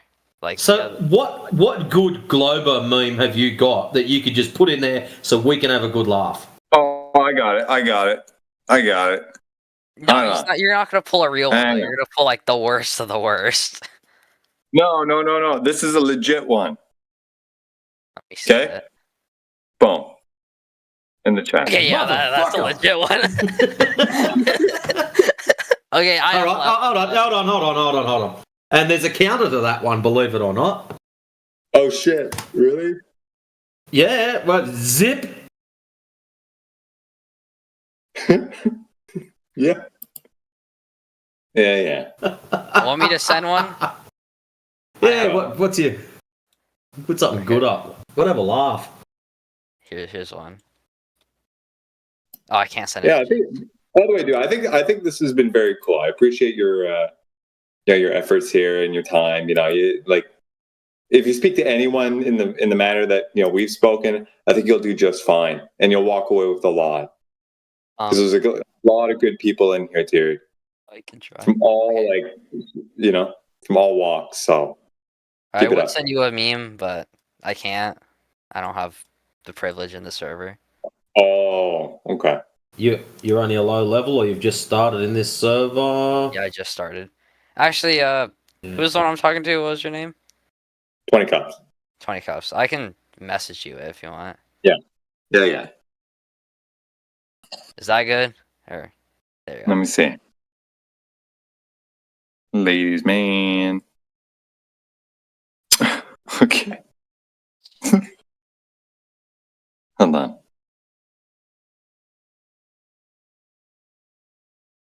Are you gonna put in the side chat? Yeah. There. From Ladies Man. That's it. Oh, I thought that was going to be something better. Disappointed. What? Fine, I'll find a better one. Yeah. Back to Tide Pods for you. If you see. That's a flat Earth meme.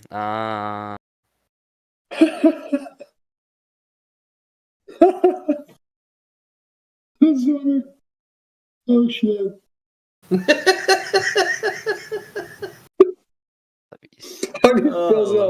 Hide?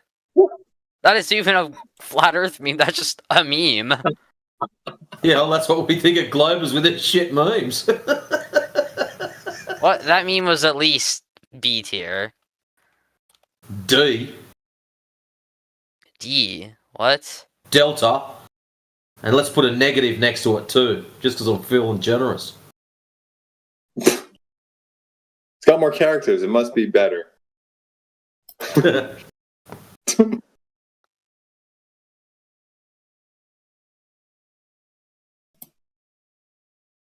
What's a good one? What's that? I like when people are yapping about the moon and someone posts that up. It cracks me up. Y'all like to use that image of that guy a lot. That laughing for that's like y'all's favorite image. Like who even is that guy? I've seen him too many times in the server. You never seen that video? Why? I have seen the video. I just think it gets overused. Like I'm talking about the original, right? I think it was in Spanish. The TV show. Because it's absurd. Like the guy's going absolutely like bonkers, over whatever they're talking about. It's just, and he speaks so fast that like he could be saying anything. I remember once, like I was younger and saw that for the first time. Don't understand the language, and there were captions at the bottom, right? And it was something absurd, and I second guessed. I'm like, is he actually saying this shit? Because it was fitting, right? It's like no, like. See, most of the memes I've got, it depends on the conversation, what's going on.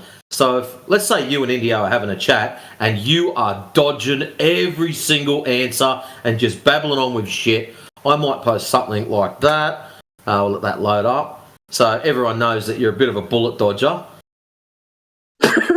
Yeah, I've seen people not post not like that, but like the dinosaur meme, or not Heaps of Globers post the dinosaur one, man. That is not the. Yeah. No. I was gonna say I see you guys posting a lot of flat Earth or anti-globe Earth memes when I talk. I see that on the side chat. I'm like, I barely even said anything. They asked me to say this. So one that does get a bit of a workout, that one there. If we're having chats about perspective, Like these gifts, like I could come up with like I need to teach you guys how to like respond with gifts, like But most of the time, it's to do with the topic, what's going on. So that one there that I just posted, that is for people that don't understand perspective.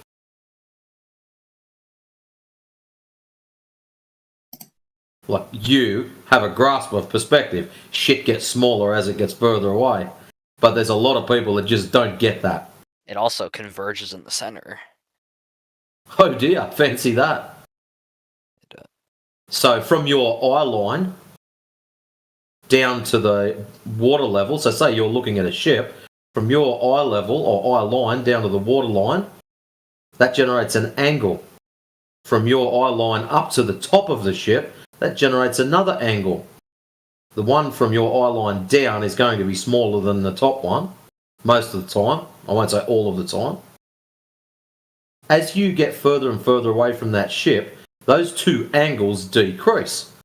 And when the bottom one gets to 0.02, which is your angular resolution limit, you don't have the ability to resolve that portion of the image. That's why things disappear bottom up as they go further away from you. And it's also it's a mixed bag too that you have to contend with, because there's also known phenomena, right, where the apparent position of a thing out in the distance can appear even if it's like within that angular resolution limit. So you can technically, theoretically see the whole thing, right? Because it's not too far away. It still might appear depressed or elevated. See what I mean? So you have both to contend with. In the situations where it looks depressed or lowered, they call that, what is it, atmospheric sinking or some shit like that, where like the humidity and the temperature over that entire line of sight is so variable, or the gradient is sufficient enough to. Well, I wasn't even adding miraging or any of that kind of shit into it. Yeah, I was just going exactly. just straight up. Yeah. So that alone can be argued when, like, for example, if you take a zoom, right? Because you're increasing that angular resolution a little bit as the lens kind of protrudes out. You know what I mean? So in some cases, what would look like it's being cut off from the bottom up at the initial observation, when zoomed in, comes back into full view, right? But sometimes it doesn't. Then the issue is wrangling with that other option of, oh, well, maybe the light from the bottom part is really just not reaching the optic. And it's possible given those types of scenarios. So you follow? It's a real mixed bag of things to wrangle, man. It's not as easy as a lot of people think. They'll come in here, with a one-shot punch and run away and claim victory. It's like, have you checked all these things off yet before you came to your conclusion? More often than not, I said no. Yeah. Okay. It's fun. So, a little confusing, but from the gist, you're saying the reason things disappear bottom up is because when they get to a point so far, your body can't. Your eyes can't like see. Can't resolve the image. Yep, that's all it is. But why is it bottom up? Because I feel like if it's like you can't resolve. Okay, I'll put this image up. I'll show you. It would just be hold on. Loading. This here in black and lots of little colours. If you're, I'm hoping you're on. You can. Yeah, that's the ship that you're looking at. So you're the little dude on the left-hand side with his little ball head. The yellow line represents your eye line. Okay, you wouldn't believe it that we all see horizontal, a straight line at our eye level. So it's amazing how it works. So what happens is from your eye level or eye line down to the water line, because you don't have magic eyes to see through the water, so you're going to see where the ship connects to it. That generates an angle from your eye line or eye level up to the top of the mast. that will generate another angle. Now, as you move further and further away, or the ship moves further and further away, those angles slowly decrease. As you can see, the bottom one is smaller than the top one. So naturally, the bottom one is going to hit 0.02 before the top one does. And that's all that happens. It's that simple. Actually, very interesting. I have a, if you want, I have a link to a, oh yeah, no, you gotta check this out, dude. It's a link to a video that elaborates on this, and the funny thing is that it was posted by yours truly, not me, but Indio. So if you can like put that whatever you guys were talking about aside or whatever, and entertain this, I think it would be worth your time. Entertain. So, yeah. So here's dare I use this term? Our official website, quote unquote. Don't worry. It's not. Yeah, I run this. Okay, so I can assure you, like, no one's gonna hack you. Okay. Yeah. At the bottom there's an FAQ section. Scroll to the bottom, the last one. It's titled. Why do boats? There you go. Yeah. So there's a little brief explanation, and then there's a video at the bottom. Yeah. So I would encourage you to take a look at that when And time you want me to permits. talk about this with Indio, you said? No, I'm saying that video was posted on YouTube on Indio's channel. So he uploaded it. And then, we grabbed the link and we put it up. Or we, hyperlinked it to the site. Or on the site, I should say.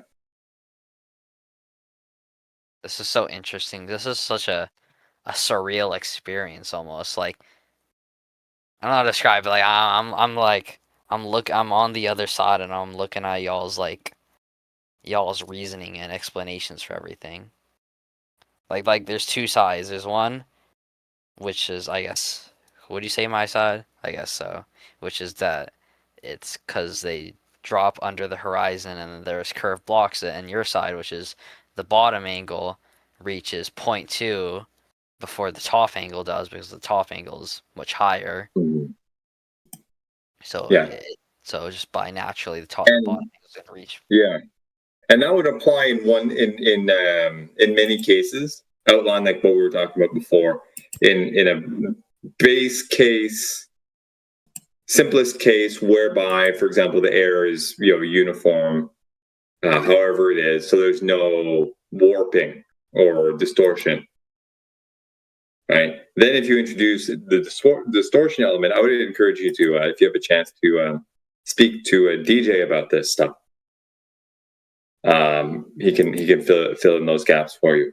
But this alone is sufficient to explain many cases, but not all, because you can zoom in with the camera and still see something cut off. You know what I mean? But not always. Just it looks cut off initially. Yeah. Right. But yeah, no, we got our bases covered, man. So, like, what is y'all's? I think I already asked, like, what are tides? Because, like, I would say tides are from the moon. Mm-hmm. I remember hearing that too. I think Matrix, you have a little not a GIF, but a little graphic for that, don't you? Yeah, the tidal nodes. Yeah. There's one of them. Could I get into it? Oh. Hello. Do you think Earth is flat, bro? No, we know it's flat. Why are we in the flat Earth room then? If I know it's flat, why am I in the flat Earth room? Because I'm quite comfortable here. I've got my good chair out. I've got my feet up. Actually, I was thinking about getting another beer, but that's another story. Where else would I be? Friday afternoon. I'm not a. I don't mind watching the cricket, but I'm not one of those crazy cricket fans that has to stare at the TV for hours and hours on end. Or I can come in here and have a chat to someone nice like yourself who wants to learn some stuff. Don't forget ladies, man. Oh, yeah. The guy who, whom you interrupted a conversation with. That's okay. He's all right. Oh, he ran away. Didn't want to hear it. No worries. Back to ladies, man. Anyways, tides are an interesting one. In the two images that I posted up, one of them shows tides, and another one shows tidal nodes. Now, a lot of people, the story is that the moon controls tides. Whether the moon has an influence over this or not, I'm not here to say. Whether the sun has an influence over it or not here to say.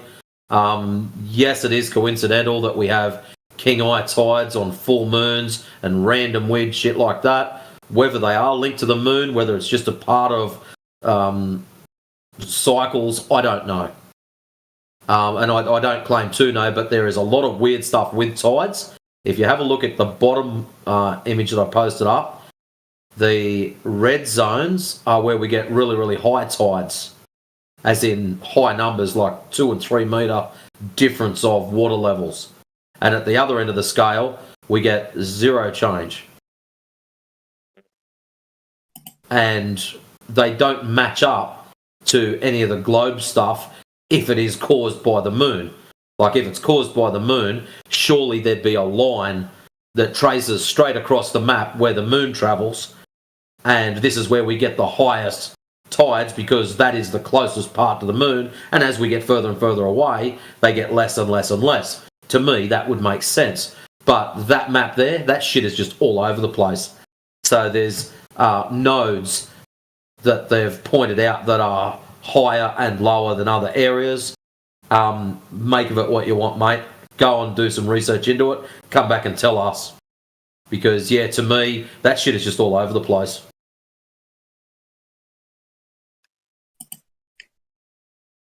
Sorry, I thought you might have wanted some more scientific kind of rambling, but yeah, tides are super weird to me. I'm still really interested. Don't line up with anything. In the reason ships disappear whole first. Like, I honestly think that could be a reason for it. Like, well, if you're looking at the ships thing, with the angular resolution, Rayleigh criterion, and one of the guys is actually named that. He's pretty sharp on that kind of stuff.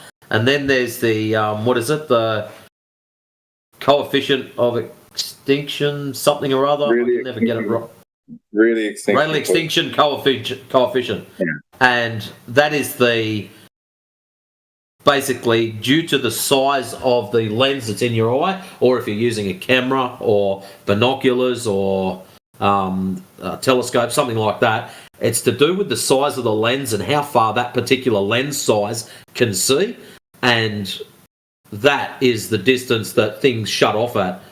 And what is very, very interesting, this 1.225 number comes up multiple times throughout when you're talking about the extinction limit and the so-called horizon level or distance based upon our elevation above it.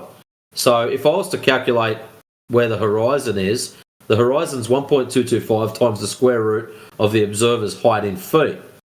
So for example, if you're 1 foot tall, square root of that's 1 times 1.225 would equal 1.225 miles. So a 1 foot elevation, the horizon should be at 1.225 miles. Now, is that the case? Or has our optic abilities been reverse engineered into this globe mathematics? Yeah. Sorry, it's like 1 in the morning for me. When you look into the Rayleigh criterion and you start seeing that the reason why we see so far is because of the size of the lens in your eye. So the bigger the lens, the further you can see due to those angles. So from the top of the lens to the bottom of the lens generates an angle. when you are looking at a particular item. So say you're looking at the top of the mast of a ship that's a mile away. So from the top of the lens in your eye to the bottom of the lens in your eye to the top of the mast will generate an angle. So that angle, when it gets below the limit, you won't be able to resolve the image. And that's what's happening. So yeah, interesting stuff when you start looking into it. But yeah, a lot of guys just say, hey, curve, ships, and they get all excited, and we're like, another one. I can tell you guys don't really like globe earthers. It's not that we don't like them. We get too many trolls. And if I could magically click my fingers and just go 0 trolls, so that means every person that comes in here is someone that's interested in whether it's optics, whether it's the theories of gravity, whether it's what the moon is, whatever their excuse for coming in, and they've all got legit questions. If we could just ditch the trolls, this would be awesome. Pretty awesome. Yeah, I remember I saw one big troll come in once. I will be honest, I did. Okay, it was like you laughed. No, because it was like Have you ever seen like a Dean Withers, that clip of where some guy comes in and he's like obviously in the bathtub because you can hear the water splashing around. And he's like, "Are you in the bathtub right now?" No. And you just hear like the water splashing. It was like that. Yeah, there was one night I was listening, he was splashing around in the bathtub. I didn't really question it, but yeah, I just sort of shook my head. And... Interesting. It was interesting. So I did. I laughed. Yeah, they're fun to listen. Shit in here is fun to listen. That's for sure. I'll be honest, even though I am a globe earther, I want another globe earther to come in here and like kind of be like a troll globe earther. I don't want to say just troll, but like how you guys just described, like those globe earthers. Yeah. and just like sit back and like just kind of watch. Watch them get wrecked. For some reason, kind of, yeah. Well, one thing that just came to mind, Matrix, do you have access to like a radio bot or something? Do you know if there are any kind of like prepared clips or something like that, like a compilation of stupid shit? Oh, there probably would be. I'd say you'd have to have a chat with Indio or AI, because they've got a pretty solid collection of dumbassery that they could just drop out on us. Okay. I was just wondering if there was anything kind of like readily available, like a playlist or something we could show them right away. Just, not leave them hanging, It would be a good... stupids, yeah. Yeah, it would be a good kicker too. I haven't heard most of them in a while anyway, so... Like, the closest that came in was that one girl. Oh, Brenda? Yeah.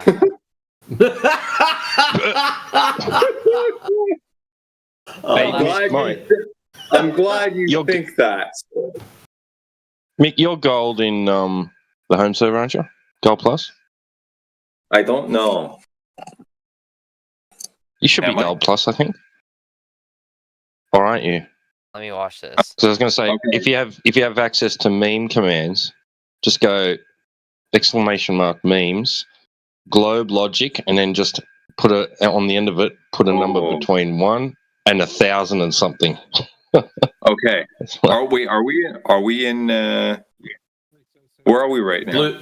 Blue Jumper's already posted one. Oh, okay. There you go. Yeah. You guys want to play it? I watched a bit of it, and there's like too many like sound effects. Like the guy's going crazy with the soundboard. Yeah. Oh, you're talking about clips, right? Yeah, the clips are, I don't know, but we've got lots of text stuff that's been recorded. Hilarious stuff. Anyone got a Brenda compilation? He come in here a lot? Some people, yeah. Lots of people Like this get Brent, upset by the soundboard. like Brenda debates, you know, like it's not. By the way, it's just like careful how you identify them. Like, We can prove They're right. experimentally. Science can't prove anything. Do I have a soundboard? Probably not. No, I do not. How do y'all get these things? Like, how do y'all get to like gold plus and like the flat earth and like all these? It's just time spent in here, man. You learn the arguments. You can express it well. You can hold a conversation. Some guys like, yeah, okay, he's doing a good job. Whatever. That value. Wait, am I mean, they gave me mine, someone must be like drunk or some shit. Right? Who knows? Fuck. Wait, what's my username again? Ladies man. I want to search this. Hey, ladies man, find a nice lady for you. Oh yeah, I don't think they liked me. I'm valued. Oh my god, am I the first ever flat globe earther to be valued role? One of the very few. How did I? Wow, this is like such a moment for me. Well, it's what happens when you're not a dick. All right. There you go. That's it. You held yourself very well tonight. I think you did a great job. I look forward to conversations like this. Personally, whether you change your mind, it's not our goal. It's totally up to you. But being able to converse in this manner, I think is very healthy. Right? It's great practice too, and you learn some shit at the same time, if you're willing. I actually asked Indio, is it possible for a globe earther to get the valued role? And I can tell he was annoyed by the question, but he reluctantly answered, yes, I guess it is possible. Even though they're dumbasses. There is a couple. Can be a dumbass, that's nice. He said that himself. You can be a dumbass, that's nice.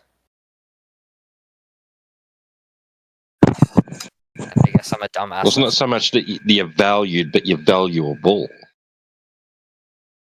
Like I'm good for content, or what? Right? Yeah. There you go. Oh, now all of a sudden this doesn't sound as good. That doesn't sound so nice now, does it? Not valued meant they liked me. They just like using me as content. No. It's not. Content aside, dude, engaging in these conversations is great. I had a good time. Good job. All right. Well, I gotta go. That's like one, and it's like right. 1. Before you go, check the side chat quickly. Like, I think most people would agree. When Indios here, that happens. Hey, when the old man's talking. Yeah. Y'all act like he's some like all-knowing. I mean, I'll be honest. He's definitely like an advanced flat earther in the sense like he knows. It's not even just that. It's not even just that though, dude. Right? Like we've had conversations on other things. The guy's like a walking encyclopedia on like a lot of different topics. So it's just like. Yeah, I've met the Globe Earth version of him. Walking encyclopedia knows everything about the globe. Who? My 8th grade science teacher. Right. Fair enough, dude. Get him in here. Yeah. Get him in here. We want something to kick around. I think the point in that though is it's a great listen. I'm sure if you hold your end of it, man, it can go very fluid too. So all good. Yeah. All right. Good chat, man. Yeah. Yeah. Bye. All right. Take it easy, young fella. See ya.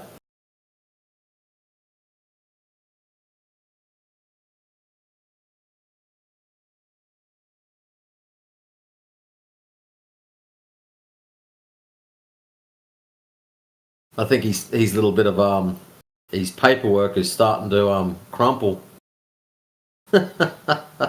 Is what? His studies of flat earthers and all of his little paperwork and his so-called globetard proof that he's putting together. Mm. So we got a couple of new people that just dropped in.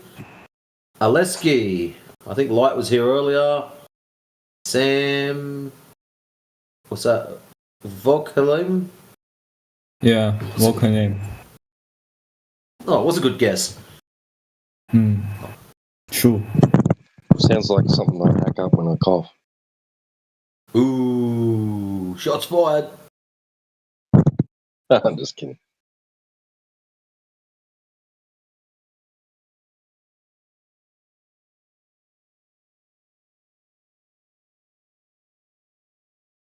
So tell me, young fella, do you believe that you're on a ball, 72% covered in water, spinning, tilting, wobbling, flying through the vacuum of space? Or is it planar with topography?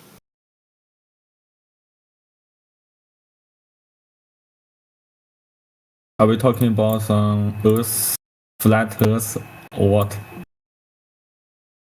What do you think of it? Is it flat or is it a ball flying through space? I think it's a cube, like a fucking Minecraft. I don't know. You think it's a cube like in Minecraft? Yeah. I don't know. Well, that'd have a flat surface then. Flat, I think cube is more interesting than flat. Flat, I don't know. Maybe I will fall into the universe. But cube, you can walk to the corner and don't fall down. Last time I checked, cubes have flat sides. Yeah, but it doesn't look like a taco. It's safer and like playing Minecraft. Well, that's the thing. We're not saying that we're not claiming the Earth has a shape. We're not saying, hey, the Earth is this particular shape. We're just saying the surface that we live on is flat. So the cube fits right in there, but we're not saying it's a cube. We're not claiming a shape. Just guess. I assume that this discussion may be some less serious, right?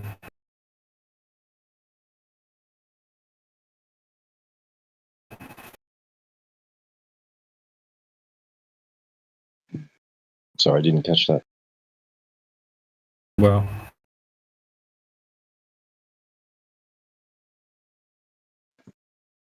oh, he's gone.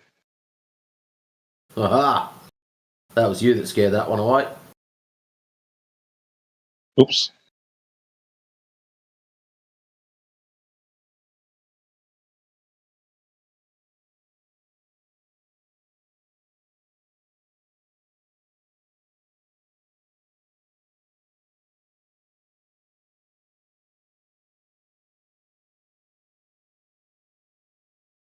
Like, makes you wonder what's going through someone's mind when they say, oh, it's not flat, it's a cube. Oh, cubes have flat surfaces.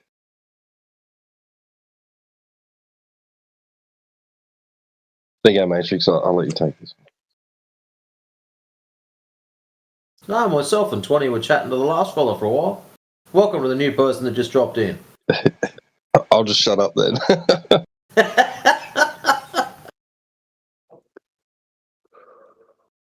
Hey, Tony. How's it going, man? Morning, brother. It's going good. How are you? Oh, mate, I am fantastic. Friday afternoon, actually, no, Friday night, nearly. Feet up, beer in hand, on Discord, Right. having a chat with people. How awesome does it get? I know, it's great, isn't it? So tell me, mate, what do you reckon? We're on a ball, 72% covered in water, tilting, spinning, wobbling, flying through the vacuum of space, or is it planar with topography? Ah, man, I don't know. I don't even have an idea about it, but I'm guessing we live in a flat Earth, dude. Why you guess that? I mean, I mean, we studied at school that the Earth was rounded, and it was kind of confusing for me. But I've never researched it, so I don't have an idea about it. It's like So you're not sure? Yeah. So I'm not sure. Yeah. Well, at What least about you're you? honest. Do you think, bro? What do I think? I know it's Yeah. flat. The fact that it's measured that way, it does make it hard to be a ball or a sphere or an oblate spheroid if there is zero measured curvature. So if it's a ball like they told us at school, we should be able to measure the curvature pretty straight up. There's nothing fancy about it. So some really nice people, or maybe they're not nice, I don't know, really. Never met them. Went out with lasers, and they shot these lasers across large bodies of water. And what should happen if we're on a ball, the distance between the laser and the water should increase as we get further and further along. So that's sort of very simple, nice and easy. And when they set their lasers up, they set them up horizontal, check the difference between the laser and the ground or laser and the water. So I think one of them was 5 foot from the water, and then they go down the other end where the laser was pointed. So they go around the other side of the lake. Sometimes they have targets set up and they hit targets. But the issue is, at 10 miles, there's supposed to be a 66-foot drop. So the laser should be 66 feet above the water at 10 miles. At 20 miles, it should be 266 feet. 30 miles, you're clocking 600 foot, and 40 miles over 1,000 feet. God damn, bro. That's how much curvature there should be if it follows the rules of what we're taught at school. So being a radius ball of 39, 59 miles. So the problem is, when these guys are doing these laser shots, there's no deviation. On one of the tests, they measured the laser to the ground.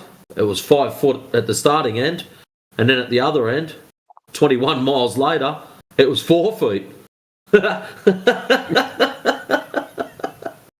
It should have been 270 feet between the laser and the ground, and they get round the other end, and it's 4 foot. That's madness, eh? Yeah. I love it. I love it. It's great. So it's just things like that. You know, and then other people doing long-range observations where you've heard flat earthers say, we see too far. Well, that's in relationship to where the horizon should be. So based off your... sorry for cutting you. Do you have any recommendation for researches or any books that I should read about this subject? Recommendations? Go outside and check out the world for yourself, my friend. No, I mean grab like the information. Like scientific information. Why do we need science in this? Science doesn't deal with shapes, man. That'd be putting yourself in what we call a category error. This is a question of geometry. That's why we just measure it. Okay. Sorry, you sound sort of disappointed there. I didn't mean to offend you. No, not really. It's just I'm just curious about the subject. That's all. Very interesting subject. It's not just a one size fits all. I can't just put my finger on one thing and say, this is it, it's flat, game over. Well, I can. There's no curvature. So if there's something is not curving, it doesn't really leave many options, does it? Yeah, it doesn't. So, yeah, there is sort of one thing I can put my finger straight on. But, yeah, we call that measured drop over distance. And that's what those guys with the lasers are doing. They're measuring for the supposed drop over distance that should be there, and they're not getting it or not measuring it. So, and they're not getting it by magnitude. You hear people will cry out refraction or something else like that, but there's some of the crews have actually gone out, taken air pressure readings and temperature readings, looking for and trying to allow for what they would consider the refractive index of that particular spot, and it still doesn't give them enough. Like they're talking, they may get an extra 1 inch when they need 270 feet.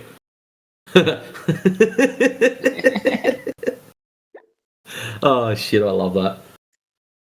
I just haven't heard someone bark refraction for a while. It's good.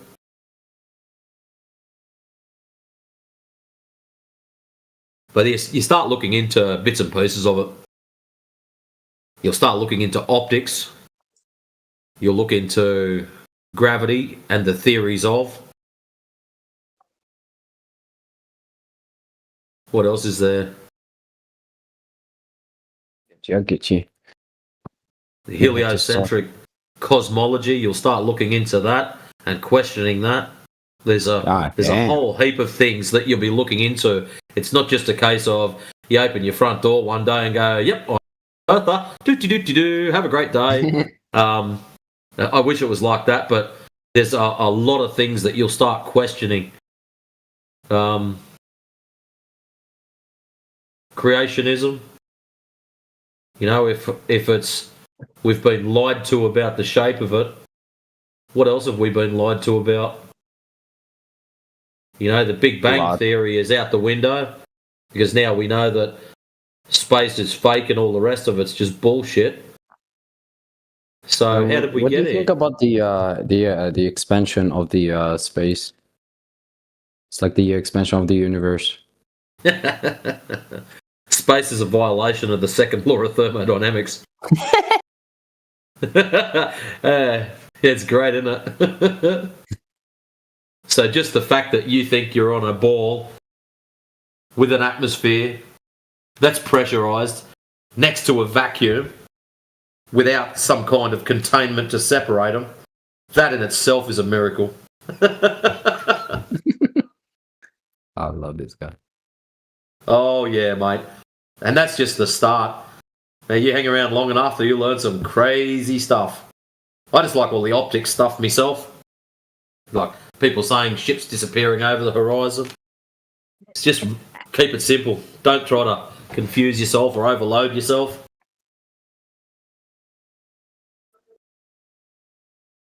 But anyways, mate, now that I have overloaded you and confused you, hopefully I've given you something to think about.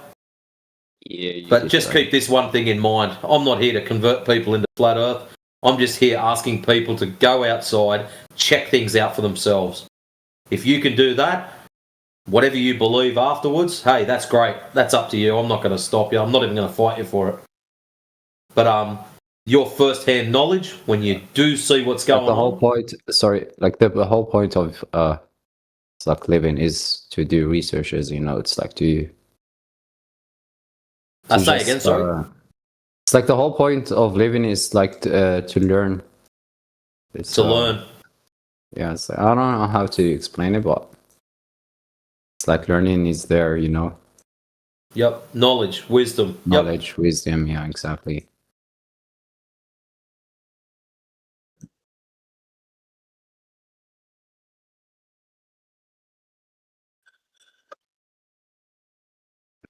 So if you do have any more questions, my friend, please don't be scared to ask. I don't bite.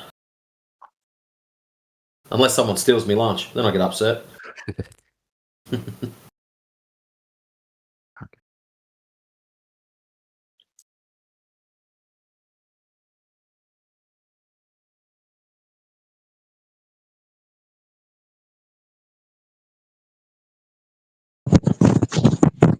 Does he know about the home server? Did you mention the home server? No, I passed on a link to the chap earlier. Let's have a look here. Oh, cool. Where's the invite? Invite to server. Copy.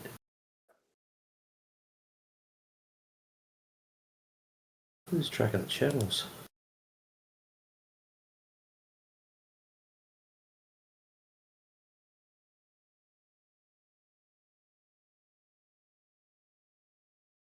Here he is. Paste. Oh, I have to add him as a friend. That's alright, I can do that. So guys, I'm just gonna mute myself because I'm about to eat breakfast. So I Well, want you before guys you to go, listen to me eat. I'll just Bon add you as appetit. a friend, and Yeah, please do. he's got the name Zero Cool. Nice one, hacker. oh, you know the reference? That's cool. Well, have a look Guys, at I'm my name, Matrix. So how my name came about is I actually love all the old school hyphenated hacker names. Hell yeah. And That's the because- movie, the Matrix came out, so I thought I've got to do something with that. And I've had that since about I've been 99. using, it's like that movie was one of the reasons that I've turned to cybersecurity. It's like, Nice one. Yeah. Those were the days. I was really young when I watched it. I was like around 9 or 10. Oh wow. Oh, yeah. It's like I'm from Algeria. I'm only 28 years old. Not that. Whippersnapper. Yeah. The young fella, yep. Well, anyways, Dade Murphy, you go and enjoy your breakfast. I've just sent you a link to our home server. So if you jump in there, there's a basically database down the bottom half of the server, and you can scroll down anything you can think of: sun, moon, stars, gravity, long range observations. Pick your poison, they're all in there, and you can jump into those channels, and there's videos, there's probably a couple of terabytes of data in there that you can check it out in your own time, man. Thank you, bro. I No, really cool. appreciate it. I'll make sure to check it. Thank you. No, not a problem, Dade. Anyways, go and enjoy your breakfast, man. Thank you. See you in a bit. See ya.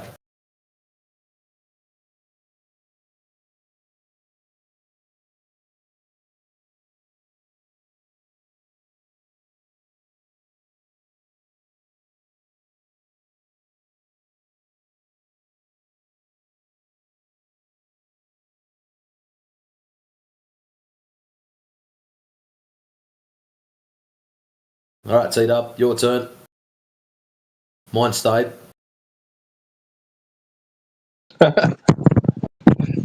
you guys, you and me, you handle it because people just run away on me. I don't know what it is. You have runs, eh? It doesn't matter what you do. It'll be like one will jump in, "G'day, mate," and they just bolt. Okay, the g'day doesn't work. Hello, and then they run away. So one gone already. He wasn't even to that one.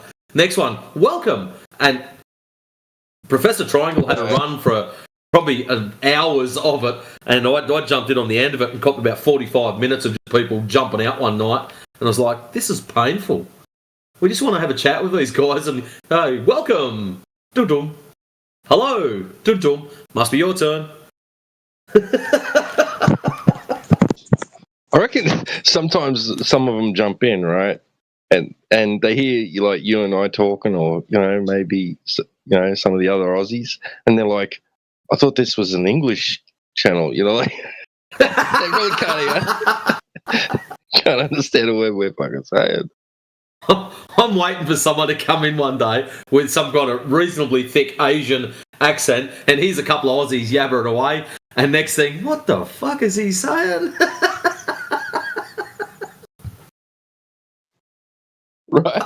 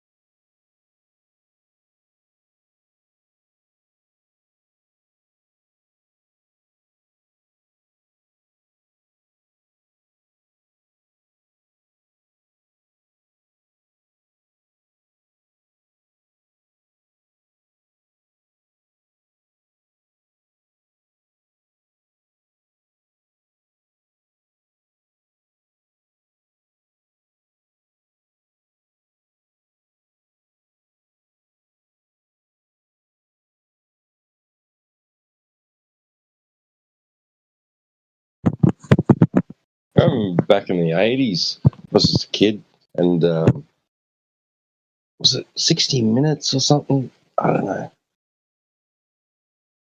But there was some interview with some Aussie on some American program, right? And they put in subtitles, and the Aussies got really offended, and like 60 Minutes or some current affairs thing did a little segment on it of how upset the Aussies were that the Americans needed subtitles to understand this Aussie. That's fine. Yeah. That was one of the reasons I was told about the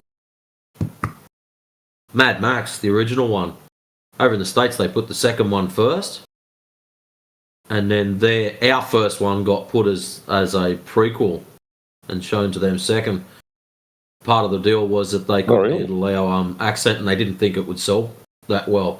But India or someone said one, I can't remember, I think it was India, said something one day about there was something else was the reason for it also. But that was the one I got told that they what we have as Mad Max 1. Over there, it was Mad Max: The Road Warrior or something. It was something else, and that's the second one. So they did ask about, which is Huh. So wait, what was Thunderdome? Was that number 3? It's still 3. Yep. Right. That's the one I liked. I didn't really get into the other ones. Thunderdome, I was like, yeah, hell yeah, this is good.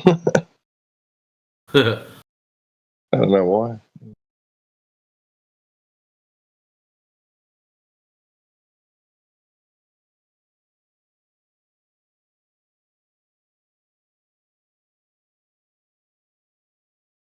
It was kind of, I guess it would have been even back then probably considered almost art house, you know. Don't know. Because like the cinematography, and the, I don't know, just it wasn't like in the vein of like, as in action movies like Van Damme and Schwarzenegger and all that, like it was different, Yeah. Hadn't been Hollywooded. Right, yeah, it wasn't corny, and yeah, I guess to us it may have been a bit like that, but like not to their standards, just the Yanks. Not as much post production. Yeah. Yeah, not as much budget and all that. Yeah. Tell you another underrated actor that kind of made it big in the States was Brian Brown. Yes. Yeah, not real, action-y, but like after he got some big. Yeah, right. He got some big parts. And FX was a fucking awesome movie, man. Remember that movie? I got both of them on DVD, FX and FX2. Right. Was he in number 2? Can't remember. They get someone else. I think someone else did number 2. Right.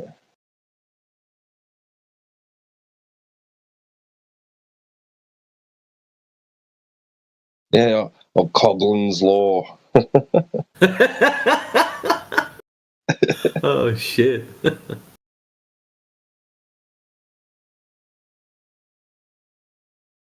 Hey bartender, you know how to make a red eye?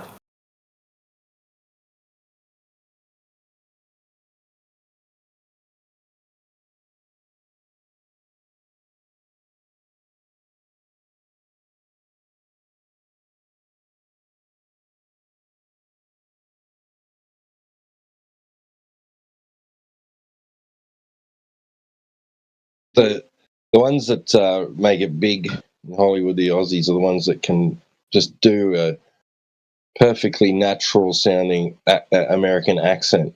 You know what I mean? Yeah. You wouldn't even think they're Aussie, Hi. Oh. Hi, how are you? Yeah. All right. Thanks, mate. Yeah. Yourself? How are you? I'm good, thanks. Are you talking about still flat Earth? Yes, we do. We do talk about that, and we would like to talk about that. I appreciate it, but I believe Earth is a globe, globe. How you can prove Earth is flat? Well, it's pretty obvious. You look at it, the world, and it's what you observe, right? For starters, that's just for starters. And, you've got flat horizons everywhere. You've got large bodies of water just lying flat on their surface. We use the surface of liquid as the reference to horizontal, in engineering and construction, navigation, that sort of thing. So, we're just based on pure experience alone, it's already off to a good start, right? Flat Earth. And you're not looking out at the world and going, oh, of course, we're on a big spinning ball in outer space. It's just not obvious. Right? Flat and motionless is very obvious to our senses. Excuse me, I don't understand you. You're speaking. My English is not good. That's why I don't understand. No, don't. Does anyone else want to That's give it a my crack? fault. You're not your fault. No, you're fine. You're fine. So water. But I'm trying to learn. I'm trying. No, that's fine. That's fine. So how we have water. Water. Yes. You know what that means? Yeah, water. So when it's I know water. When it's yeah, go on. Sorry. How can I say? H2O. Is that what? H2O. Yeah, right. Hydrogen, oxygen. It's H2O. in English. Right. So when you have a lot of it contained, right, and it's at rest, it's still, the top of it on the top of the water, it's flat, right? Right. Right. Yeah. So water itself can tell us that if the top of the water is flat and most of the world is covered in water, right? How can it be a globe? But I think it's because of Earth is so big. That's why Earth it doesn't affect small water. Small water, little water. It doesn't affect so much. That's why I think. What do you think about this? Well, that's where we get into the nitty-gritty, because they've told us that Earth has a size. So do you know the word radius? Yes. You know what a radius is? Yes, I know from geometry. Not geometry, from Geometry, mathematics. Yes, geometry, yes. Very good. So a radius from the center of a circle or a sphere, right? I know. From the center of it to the surface. Right, yeah. Okay, so that means that it has a specific curvature rate. So it has to curve at a particular, how do you say it? It has to curve, right? Yes. Right. So, and depending on the radius size, it's the curve will be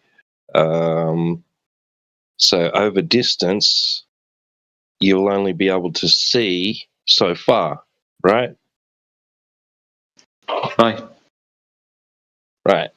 Well, when we go out and we test that, we see much further than if the Earth was a sphere, because they've told us that the radius of the Earth is 6,371 kilometers, or 3,959 miles.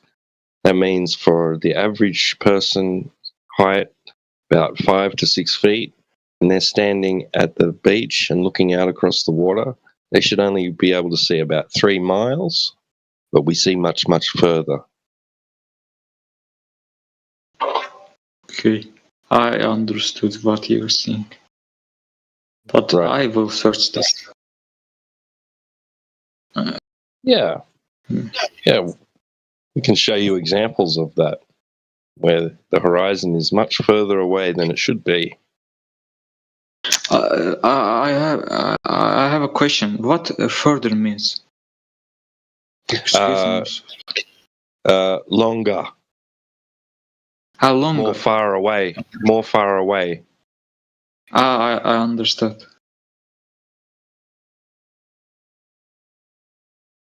Okay, Tito, I'm going. I have to study. I will come back. Okay. Sorry. Yeah, you're welcome, man. Thanks. Yeah, come thanks for your how can I say? How can I say? Thanks for your conversation, something like this. Very good. Very good. You're very welcome. Thank you. My English is not good. I can't describe things so well. That's okay. You get better by practicing, right? Yeah. Practice Your English makes is perfect. not too bad. You're doing well, mate. You're doing well. Yeah. Keep practicing. Thanks. Very good. Thanks. Okay, goodbye. See you.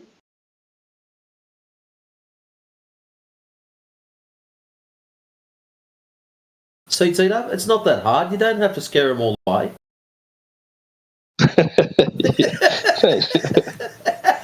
I'm learning. We got one each. Woo! Grab a beer.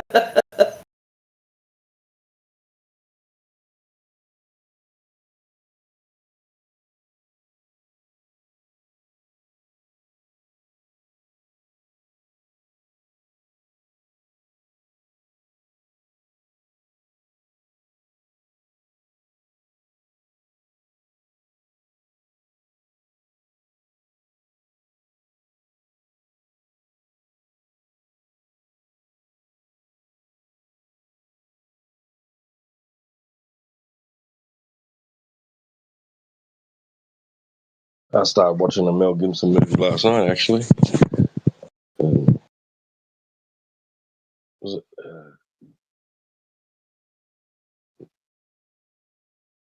Line in? Is it Line in? On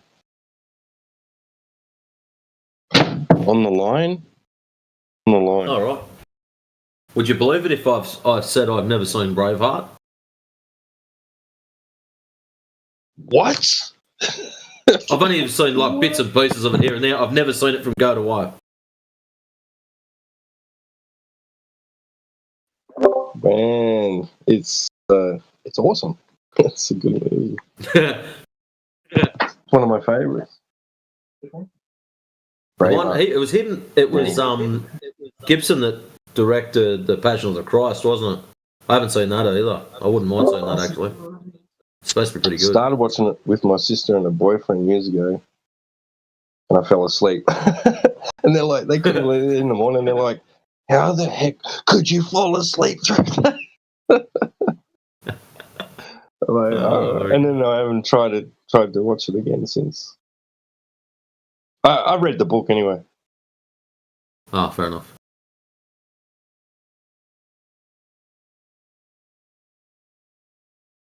I like that. Have you seen Passion of Christ? No, I read the book.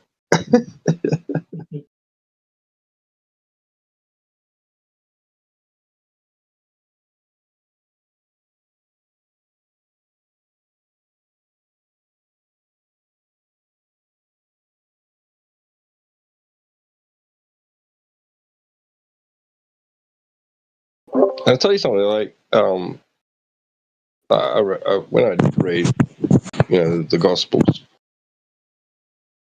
I can't remember which one it was, but one of them particularly hit me. Like, I was engrossed, and it was like, it hit me in the heart. Like, it was like, whoa, like this is one heck of a story, It's interesting that, isn't it? How you read through some of it, it's just like blah, blah, blah, words on a page. And then all of a sudden you just hit the right page at the wrong time, or vice versa. And it's like, oh shit, that hit the right string. Yeah. Well, it was a master of logic too. I mean, they were doing their best. Like the scribes and Pharisees, they were doing their best, their utmost to try and trick him to get it, to find flaw, to get him to actually express, like flaw, like to display flaw and error, and so that they could turn around and say to the people, see, he's not perfect, and just his comebacks were just brilliant. And, like you could just imagine being there, and they're engaged in this like debate, and he's just like shutting them down with just simple words, like, like, give to Caesar what is Caesar's and give to God what is God's, they just had no comeback for it. And what was another really good one? Let he without sin cast the first stone.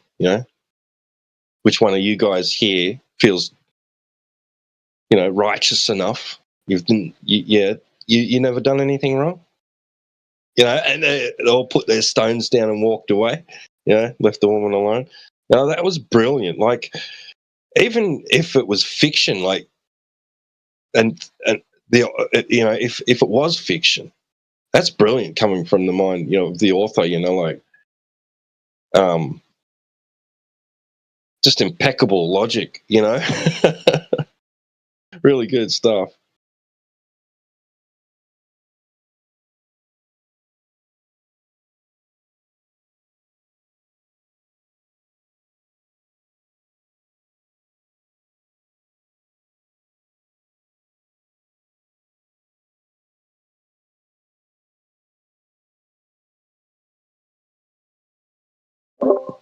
I mean, there's got to be comedy in there too somewhere, within the whole Bible.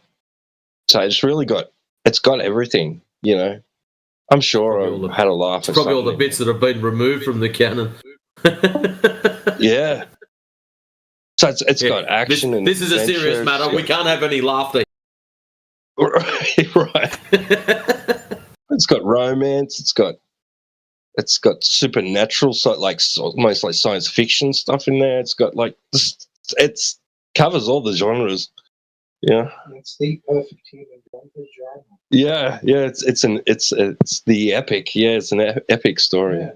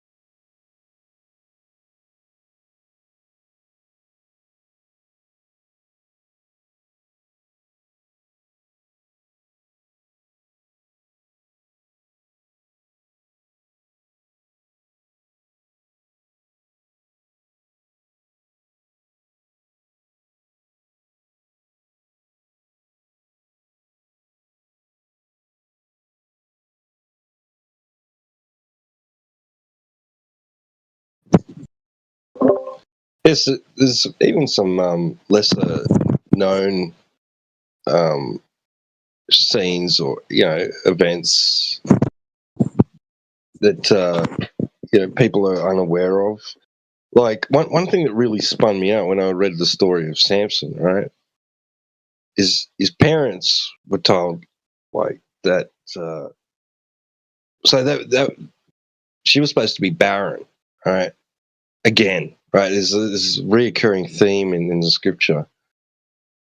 They're giving up hope that they'll have a child, right?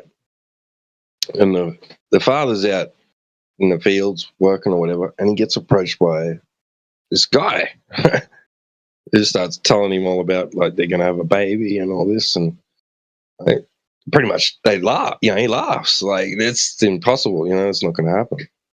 He goes, no, you're going to have a kid, and he's going to tell him all about. He's going to be strong and blah blah blah. He's going to do great things, and like this guy's like flabbergasted and takes him back to the camp or the house or whatever, and to meet the wife.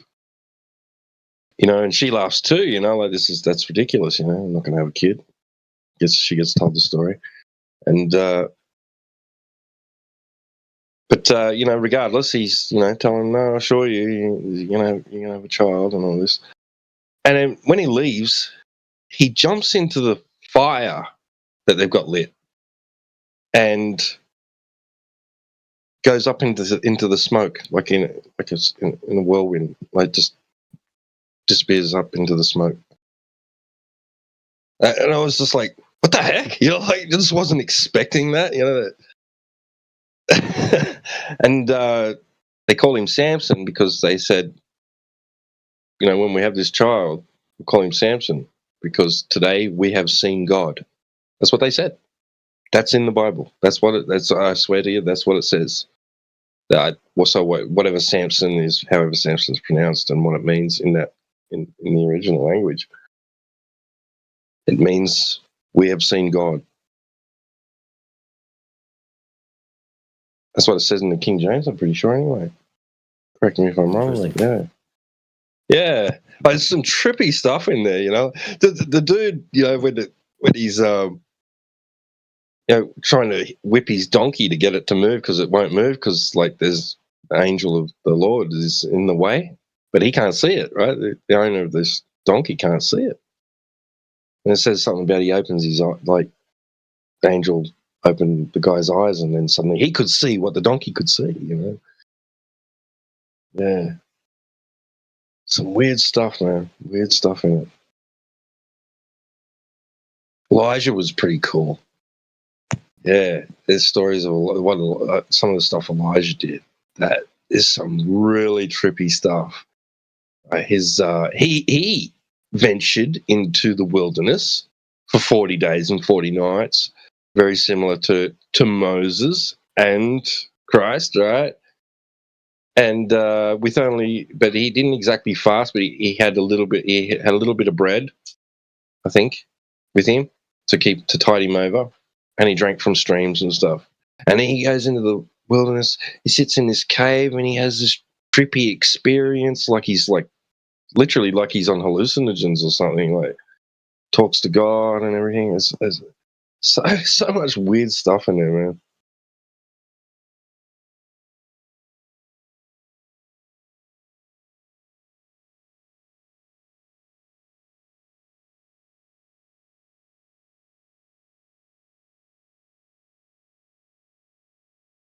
It's interesting when you see statues and sculptures of Moses, how he's got horns.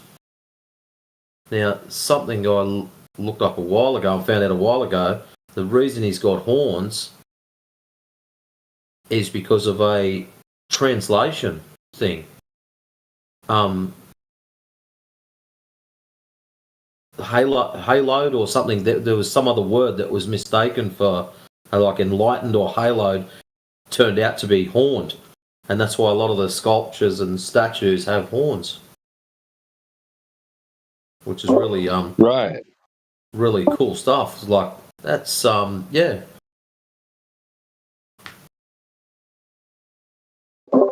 Right. Well, Aleph the symbol was originally, they say, as I'm told, the symbol for Aleph or Alpha, right, was like a cow's head, very basic image of a cow's head with the horns, right? So, or a bull's head, and symbolizing basically, that the alpha male, the father, the first, right? Yeah. Yeah. So, and then it's funny how it's sort of horns is kind of in our, culture has been sort of like given the representation of evil, right? Like if you got horns, if something's got horns, it's like evil, like a devil, It's the way people think of it, which I don't know where that came from, but probably the goat. Yeah. Maybe. Yeah. I think the term scapegoat actually comes from some ancient Hebrew tradition to do with sacrifice, and the lamb got slaughtered and the goat got released into the wilderness or something, into the desert or something. I don't know. I can't remember the exact thing of it, but like the goat gets to escape, basically, like something like that, right? Or it takes on the sin or something like that. I can't remember. So like, but I'm pretty sure that's where that term scapegoat comes from. Some tradition they had about the goat and its burden that it bears, even though it gets to like wander off,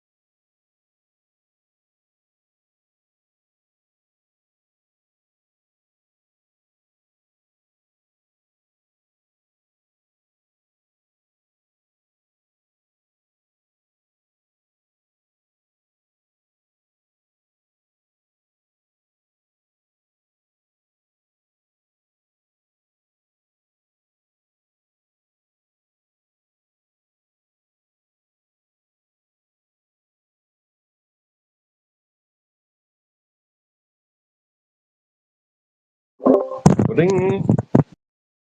You're up. Oh.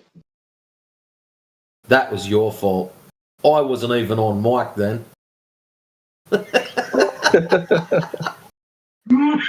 Damn it. That was good.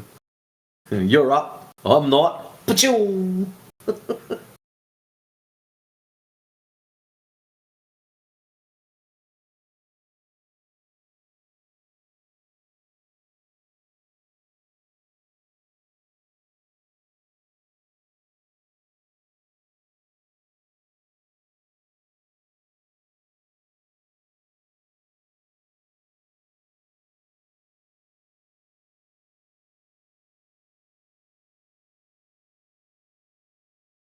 Hello, bye, hey, hello. Hey, is it Bella or Bala? Can you speak English? Can I speak English? Okay. What's wrong? Not really. That's why we're all here. Okay.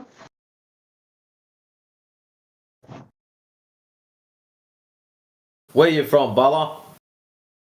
I'm from India. From India? I've never been there. Yeah, I'd like to go to India one day.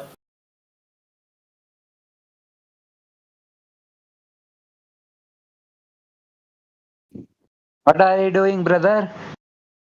What am I doing? I got my feet up. What? Oh. Waiting for nice people to drop in so they can tell us about their beliefs on where they live. Okay. So what do you think? We live on a ball, spinning, tilting, wobbling, 72% of it covered in water, flying through space? Or is it planar with topography? Mm. Oh, come on! That was a mistake. What? He hit the wrong button. He must have. He'll be back. Yeah. Maybe I give him too much to think about.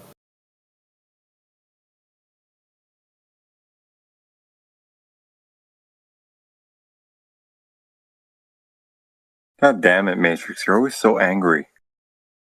Piss off.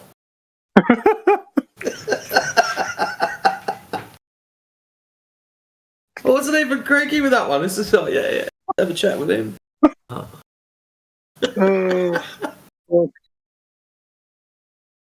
That's it. I'm finishing this beer off now. Stuff yous. Ah, yes. My camera came in too, T-Dub. I was expecting it on Monday. Turned up today. Win. Nice. Just in time for the weekend. Yep, I'll give it a test run, see how she goes. I've only got my wide angle lens, but yeah, I'll see what that runs like.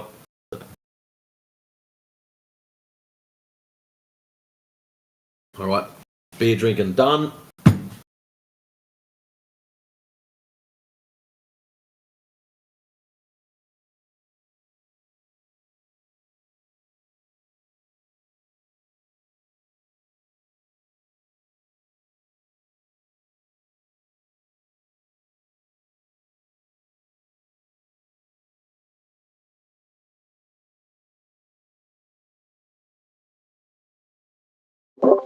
Well, cheers, Blue Jumper. I'll check that out later.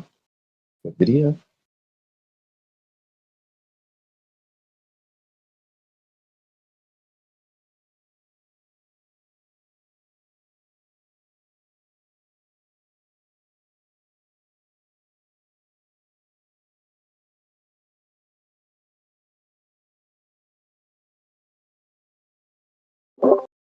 That's right. Like, people that come and say, why would they lie though, right? Like, they're basically asking you to, like, think for them. Because, you know, what you can't come up with some ideas yourself? Why? Possibly? I mean, can you go check out and verify and test what they claim to be doing in space, you know? You can't. What perfect, what more perfect, like, cover could you have, like, for what you're saying you're doing with a lot of money? Something that nobody can go check to see if it's true or not. You know?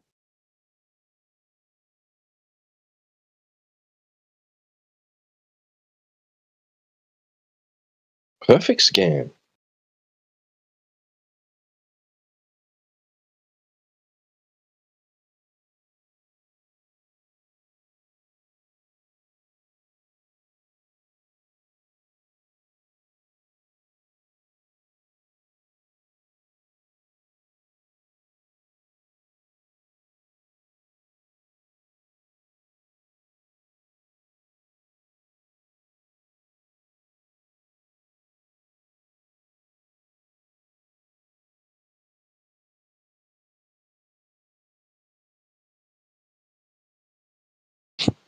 Like, that's the most immediate thing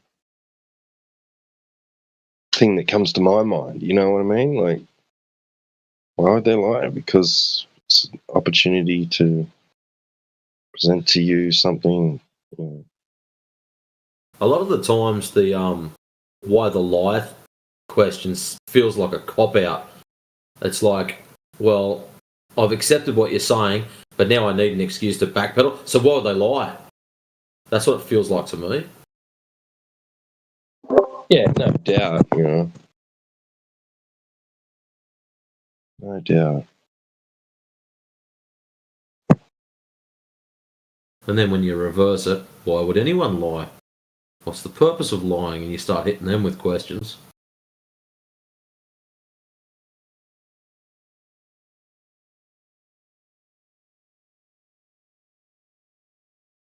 Yeah.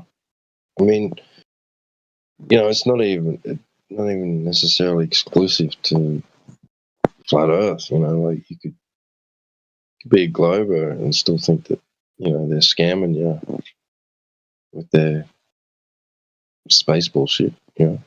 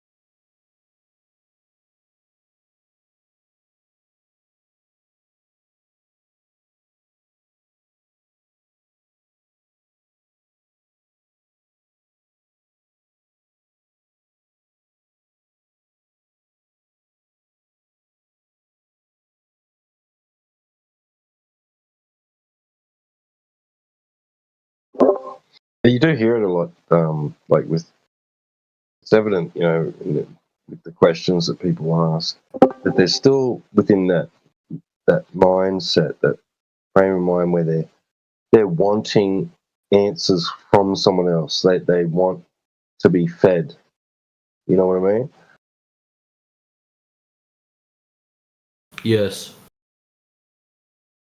So, oh, okay. So my previous, you know, my current overlords are telling me, you know, something's not the truth. Well, then I need a new overlord. You know. You've just stolen that from me, and now you're the replacement. Right.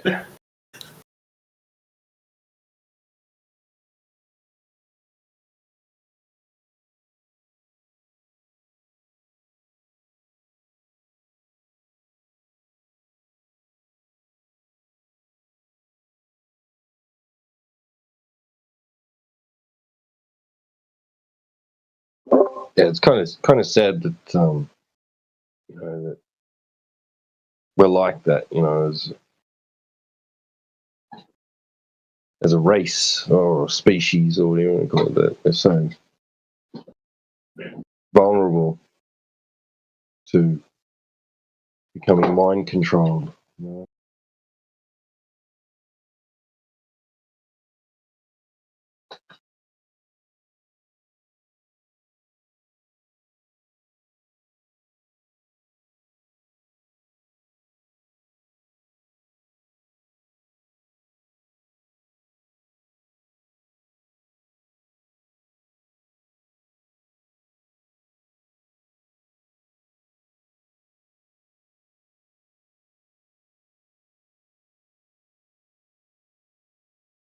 Smiley, welcome. Hello. Don't be scared. I ain't gonna bite you. What are y'all like?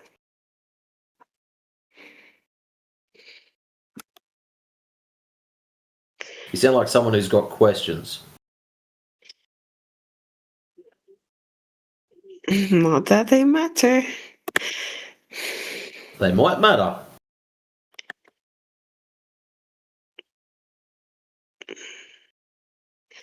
So is everybody here just quiet or what? Well, they're normally quiet when other people are talking. That's just them being polite. That's nice. Are you used to going into rooms where people are yelling and screaming at each other? Well, it's just Discord. Yeah, that's probably later on. You'll be right.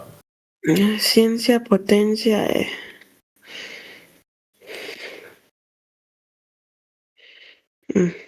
Okay. So, since you've dropped into the 24/7 Flat Earth Discord, what do you think? Are we a ball covered in water?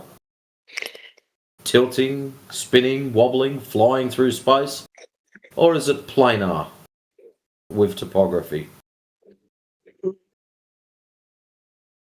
Am I allowed to talk? Oh, yeah.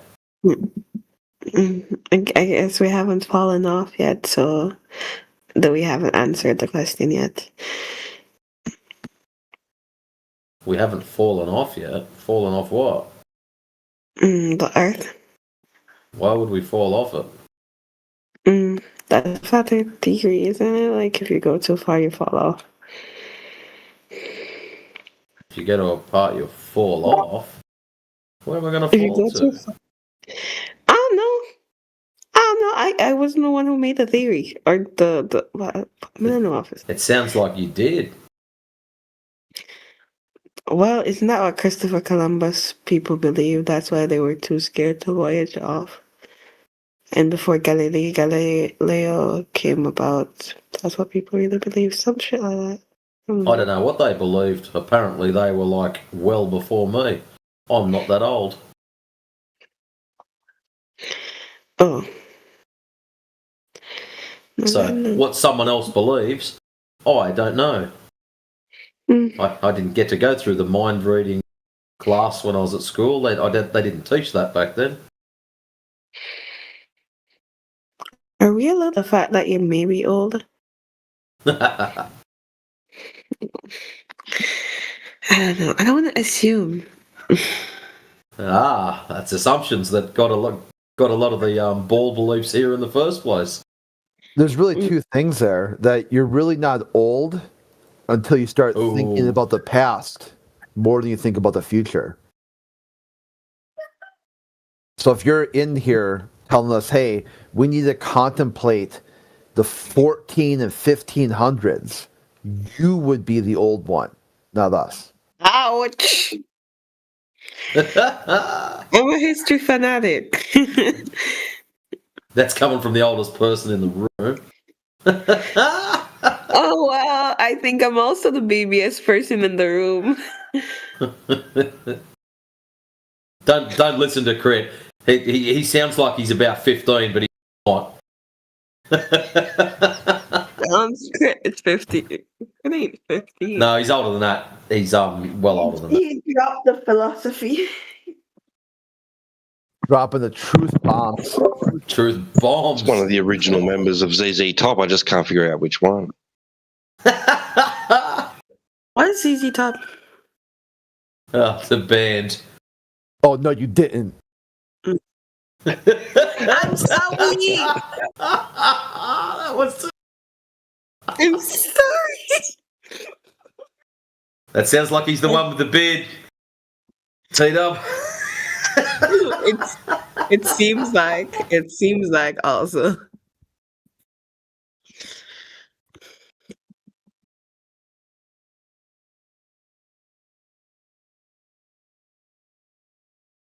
So you believe you live on a ball, Smiley. Well, that's all right. You're not the first person that's come in here and said that. Yeah, lots of people believe lots of dumb shit. I just thought, being 2026 and all, that you might have come in here and gone, you know what? New year, new me. Tell me all about how it's flat. What's going on? What's the dealio? But nah, yes, come in here and drop it on us. I'm a ball believer. Nah. Well, it's 2026. I have to look into what other people believe. I just came here to like see and explore, and yeah, I want to see what's on display. Oh, well. It's measured flat. That's it. Well, you thought there was going to be heaps more into it. No, it's super simple. It is measured flat. There is zero curvature. No, zero measured curvature. Flat. No curvature. So no mountains? That's why we're flat earthers. That's it. No other reason. Oh god, is this an illusion then? You thought we were going to say something totally out there. I don't know if y'all are trolling. There's mountains. There's mountains. Yeah, there's hills and mountains and stuff, and valleys and things like that. But at its base level, it is planar. So it's a great big plain, and there's hills and valleys and mountains and things all over it. Oh yeah. I've got a diagram about mountains. Have it measured height. We have the astronaut that went out there to tell us so. There's an astronaut. There you go. Finding height of mountain. See, flat Earth. So they do it. So without a flat Earth, you would not be able to find out that mountains have height.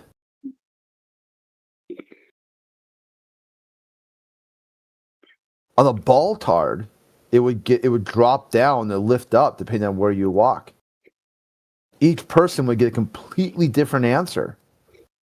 But on the flat Earth, it doesn't matter where you are, you all get exactly the same answer when you measure the height of a mountain or a building or whatever. This is a practical demonstration that the Earth is a flat, not a curved.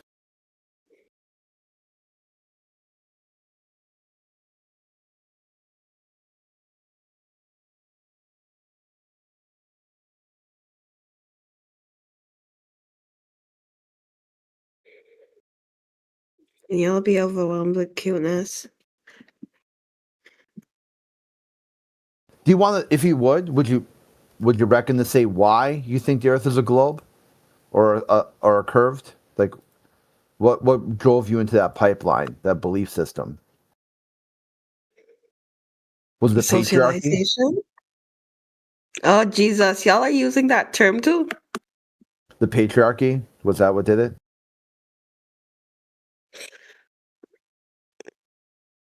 I don't know, like I'm studying.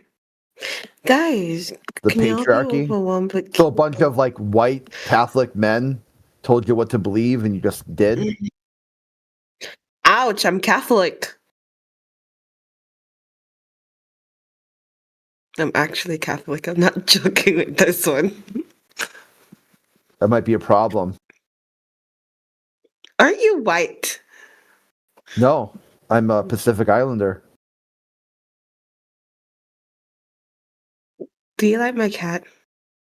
No, I like cats, but only on pizza. I was going to say, too many cats, not enough recipes. Interesting. That's like what a lot of people joke around, like, hey, Crit, you're a Asian, so you must eat dogs. I'm like, well, no, but I do eat cats. Are we being serious here? Leave my fur balls alone. I love dogs, but I really love cats. I really love cats. Well, this one doesn't love you. He wants to shoot you. Either way. Yeah, I was taught by the patriarchy. I've noticed too that a lot of people on the globe side are cat people, and like people on the flat earth side are dog people. A lot of trolls are cat people too. Are you calling me a troll? Not yet. No, I'm just calling you a cat person. That's it. A Catholic. Is that true or false?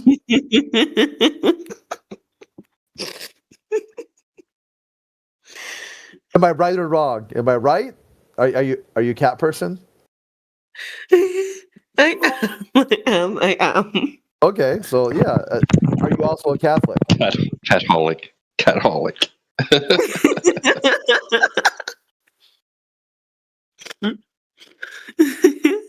I am.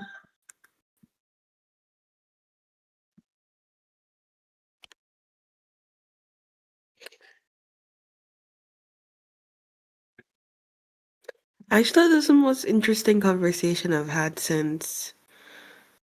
Wait, what happened to one of my cats? Do y'all have a doubling thing?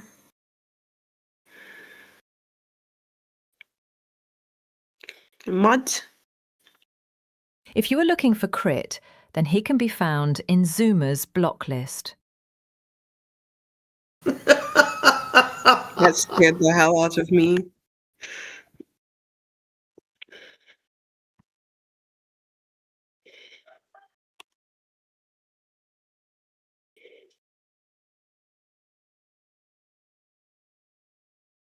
Sounder the Explorer was born too late to explore the Earth and too early to explore the universe. Sounder the Explorer only explores his butthole in the bathtub.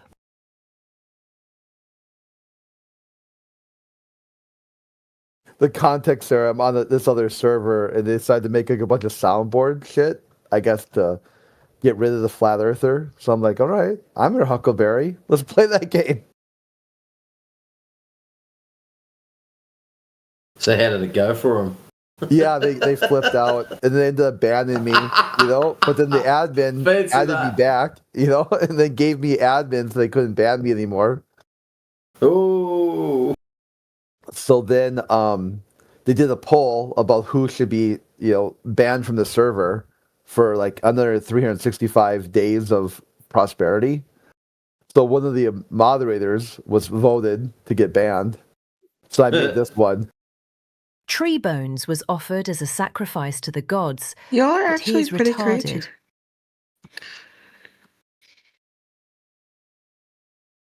We told you he was old.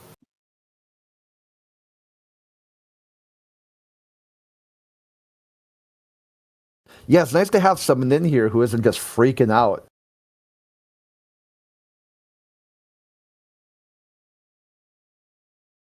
Well,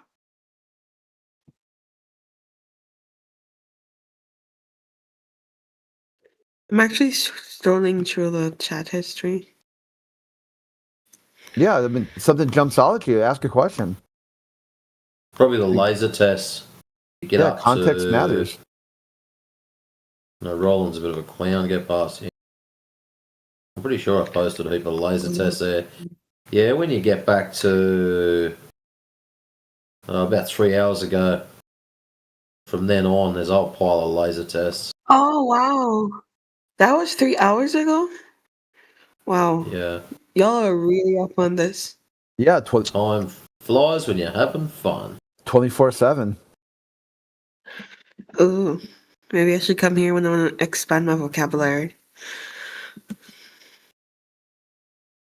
A lot of big words in this chat. Pretty proud of y'all.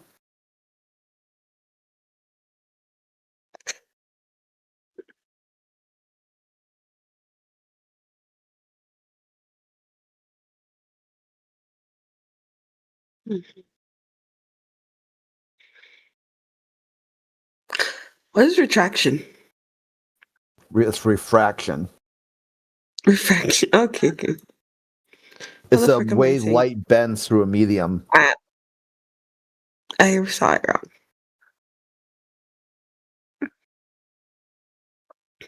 It depends on a couple of things. The pure definition of refraction under Snell's law is as it bends, as it passes from one medium to another. And there's very specific rules about those mediums. I have a question. Yay! I was looking at one of the flat globes and I saw that it started Then bending. rewind. You're looking at one of the flat globes. What? Someone sat on it. All right, try Okay, again. guys, Go again. Patriarchy's still in me. You have to understand. So what were you looking at? Wait, let me try and find by the picture. Okay, yeah. It's probably one of the What is it? AE maps, I'd say. Flat globes. That's true. That's what it is, I suppose.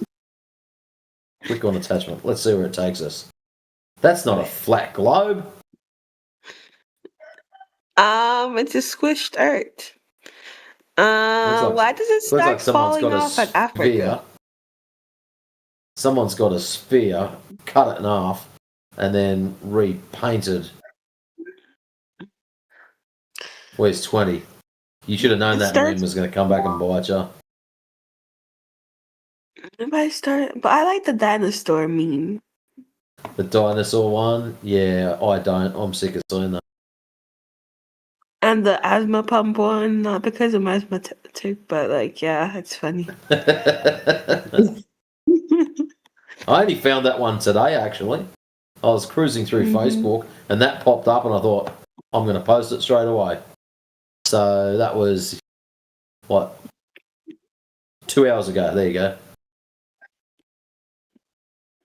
I was reading a book. No, I was asleep still. An hour ago, I was reading a book. Let me look back. How long has this okay. How long has this room been going? How long? 447 hours.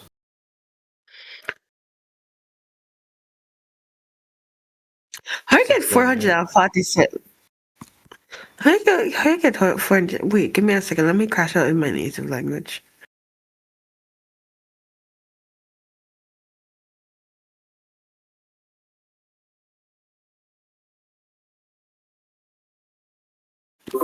So a couple weeks?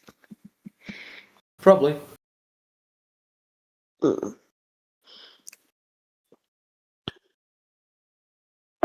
Hey, what happened to one of my cats? Nobody has answered that. Do What you guys happened have to a it? double? Yeah, I feel like y'all have a doubling thing where if you post something twice, it deletes automatically. Yeah, that happens. There's no need to have multiple things, so they just save space. Mm-hmm.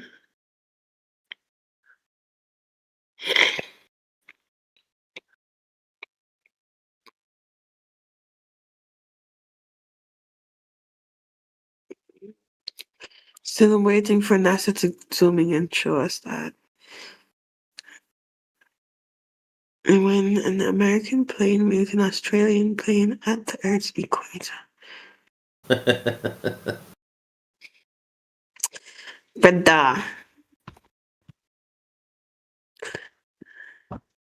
and this was still today?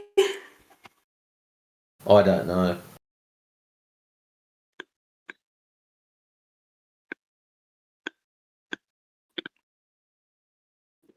Let me continue making notes on the vocabulary list I have.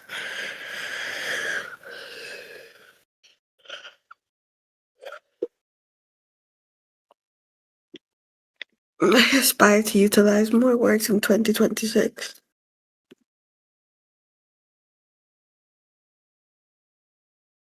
Subjective art.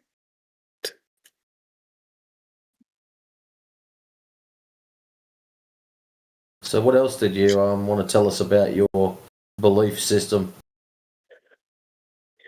I never came in here intending to talk. I came in here intending to hear a conversation. Oh. Well, what's better than just listening to other people? Being a part of the conversation, because now you've got the opportunity to direct that and practice your English. It's by winning. Win-win. Yep. Oh, he had his camera on. That's crazy. That's does Oh, lava matter. lamp. It's Crip, cute. what? You got your lava lamp, Sean? I just got that for Christmas. Oh, nice. Ah, give it to me. I am jealous now.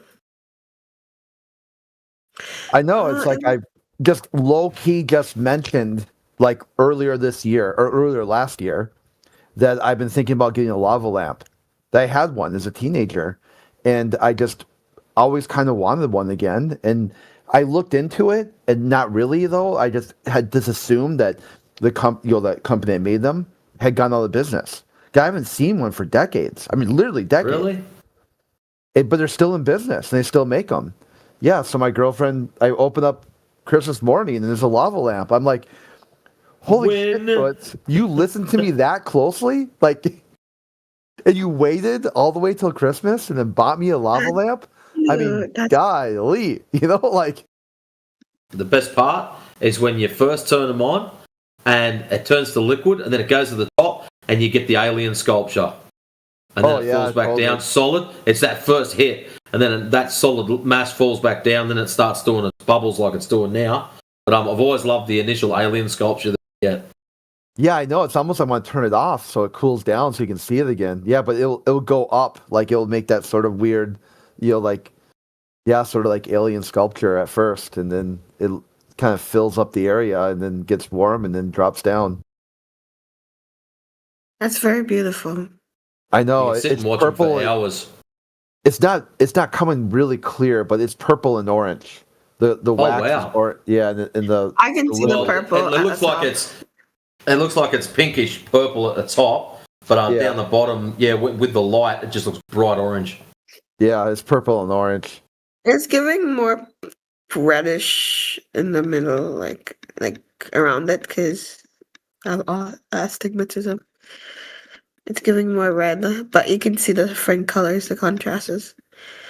I love the purplish pink at the top. It's so beautiful. Oh, and yeah. then the bottom just looks, oh no, it looks magical. I've never had a lava lamp. But now you want one. I've always wanted one, funnily.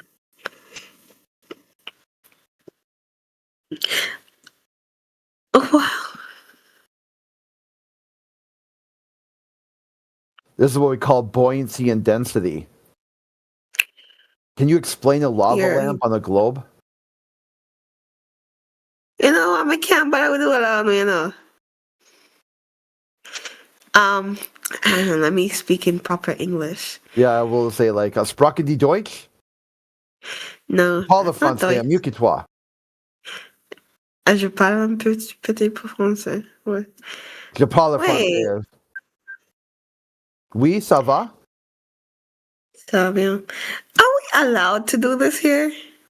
A little bit, but only like common sort of phrases, not full conversations.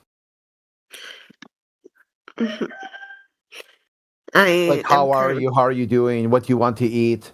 Do you want cheese on your potatoes? Stuff like that. But anything more than that, then like, no, we gotta be English.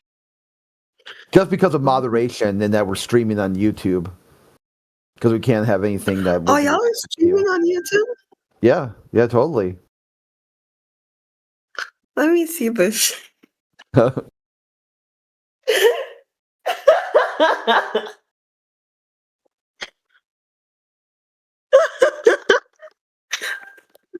No.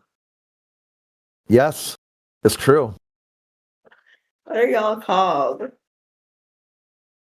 It's right there. The bot is on the top.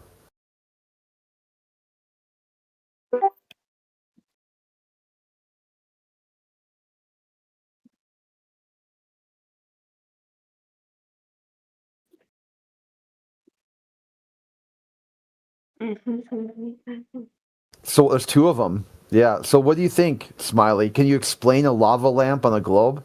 How's that work on a globe? I was told there's gravity that pulls all things down to thee. Adaptation. Is that true? Is there a gravity that pulls things down to thee? Then how does a lava lamp work? Oh, and you can't just ask someone how a lava lamp works when they have like, you need to Yes, you can. Could just ask a random person about land. You need to. They need to search up. Like they need to search up and like spend at least like 5 minutes researching. I think you sound a little bit wound up, son. Yeah, you might wanna sound a slow down little a bit. triggered. Yeah, I mean, yeah. Yeah, a tiny bit, because like you're asking a random person how a lava lamp works, which you need Not to like random. research. No, we're not asking a random person. Yeah, you deserve that. Anyways, young Smiley has been in for probably the last half an hour talking. So we don't need any simp white knights jumping in. Yeah, we've been treating her fine, and she's liked being here. So, like, dude, seriously. I'm sorry. Fine. My bad. Yeah, sit down. Shut up. Yeah. Okay, That's your first wrong. I'll be the. Okay, no, seriously though. Can you Two more strikes, you're out. Can you explain the lava lamp on the globe? No, I am not here to do you guys. No, old boy here who's just like jumping in. Mikey, let's find out. Let's find out how does a lava lamp work. He's googling that shit. Yeah, no way. Yeah, I don't work on lava lamps, bro. I don't know how they work. Well, with gravity. See, if What you do got you mean you don't know how they work? You plug it in, turn it on, sit back and enjoy the show. Yeah, how? Okay, that's not how something works. That's how you operate it. How the bubbles form and they sink, they float again. That's different. So if you have a force of gravity that forces all things to the center of the Earth, then how would the lava lamp work? I mean, okay, so they probably fall because of gravity, but then why? I assume they float because they become less dense than the liquid and they float back up for some reason. Maybe heat? Does that have something to do with heat, do you think? Like if I add heat to the system? I mean, perchance. I don't know how lava lamp works. Well, maybe this might give you a clue. If I take the top off, there's an air bubble right there. What do you think happens at that medium right there? Does it cool down? Yeah, it probably cools down, doesn't it? Okay. And then after it cools down, then what happens? They become less dense, they float back up. No, they become more dense. More dense. No, if they become more dense, then they would sink. Yeah, that's what I'm saying. I'm sorry, which way up is that?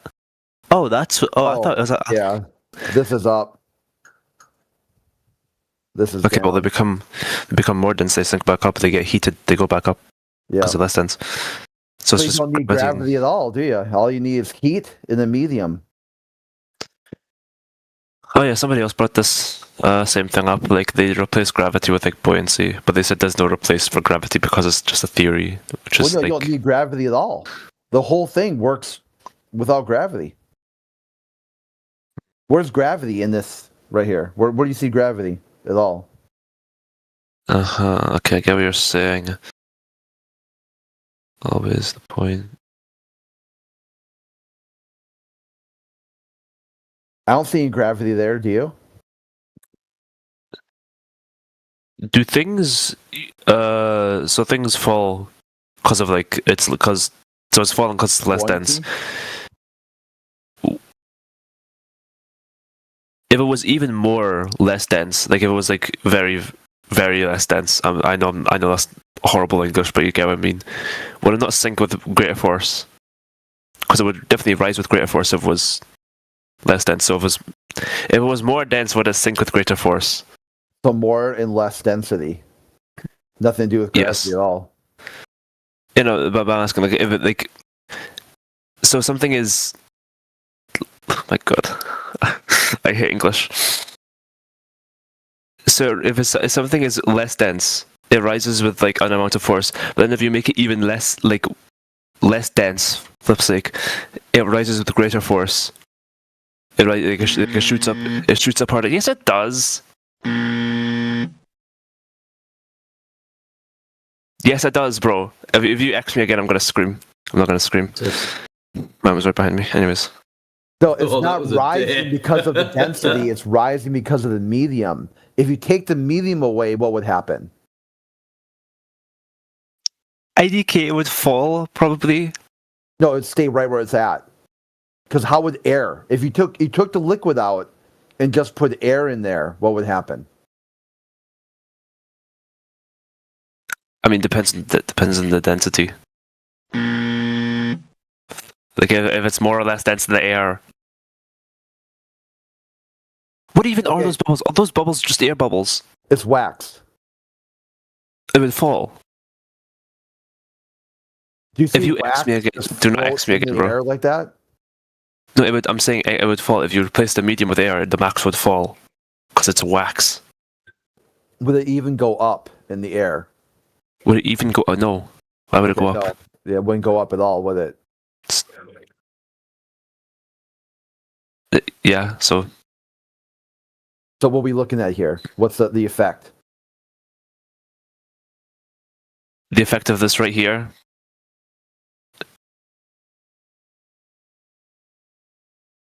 Yeah, describe it. Cause and effect. Let's use science. You make an wax. observation, what are you seeing? Wax fall down, wax heat up, wax go back up. Wax go down, wax go down. I just described what's happening, bro. What do you want? I don't know what else you want from me, man. No, I was just teasing.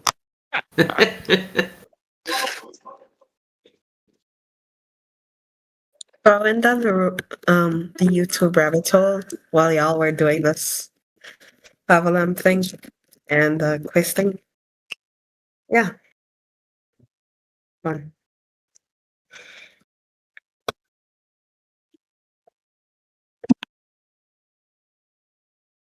I was on here yesterday. I was talking to some dude about like the whole like laser experiment over like what was it, 40 kilometers, and they were like, oh, there should be a 100-meter drop because of the curvature of the Earth, but there wasn't.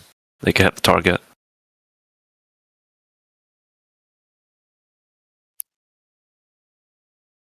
Imagine I get converted to flat earthism because of his Discord server. Yeah, that'd be a good thing. Imagine that.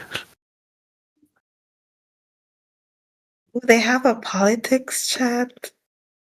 I mean, yeah, they have in everything chat.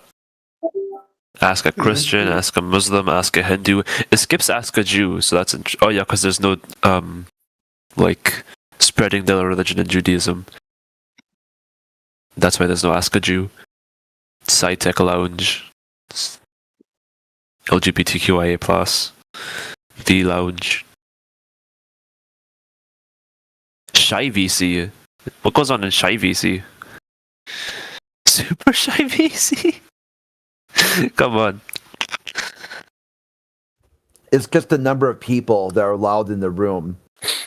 So like Shy VC is like 4 or something like that, and like Super Shy VC is only 2. Right. It's just playing around with like if you don't want a lot of people to join your call. Yeah, I like how the really shy VC has 1 person in it. That's very fitting. They're really shy. Yeah. Are you new to the server, or is it what's going on? Yeah, I joined literally yesterday. Oh, okay. Well, welcome. Thanks, man. Yeah, the main topic here is for people to speak with native English speakers and to practice their English by joining topics that they enjoy to talk about. So you can see if you look through there, you got philosophy, veganism, politics, and religion, flat Earth, and then more religion.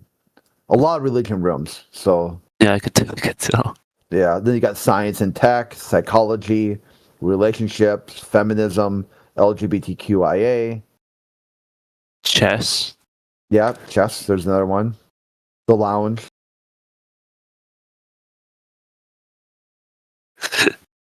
Only real ones, there's 1 person in it.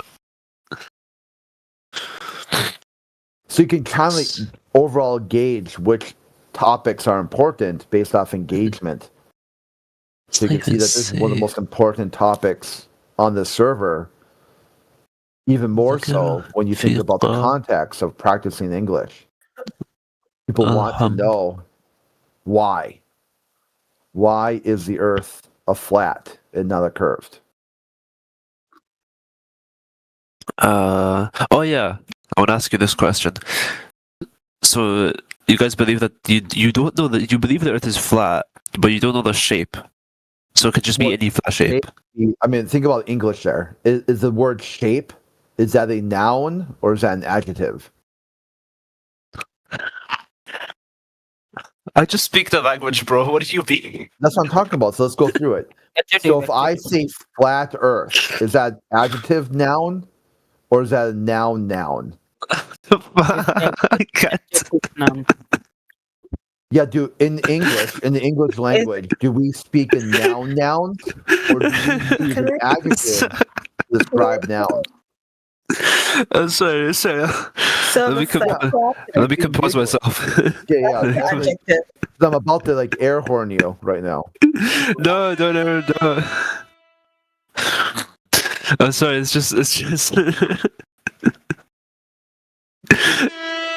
It's just noun. Like, good lord.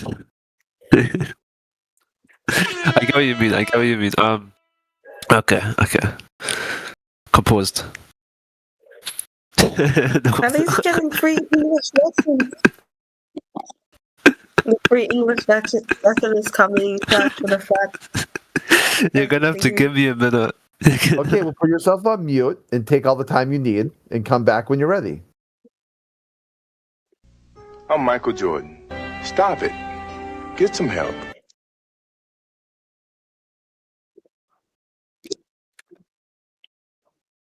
This is the comic.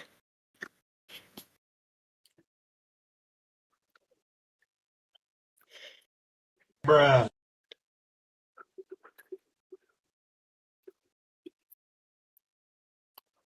Did you look for that one? It took you a while.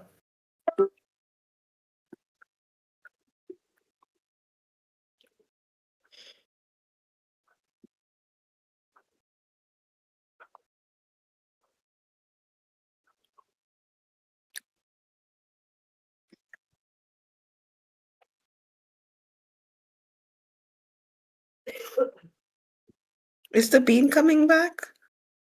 Yeah, I'm trying. I'm trying really hard, man. I'm trying to log in. Oh my god. Okay, testing. Okay, good. So yeah, I mean, as in, I'm gonna draw a diagram. Just I'm gonna check out the relationship issues these people have. Okay, I don't even need to. I mean, the diagram is fine. I can just set it. As you can see, very professional. I don't have embed perms, so why would I have image perms? Let me check. Well, because you're new to the server. Yeah, I don't have image perms. Okay, so whatever. I mean, as in, like, you guys believe that the Earth is flat, and you just believe that you don't know the shape of the Earth, as in, like, the face, like, the surface of the Earth. It could be like a triangle or a rectangle. Or it could be shaped like the Earth. Okay. Like, what's a lake? Like, what's the shape of a lake? Or a puddle? Oh, you're talking. Okay. The shape of a puddle, it's like it's just some random oblong shape. There you go. So what would be the shape of a flat topographical plane? Topographically shaped. There you go. Okay, so yeah, I know. I'm not saying like it is a triangle. I'm just saying like it could be any random shape. Exactly as you see it. Okay, so that's okay. And then they said you guys don't necessarily believe in an edge. Like, no, the edge is a globe claim. People on the globe side talk about that ships disappear bottom up. That would be the physical, geometric edge of a spinning ball-tard religion. People on the flat Earth don't make that claim. No one here will tell you about a physical, leading, geometric edge to your vision. So that's on the globe side. So if you want to talk about edges, or tipping, that would be a globalist worldview, not a flat Earth worldview. So flat Earth got to be infinite. No, that's a globe Earth too. The globe Earth tells you that it's an infinite plane because it's on a sphere, and a sphere is a unresolvable surface. So on a ball-tard, a spinning ball-tard in the vacuum of space, their sphere is a unresolvable infinite plane. Geometrically. Flat Earth is finite. No, not flat right? Earth. A geometric sphere would be a unresolvable surface, presenting as an infinite loop. So, and then they tell you it's worse than that. That's at the beginning. Then they tell you the solar system is an infinite plane that's inside another infinite plane called the galaxy. That's inside another infinite plane called the universe. That's inside another infinite plane called the multiverse. So you've got, on the Globetard, you've got multiple contradictory, competing infinite planes. So when you see somebody talk about the infinite plane society, that is a globe worldview. Nothing to do with flat Earth at all. That's globalists. That's people on the globe side talking about an unresolvable geometric surface.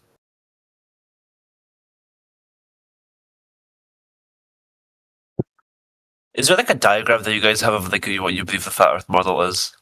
Yeah, we got a couple. Just page up. There's a few of them posted. Like one of them we just did not too long ago with the gal who's in here called Smiley about how to use the Earth to measure the heights of buildings. Here's another one by Matrix showing how shadows over a table can show the height of objects by casting a shadow over a known light source. You got another one here by Daz, posted at 4 hours ago. A composition video of using lasers over a lake. So yeah, there's lots of different demonstrations in measurements and observations you can look for. You have to narrow it down. What exactly are you looking for? Show me that goal pole so I can kick the ball through the goal. Where the flip is the? I can't find the diagram. I saw a Blender thing of a dude wrapping the map around the globe, and yeah, because they told you they could. That's what they do. That's how they make the globe model. Is they take a flat Earth and wrap it around the ball.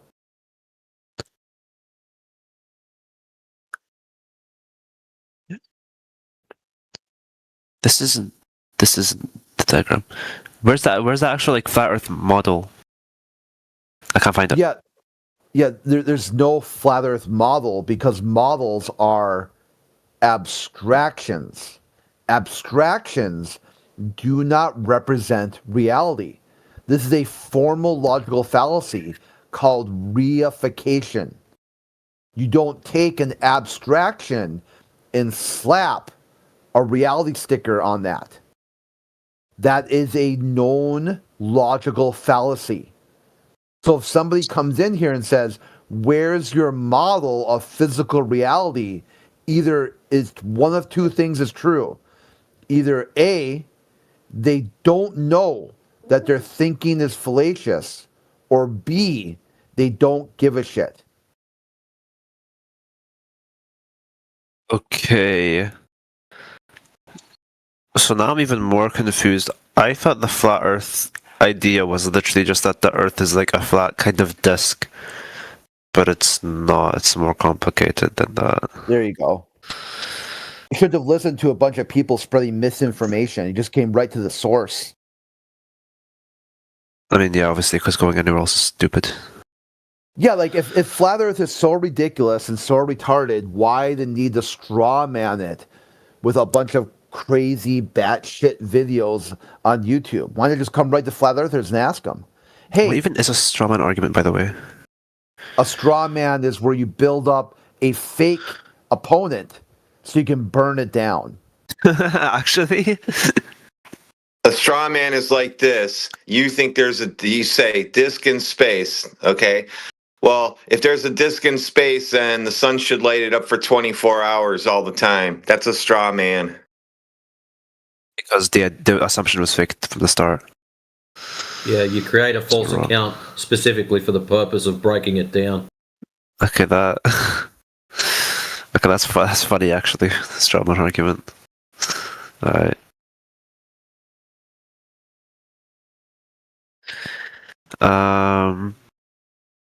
Okay, so but it sucks because I would really visual thing would have been really good to get an idea of what you guys believe. Yeah, just but go outside. Just go outside and look. no, I'm trying to That's get like all you because need. I've seen the Earth, like I've seen the Earth from my perspective. Is I'm it talking about flat? like Sure. Is it flat or curved?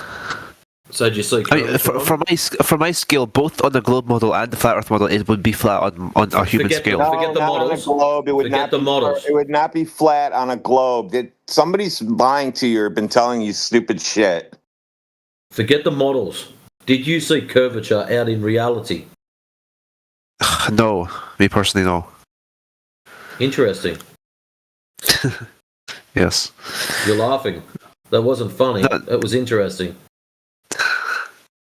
I know. A lot of people who come in and say, "We've got a globe model. We've got a globe model. Show us your flat Earth model." Well, how about you just compare your globe Earth model to reality and see if it stacks up? Because that's all we've done. But you guys just said you don't have a model. No, we got lots of compare models. reality outside to your claimed globe model. That's all we've done. There's lots of models, but no one's going to say the model isn't a model. They're going to tell you the model is a model. The model is not reality. Reality is reality. Models are models. Two very different things. So When you blend them together, when you switch your gears and you start saying models are reality, that's called a reification. It's fallacious. It's broken logic. That is where you won't find flat earthers do that type of thing, because here in flat earth, we value science, logic, and reason. On the globe side, many of them don't. They don't value that. So they'll tell you models are reality. And science can't prove things. And their reason is 90 or 51% believe so. And if 51% believe something, it has to be true because too many people would have to be in on it. They're conspiracy theorists. That's okay. That's you gotta understand how it's pretty funny. Like they call you conspiracy theorists. You call them conspiracy theorists. They are conspiracy theorists. Think about that. That they believe only what 51% believe. As soon as you have a tipping of the scale. 40, Yeah. Listen, dude. of people are Dude, you cannot be a conspiracy theorist when all you're worried about is water being flat and level. That is not a conspiracy. Whoever told you we're conspiracy theorists, they also lied to you. They keep lying to you, and you keep listening to them. Yeah, because it's all been like around. Yeah, think about this. Look at the first thing that caused you to crack. I just said to explain the lava lamp on the globe, and you had a little meltdown. Look at where we're at right now. No, I mean, what do you mean the laughing fit? That was fun. That was just funny. That's just because it was just the now that thing that was funny. Also, the thing before wasn't a meltdown. That was just me being like a tiny bit like upped. You know what I mean? Yeah, I get it. It was a shock to the system. You had to pick which one do you want, system shock or flame war, and you came back with let's do a system shock.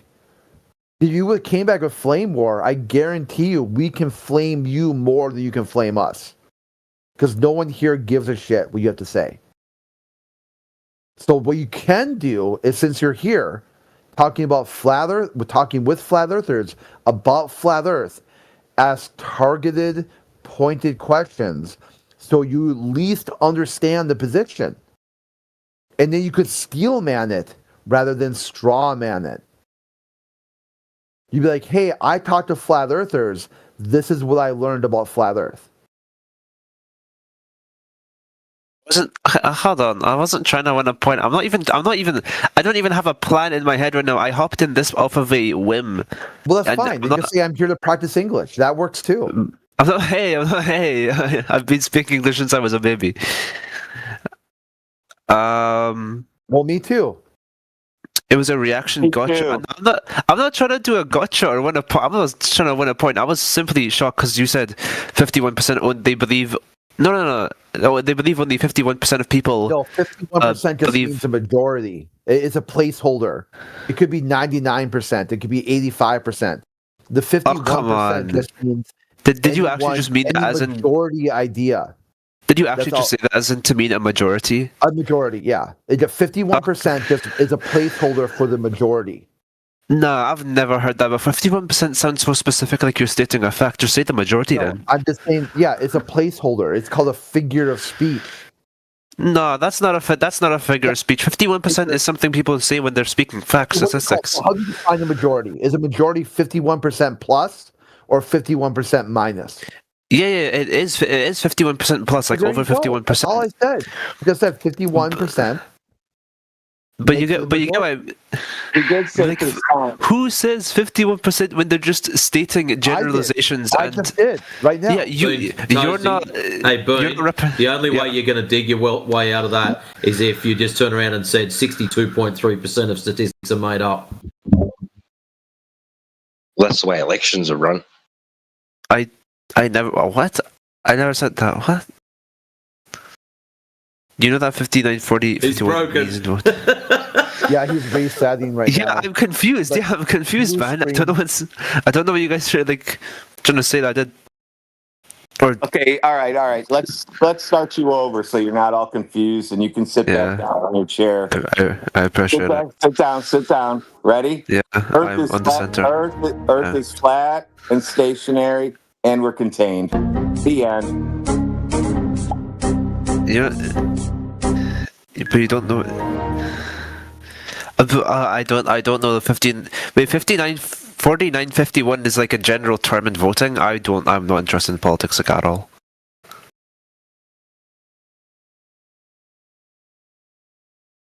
Did I get? Yeah, that's a load of shit. You got what? Hey, what do you mean?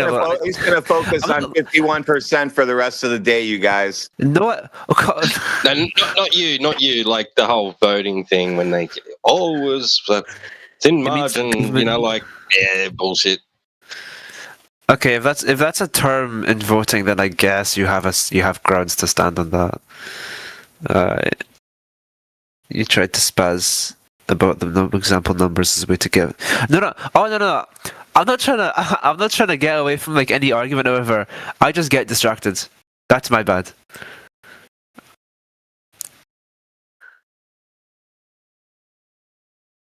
There you go, Crit. You can add that to your theories. Maybe distractions is the problem. I heard. Oh yeah, no, because I'm just like the excitement is surprise. And also, I think the whole situation is I'm here genuinely to like actually try and understand the flat Earth because I think I'm curious. Like, I'm genuinely curious. But then I also think this whole situation is kind of funny because it's just for other reasons. Oh, why? Because I don't know. They're just like no. You thought you had a way to go. Oh wow, you guys are no.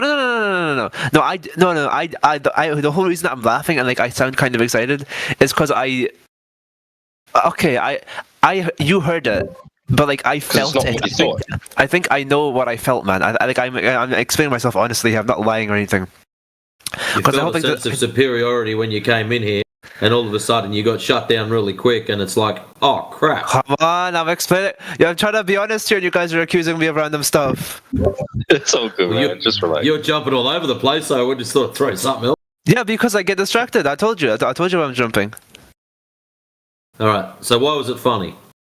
Oh, why was it funny? Because I just think the whole situation is kind of... I'm here, honestly. I'm here to actually learn. I'm curious. But I think the whole situation is kind of funny because I just because of other, like, random little small reasons. Like, but I am here genuinely. So, like, forgive me if I laugh or whatever. Or, like, you know, because that laughing fit, that noun thing was just too good, So it's measured as flat, and that's, like, Comedy Central. Slightly, yeah. But again, I am here to actually learn. So don't so don't.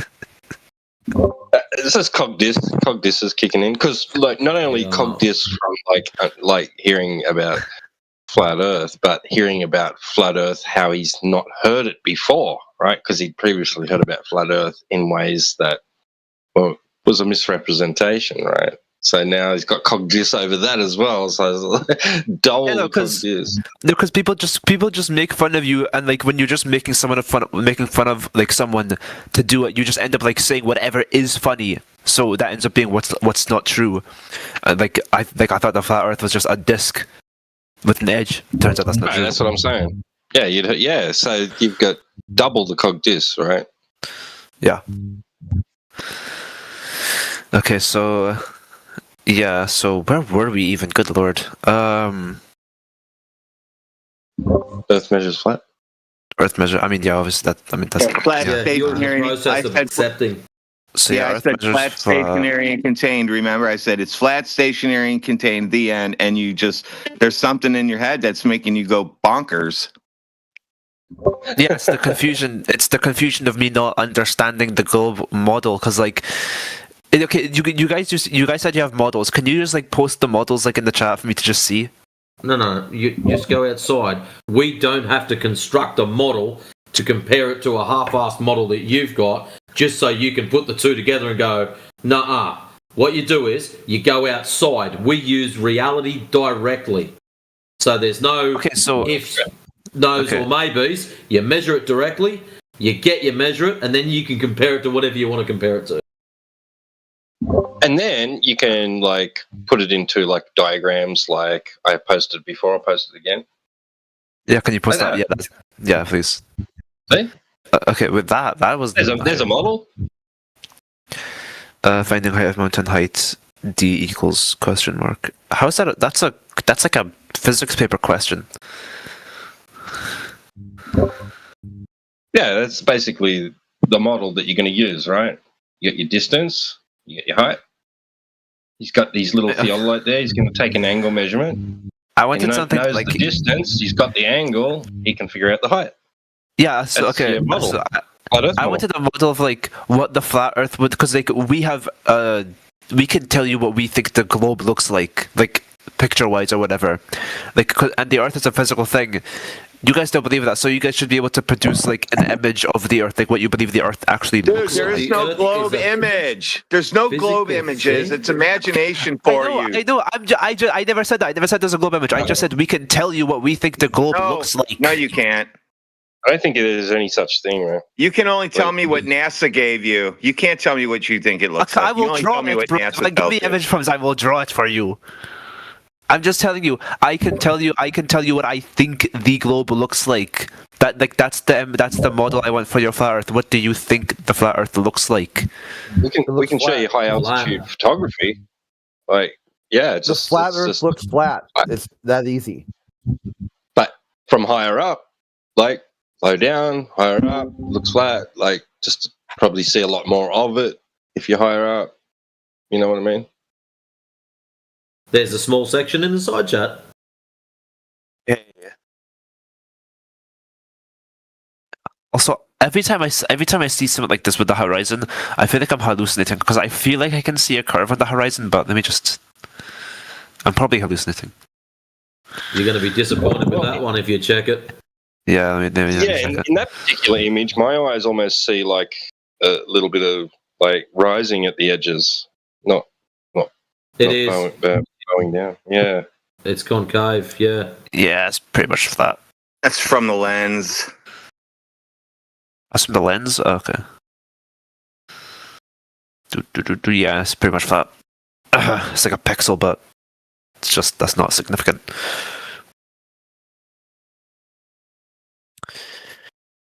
Okay, so the flat Earth is not an object inside space. You can view as an object. Okay, that's a star. That's so then. The Earth is still a physical object, but okay, then what's it in? What's the medium it's in? Because we believe the medium the Earth is in a vacuum. What do you believe the medium is? It is the medium. You believe the Earth itself is a medium. What? Yeah, basically. Like, it's not in a place, it is the place from which you will observe all physical reality. Yeah. So what do you think the stars are? Because those are external to the Earth. They're lights in the sky. Yeah. I just noticed something that as soon as they talk about Earth, they go immediately to a star. I mean, yeah. I just don't even get that, dude. We're talking about the Earth being flat, and you're talking about lights in the sky. I know. Okay, let me describe. Let me explain that. You guys said we believe that the Earth is a point in the universe, and the things can be external to the Earth, and just internal to the universe. If you guys believe the Earth is the universe, then you guys believe the Earth encompasses literally everything. But we know that those stars are external. So then, how do you coincide that? No, you don't. You don't know shit about the lights in the sky. You're making that up, like you made up the globe.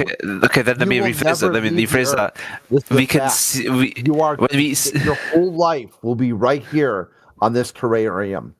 You will never leave the Earth.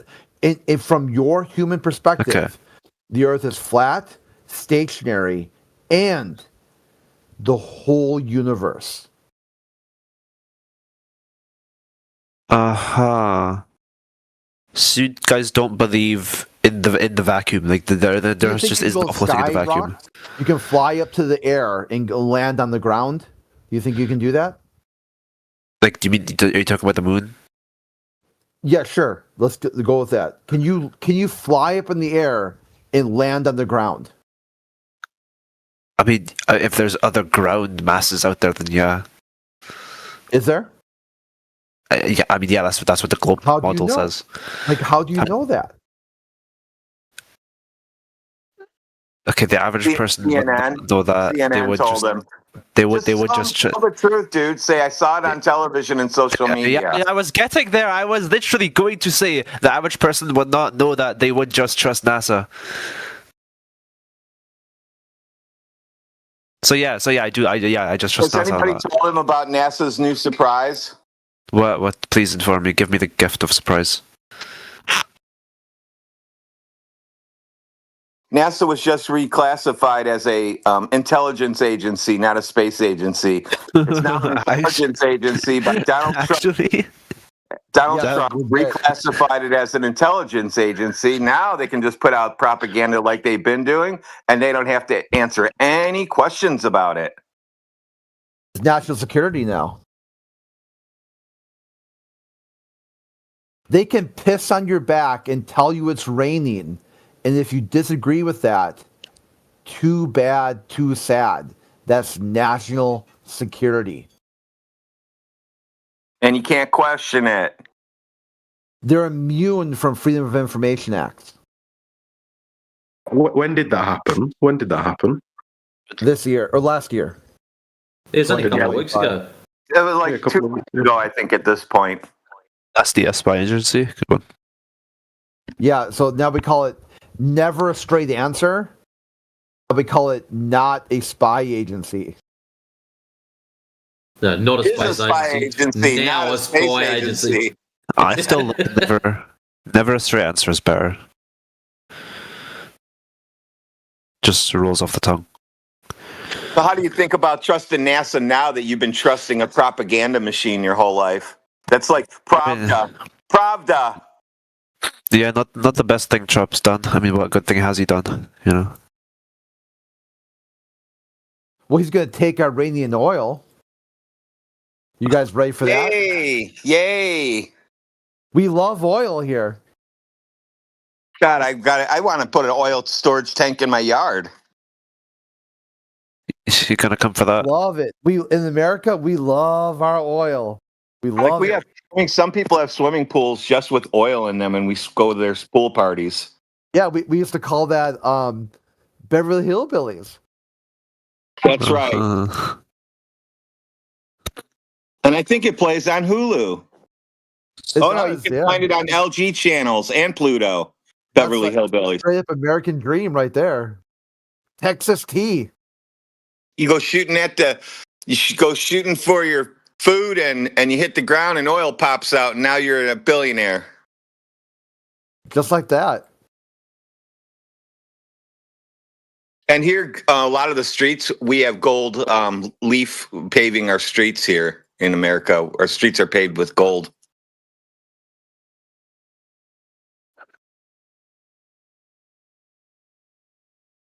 What else I was mean, there? think about that. We seized all of America or all of Venezuela. We seized all of Iranian oil. That's a national debt right there. Think of the prosperity that I don't know if Trump you're will- actually seizing the oil. Aren't you just collecting on the debt? Yeah, really. I mean, it's not. I mean, you use the word seizing to make it seem a little aggressive, but it's really not. Yeah, it's just like, hey, you owe us. Pay up. Yeah, so when the sheriff seizes your property to give it to the person that you owe it to, money to, nobody complains then. But if you do take somebody's oil and because you owe us a bunch of money, now people complain. Sovereignty. Okay, so you guys don't have a model, like a physical model. Yes, we have lots I of told you he was going to be stuck on models and percentages. Models and percentages for the rest of his life. Dude, there's lots of flat earth models, okay? The key difference, no one is going to say this model is not a model. They'll tell you the model is a model. Models are not things other than models. They're not reality. A model it only represents reality. It's not actual reality. So when you say, hey, show me your flat earth model, that's really not a model. No one's going to do that. Yeah, maybe I was stupid. I'm probably just stupid, honestly. Yes, I would agree. You're probably just stupid. Thanks, man. Okay, so a model is not reality. It's just made to visualize, like a visual like a concept. Well, to get a model, you need to measure reality. Then you can model it. So you need to, if you got a dog in your living room and a real living dog like I do, and then you want to make a model of it, you measure them up and then you model it out in some 3D softwares and you make a model out of him. Yeah, and that's a real visual model of a real thing. Right, you got to measure it first and then you can make a model. Nobody measured a globe. Nobody ever measured a ball. They don't measure curve. Okay, great. So if you guys can make a real visual model of a dog and have it look the same as the dog. Yes, I do. I have one on my front porch. Model of the dog. Why can't you guys then measure the Earth and make a visual representation of the Earth? I did. We did it a million times. It's a flat plane. Okay, yeah, I want to know what the flat plane looks. Is it a circle? Oh my God! Have you ever taken geometry? Flat plane looks flat. I did, yes. A square is Wait. Oh, wait. You guys are saying the Earth is the universe, so it's a lake is a flat plane, also, not a square. A lake is a flat plane, also. No, I know what a flat plane looks like. I'm just like very confused because this is like universe is different than what I thought the flat Earth was. So like. Because you guys are literally, this is literally universes apart because you guys are... Dude, no one's claiming to know anything. They're just saying it's measured flat. That's about as far as we know. No, but then you're claiming that the Earth is the universe. No one's claiming it. Yeah, you did. Wait, I swear you did. I swear you said that.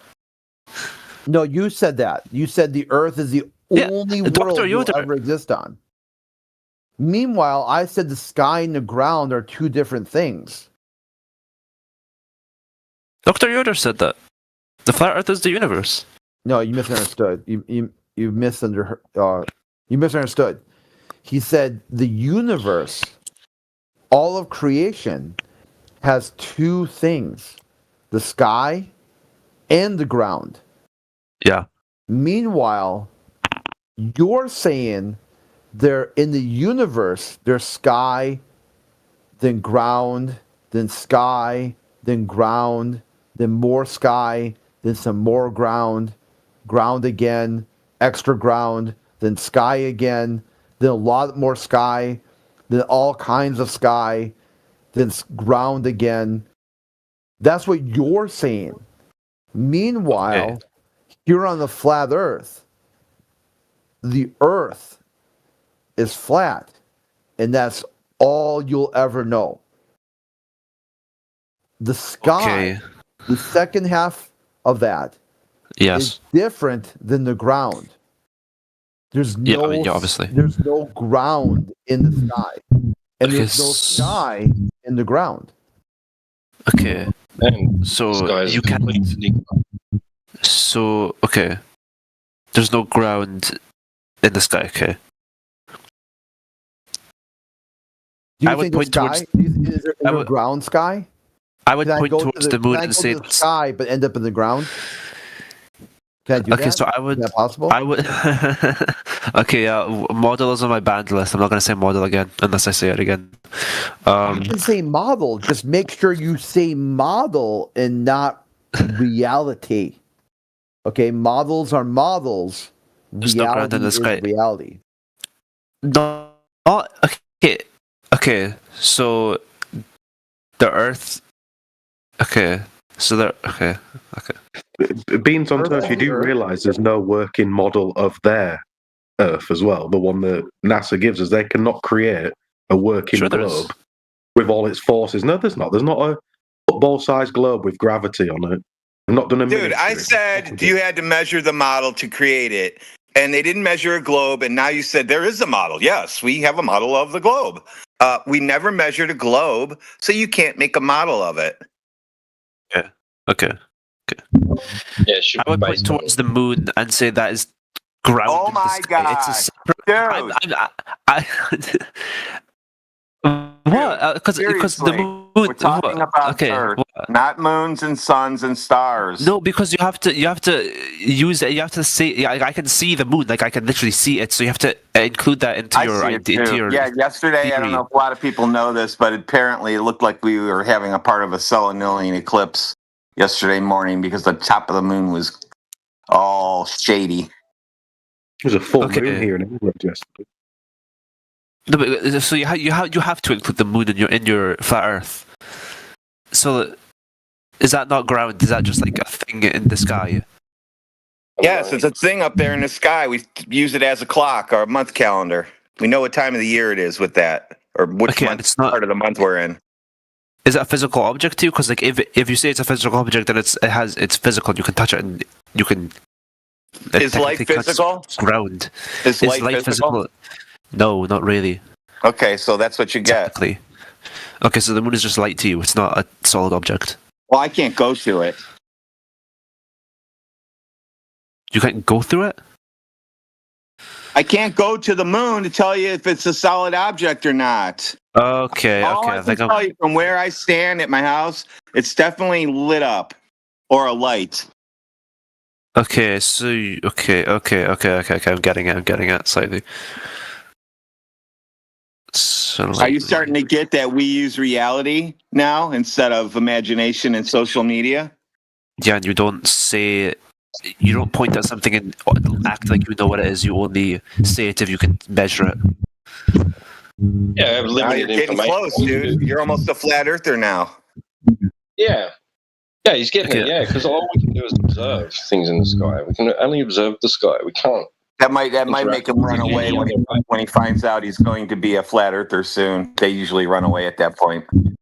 To that. Nah. Okay. So then. Okay. And the ground. So there's two parts of the universe technically: the ground and the sky. Is that right? Where they appear to meet forms a flat line. Okay. And the ground is finite. Is the sky infinite or is the sky also finite? The sky. Why are there lights in the sky? Why is the moon in the sky? Why is the sky the sky? Why is there air in the sky? Why is the sky in a flat earth room? Huh? You said sky too many times. I lost track, bro. You cannot verify infinite anything. Okay, so both things are finite. The sky is finite, and do you think we have access to like military grade equipment where we can go scan everything, and we're just normal people who look outside?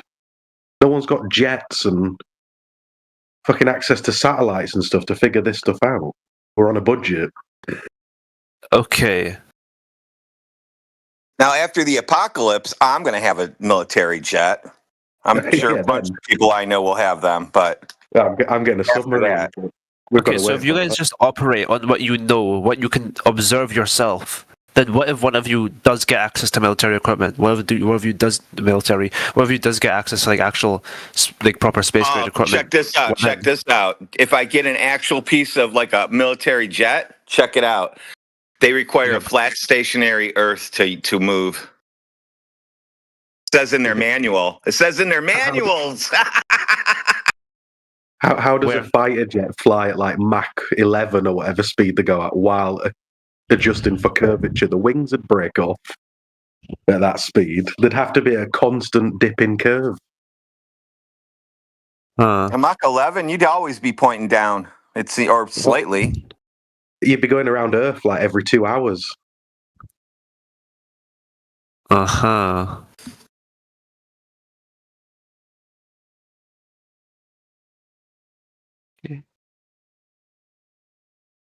And then have a look at all the gear those people have to wear in an SR-71, and then look at what the people wear in the so-called satellites. You'd be pushing negative G the whole time to stay level. Okay.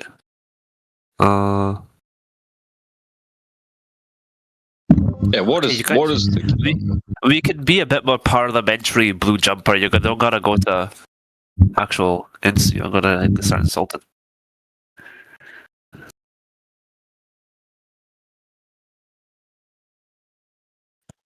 I'm just a child who's trying to understand. I'm not a child, but I'm just a child who's trying to understand the flat Earth model. That's an amazing shot there, Yoda. Is that for real? Okay, yeah, mate. Okay, I said model again. Fuck. Yeah, when you talk with your friends about SpaceX, watching SpaceX on TV, do you talk about models? Do I talk about models? No, because I'm not trying to understand it. I feel like I already understand it. I'm asking for a model so much. Now what do you feel?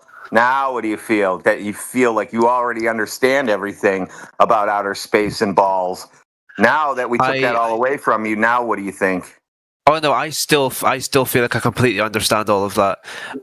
Because it's so ingrained in my mind. It's difficult to remove. It's difficult to remove something. I'm going to give you everything. Now we all live on a ball. How come the ball is flat? We measure it flat. The military makes aircraft that requires a flat and stationary Earth. Can we stop there? Can we stop there? That was a question I had. Where did that document come from? The manual. Airplane companies. Yeah. Which one? You can't just say airplane companies. Give me a source. Boeing, NASA. Can I see it? Can I see? Oh, yeah, sure. Somebody will post it, or I'll get up in a second. I'm on my phone. I don't keep my documents on here.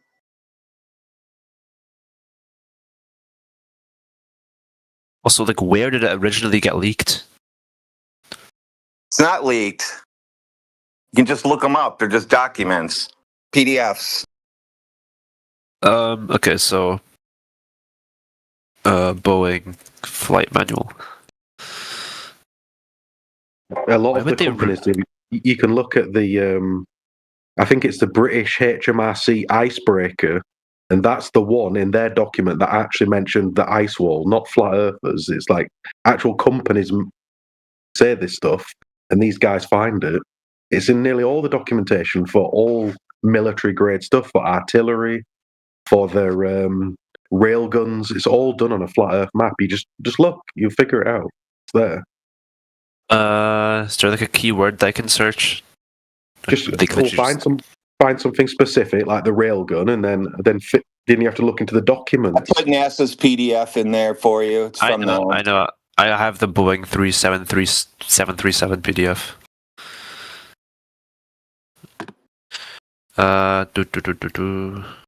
Okay, there we go. So we examine the curves. There's a it just says that sounds painful. It sounds painful, dude. It just says there is a flat Earth. There you go. The end. There is. Can you define is? Is, but sure, I'll define is to be in a state of or something, to be in a certain state, and then you describe the state afterwards. Has this guy given one example of curvature? That's my best attempt. No, he hasn't. He's ignoring the whole curve thing. I asked him about flat Earth, and he pointed to 2 stars, a moon, and maybe the sun. I'm not sure. Yeah, because I'm trying to understand that. That's why I'm getting a whole complete definition. You've asked like 300 questions, and you're asking these guys to find you so much information. But have you got anything to back up your mysterious, magical ball? I was going to say that was. I'd like to think I'm literally taking an astronomy course, so I'd hope I can describe it. Oh yeah, you're not gonna. You probably may as well try ask for your money back now, because when you go back to your course, you're gonna be sitting there the whole time thinking about Professor Triangle, the Flat Earth 27 Discord group. Why did they say that we're on a flat surface? How do you get an angle to a star in astronomy? Do you have to get angles to stars from the Earth? I think so. We use the celestial sphere, and we do ascension and declination, stuff like that. So you're doing astrology. Where are you doing astrology? In the middle of the desert? No, astrology. I said astronomy, bro. Astronomy. Even the celestial sphere model, where the Earth is an infinite plane.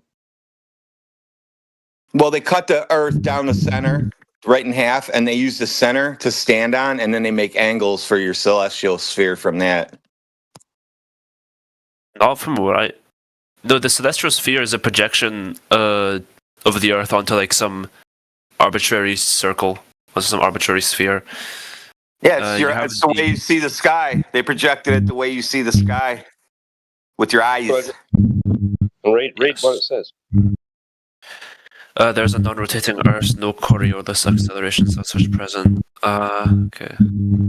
So, am I understanding this right? In official astronomy, they just cut the Earth in half, so it's like stood on a flat plane. Sorry, the only time we cut the Earth in half in class is to look at the internal of the Earth, not to analyze the sky or anything. Well, it's showing the observer there in the center, as if the Earth's flat, because they've cut the Earth in half. And that's how they're getting the measurements. Look what I posted. Read that. Read the text. That's just celestial sphere model. Is there more posted? More was posted. Naval Postgraduate School, the local tangent plane.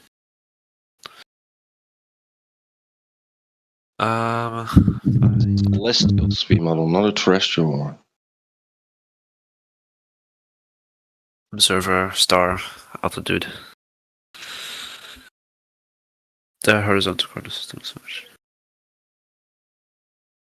Anyway, back to my point. When you're using a telescope or you're pointing to the sky, do you get angles to those objects so you can tell somebody else where to look?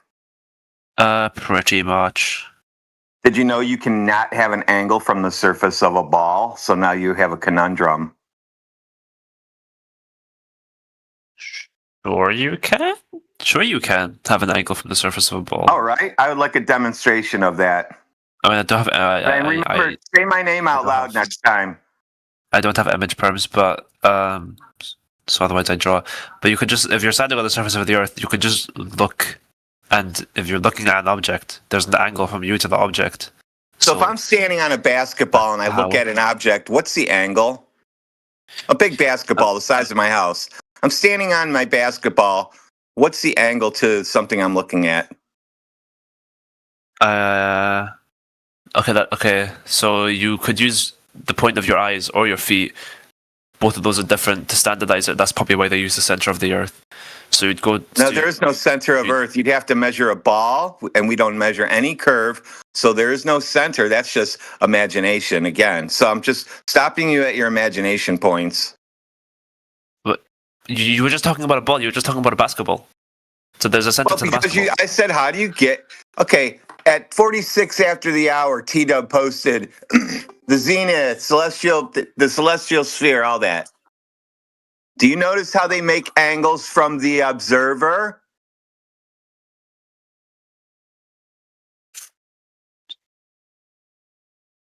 The ground is flat, and the line going to the object is a straight line. So that creates an angle. You cannot do that from a ball.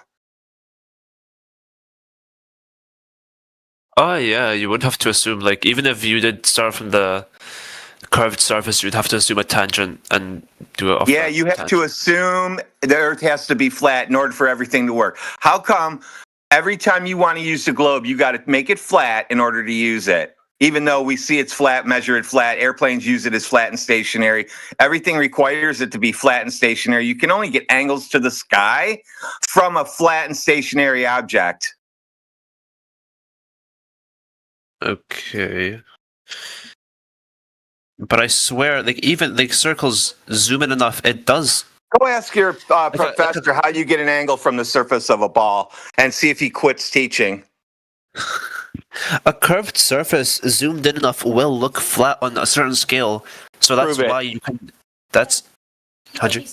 Then how do you know it's a ball? If the Earth looks flat, how do you know it's a ball? Sorry? How do you know you live on a ball if it appears flat, measures flat, and is flat and not rotating and contained? How do you know you're actually living on a ball then? Since we're going to go ahead with your example. This is gonna sound stupid, but if you draw a circle on like any piece of software and zoom in on that, it will eventually look flat. So like a big enough ball. How big is the ball Earth? And who measured the bigness of the Earth to be able to tell you that it's so big it's flat? I sure you can do it yourself with like a couple sticks in like a couple hours. No, you can't. Yeah, you can. No, you keep listening to internet folklore. Interesting. Okay, wait, hold on. Because I swear it's like you put one stick down, you go like 2 kilometers, whatever, in a straight line, and you put the other stick, and you can use the angle that the shadow makes to calculate the curvature of the Earth. But then the question, like, does that use like a false assumption? Because if you use a false assumption, you get out of the answer. I thought you said you can't see the curve of the Earth, but now sticks plugged into the ground, now they can see Earth curve, but you can. Yeah, Sticks can, and you cannot.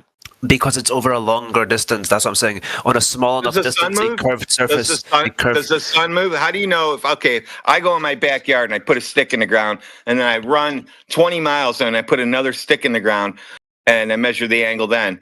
Is that the right way to do it?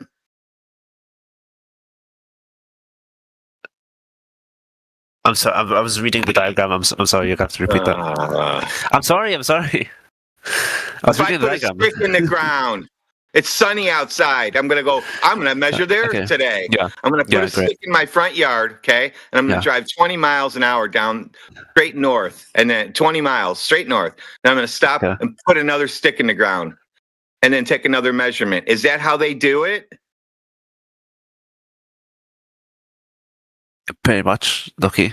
Sounds like it. Okay. So you're telling me that the shadows don't change when the sun moves? Because for me, it took me an hour to get there because I only went 20 miles per hour. So in the hour, how far did the sun move? You should know all this. You're taking classes on it. Yeah, 24 hours is 360, and 1 hour would move 360 over 24. I don't know whatever. 1 hour, not 24, just 1 hour. I know. I said 15 degrees roughly. 15 degrees. Yeah, fantastic. Okay, so now you're off because it moved 15 degrees while you were driving the car. So now that's out the window. Now you have to have your friend do it simultaneously with you. Okay, great. So now Eratosthenes is out the window because he didn't have cell phones back then. So now what do we do? I mean, messenger pigeon. No, it takes time for them to fly. The sun's always moving. It doesn't pause for you when you're doing, quote, sky experiments. Yeah, I mean, but now we can't do it instantaneously with phones. Like, when now we can, so... And we found out that the Earth is flat instantaneously while using phones. And that's the crazy thing. All this technology allowed us to prove the Earth is flat, not a globe. And you guys just want to deny it.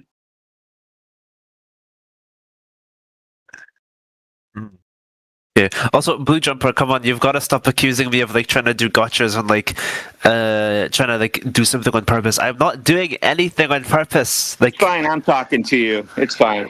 It's fine. You'll be all right. Like, I don't care how stupid I sound. I don't care how. He's poking you with the stick.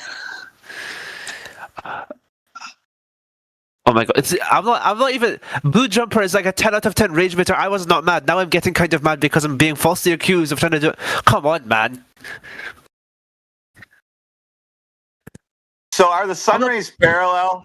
The rays coming from the sun. You learned this in your school. No, are the sun rays parallel? On a certain, like, if you take it off a short enough area, part of the sun, then yes. Please, yes or no? If you, I mean, are we taking off a large portion of the sun or a short portion?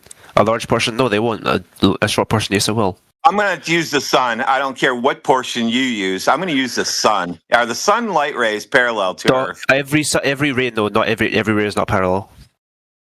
So we're going to throw out your sticks, since that would create the divergent rays to the sun, would cause angles on a flat surface like you were posted in the side chat with the cans on the table. You would get one light source and 4 different shadows. You see how that works? So your using sticks doesn't work. So we can throw that out. What else you got? What else do I have? Seasons. How do you guys explain seasons? Sun moves. What else do you got besides the sun moving? I mean, it's still like it's kind of separate. Like the seasons aren't entirely because of the sun moving. Move, we wouldn't have seasons. It's exactly related.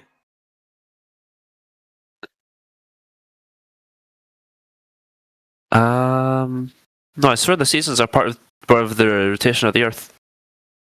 No, you don't have a rotating ball, Earth. You haven't proved that yet.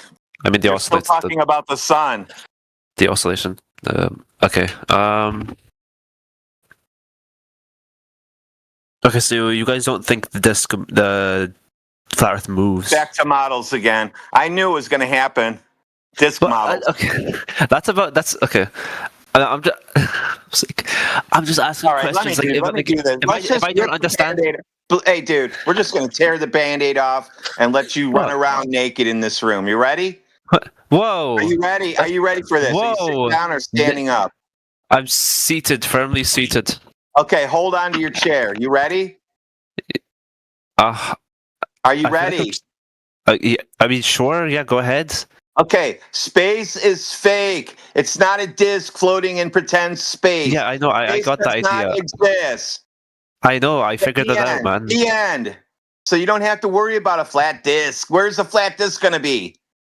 Okay, it's not flat disk, plane. Flat plane. Yeah, we know that because water's flat and level, and it's a flat plane. We already know that part. Okay, so flat plane, and the flat plane is everything. The flat plane is not in something. I don't give a shit where it is or is not, because really, it's winter for me, and now I have to look for the next 3 days. Are we going to get slammed with another 2 feet of snow? That's what I worry about. Animation. What is Aries failure? What's this? Proves that Earth is not rotating.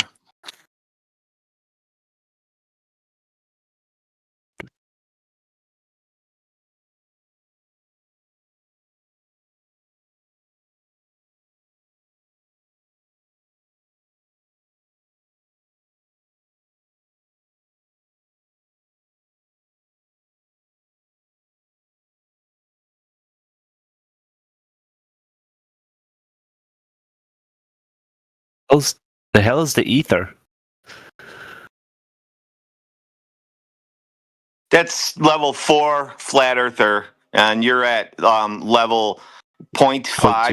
You're not at point one. You're not at 1 yet. You're you're not a glober anymore. You're at 0.5 flat earther. So you're not going to learn that for about 2 more years. This is just like college. It's a 4-year degree in here. 4 years? Good. I mean, fair enough because. Yeah, if you want to be a flat earther like us, it's a 4-year degree, and you'll know when you get it. Okay, yeah, okay. You're a decade behind. I mean, yeah. Don't feel bad being toasty. I'm only 2 years in. Love you. What else? Okay. But Matrix is an idiot savant, so he learns really fast, and specifically one thing. He now knows the Earth is flat and stationary, and he screams it at people. And you guys don't try and explain seasons because you just don't understand what causes them. Oh no, I understand exactly what's happening. The sun moves. Yeah, the sun moves. The seasons follow the sun. Dude. Yeah, dude, you're making my stomach hurt. You make it sound like I'm talking to a brick wall. I mean, yeah, I told you I'm stupid. What? A magic background medium behind everything originally, like gravity is theoretical. Okay.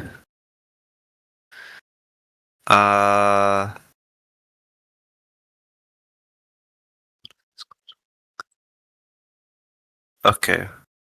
Okay.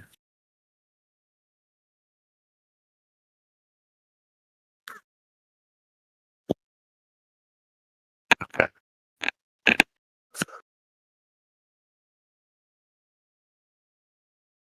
The season's right. Oh yeah, sun moves. No, I'm looking at the path of the Earth season diagram. Path of the Earth? Path of the sun. Path of the sun. Oh, path of the sun. Yeah, because I was going to say Earth doesn't move. Anyway, you got me on my 3rd cup of coffee because I'm so excited. Thank you. I didn't expect to drink 3 cups of coffee in 45 minutes. 40? Okay, bro. You can slow down. Too much caffeine. Get the kettle on for a 4th espresso. I don't have a rhyme for that. Minor heat, major heat. Okay, okay. And the sun just moves in that like infinite shape path.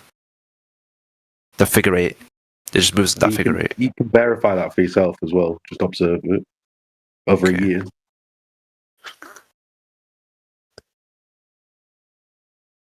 Okay.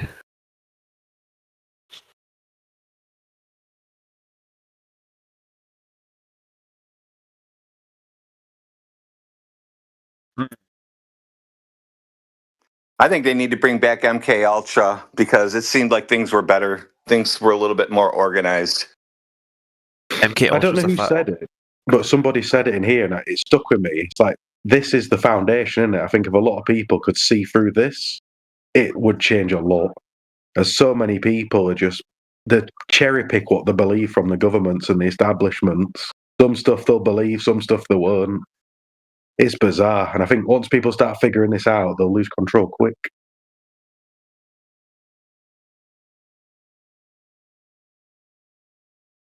All this. If I start performing worse in astronomy class because I don't understand that, I'm blaming you guys. Oh no. If you fail your indoctrination, that's on you. All you got to do is regurgitate the bullshit that they feed you. Doesn't matter if you understand it, doesn't matter if you like it, as long as you can swallow it and spit it back out when you're instructed to, you win. It's all school, isn't it? Repeat and regurgitate. I'm sick. That's why I don't take classes that because regurgitating information that I'm not interested in, which means like I have to like force myself to like just cram it in my head. I hate it. I despise it. That's all school is. Just memorize the bullshit. It's not all bullshit. That everybody has to memorize. Technically, this is a school right now. Yeah, I know. You're in a 4-year university right now, taking your free beginner class. when they This start is playing. what happens when people go against the grain and start looking at real research, not what you've been forced to learn. You start paying the price when you realize we're right, Earth is actually flat, and then you tell somebody else. That's when you pay the price.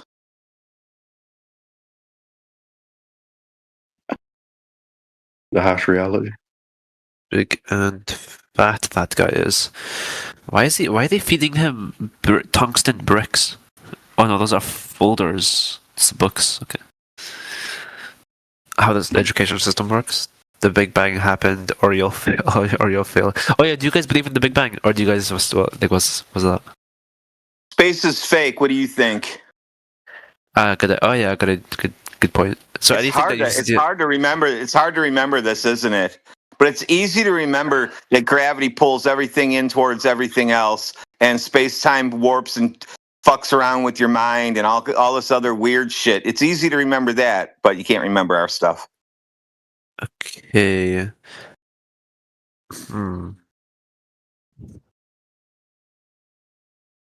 Do you think that the whole globe idea was just an accident and like people were just wrong, or do you No, think it's done it on was like an purpose. organized, not on purpose? It was just an accident. And people were just wrong.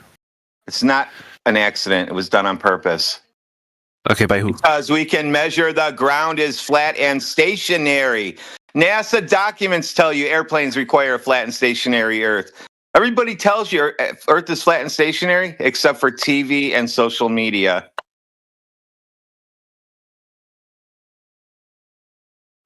Okay. Yikes.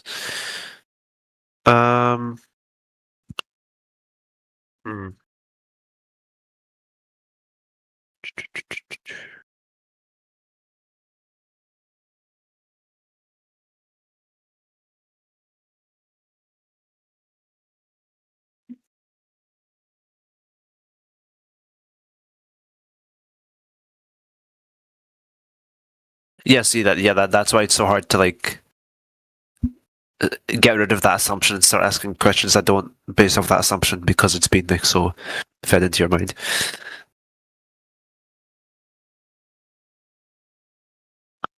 Dinosaurs are fake. Evolution is fake. What else you want to get ruined on? And have your worldview changed? Okay, so you can't you can't observe the beginning of everything, so you don't try and explain the beginning of everything. Is that right? Yeah, you can't. No. How do you? Oh my God, so confusing. Is this what you learn in school? I thought you guys didn't try and explain stuff that you can't observe yourself. So since you can't observe the star, you don't try and explain the star. I did. I told you what they are. What's they? I never said a they. Stars and shit up in the sky. Told you 25 times what they are. A star, not a star. A start of everything. Like we see the Big Bang as the start of everything. Start? Yeah, I don't know. I wasn't here, so I can't guess. So you guys don't try and explain the start because you just don't. You have no observation. There is no such thing as the start. Okay, so you guys just think the Earth was infinitely always talking here. About me guys. You guys isn't the flat Earth community, man. This is just basic. This is just English, bro. I don't know what other guys think about where everything started, but it didn't explode from the head of a pin into a flying disc in space. Okay, well, I mean, you could say anything in a ridiculous tone, and it just sounds ridiculous. What are you talking about? That is how it was explained to me about your globe. Everything exploded from nothing there, a dot the size of a pinhead, and exploded into everything that we see now. Now, that's not ridiculous, but if I say it for flat Earth, it's ridiculous. Isn't that weird? You're trying to tease out of the details of a model that everyone in the room has told you repeatedly they don't have. What are you doing? What am I doing? Trying to get rid of the confusion and try and actually understand what you guys believe. Again, I'm not trying to do anything. I'm not on some mission to like infiltrate the Discord server and assimilate or something. I don't know, bro. I'm not trying to do anything. I'm just here, bro. Beans on toast. How do you verify something that happened approximately 13.8 billion years ago? Oh, carbon dating. You don't verify it. You make observations and you can make a reasonable assumption that because everything's but then have you ever looked into how they do all these things? And they say the machines can only go back a few thousand years max. So anything after like 5,000 years is just a guess. No, because I assumed that was a reasonable assumption because we can see that accelerating. Like we can just see the acceleration. We can see the redshift. How does any human who lives max 125 years at the top end? How do they know a scale of 13.8 billion years? That's insane. How do we know that specific time frame? Yeah, I don't know. Yeah. So how is what professors saying any more ridiculous? You can't see the acceleration assumptions. Yeah, sure you can with redshift. The whole reason redshift exists is because of the acceleration. You're making that up. I'm not making up. I mean, yeah, I'm saying what I learned, but like. You never did anything with redshift in school. That's something somebody drew on a whiteboard or a chalkboard, probably a whiteboard for you. This is what redshift, blue shift is, and this is what's happening. Write that down, guys. It's gonna be on the test. No, because it works with something you can hear. Ambulance. It's the Doppler effect. It's just another application of the Doppler effect. I can't hear stars moving by me. Yeah, but it's another basic application. Like sound waves are waves and can be stretched by something moving. Like sound waves are pressure waves caused by air pressure, caused by having air pressure and moving a plate around, and then you get waves that way. Anyway, yeah, you don't get that in a vacuum. So yeah. So the light waves aren't acoustic waves now; they're infrared. Like. So two totally different things. Not acoustic waves, not sound waves. Not totally different things then. Okay, got it. What's the word for that kind of wave again? For the light wave and like the electromagnetic spectrum? Imagination? No, okay, come on. Just say refraction. Just so we can laugh at you. Helium. Refraction is what happens with those kind of waves. That's not what? Gravity is a different type of wave. I think it can cause waves. No, gravity is whatever. It's different. It's like acoustic waves versus electric. That's not correct at all. All right, we can throw everything out that you just said. Now let's start over. Earth is flat and stationary and contained. You got any globe proof? Everything so far you've given us, we've just thrown it out because it actually either proves flat Earth or doesn't make any sense.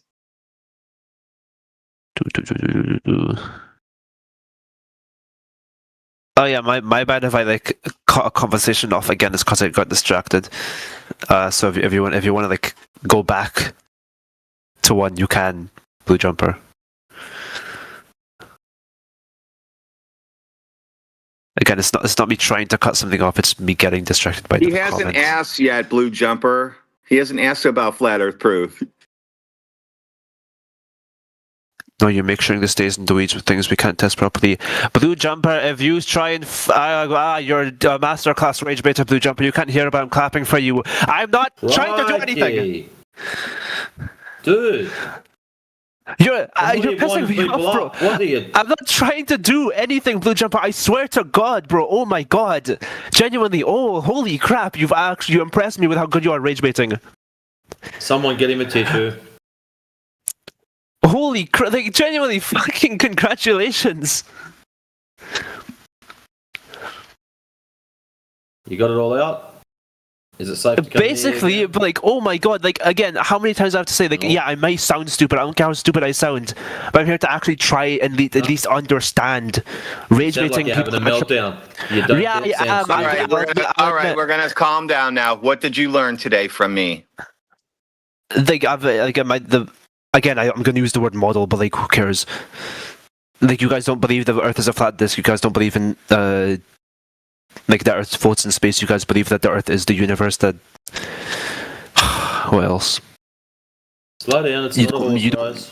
You don't make assumptions that like if you can't observe something, you don't make an assumption of that, you don't try... Do we sound like people that belong in a psychiatric hospital, or do we sound like scientists? You guys sound like normal people.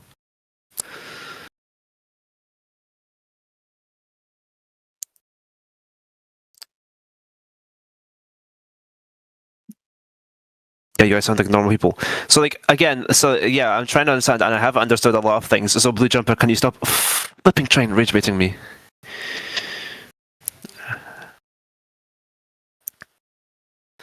Stop reading the chat then when you're talking to me. Shut your mouth when you're talking to me. There's some useful stuff in here, like Dr. Yoda's actually being useful.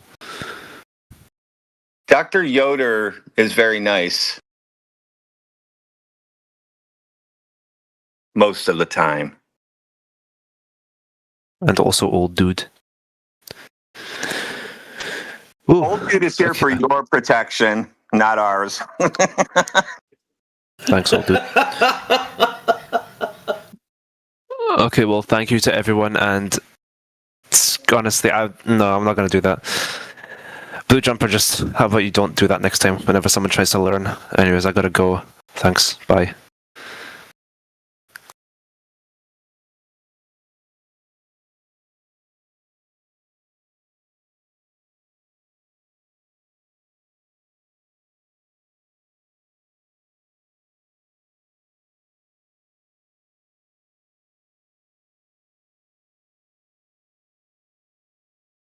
Where's this Dexter clown? Is he in channel? No.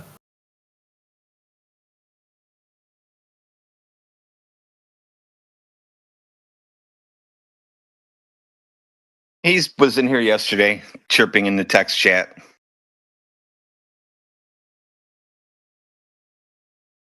It's probably one of the brave ones that can only go in text chat and just say stuff. It's fine. YouTube needs something to read too.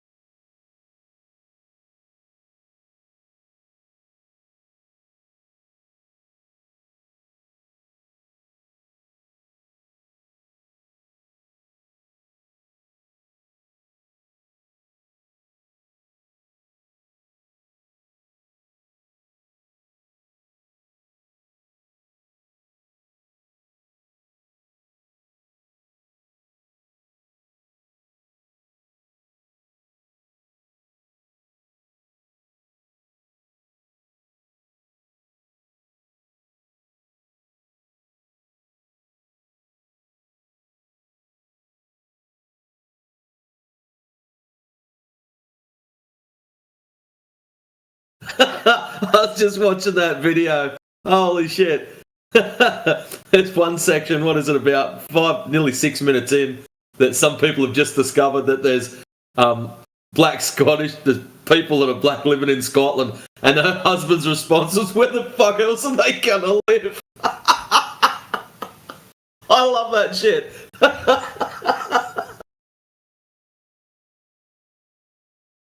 Oh, yes.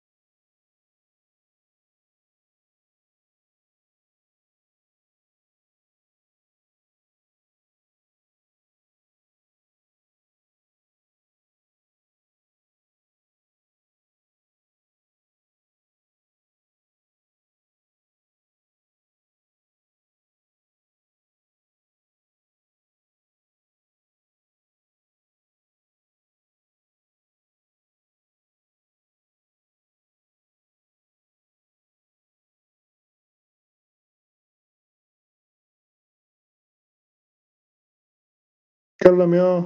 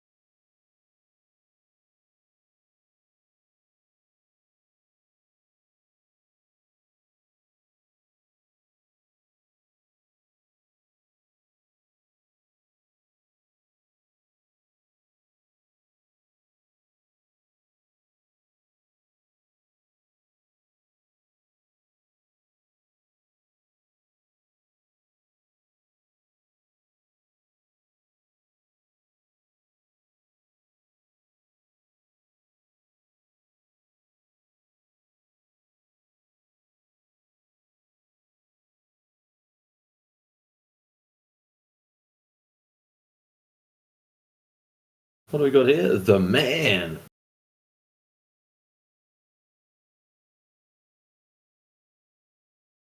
Or Theman. I'm not sure. How do you want it said?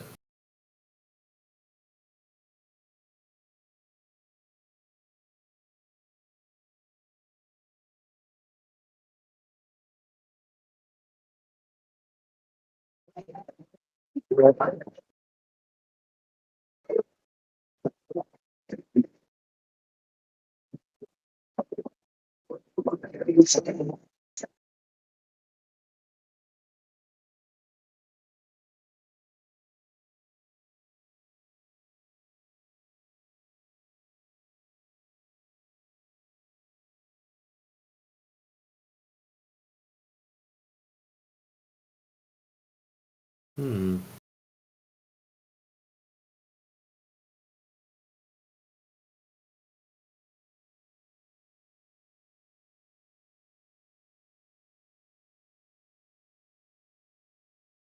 Hey, Bella.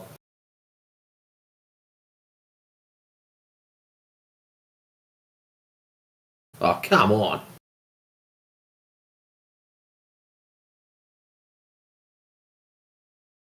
Matrix, you can't be that scary, can you?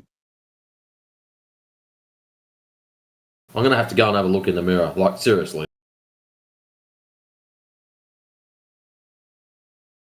I was just thinking to myself how good a job I'd done. Every time I hear people, like earlier on, someone says something about imagination, all I can think of is Gene Wilder singing Pure Imagination in Charlie and the Chocolate Factory. So I went and grabbed that clip, so whenever... In a world of pure imagination. So whenever Globers just waffle off into the distance, I can just play that and feel better. Yeah, Matrix, some of these Globers, I don't understand, like, don't they recognize that they're using the word in the beginning, the word imagination? You can't use that word to prove anything. Because the word imagination is exactly what it is, imagination. That's it. Like, are they I don't really like using the word stupid. Do you know what I mean? I don't like to call anybody stupid. Because I think people just lacking knowledge. That's all I think it is. Yeah.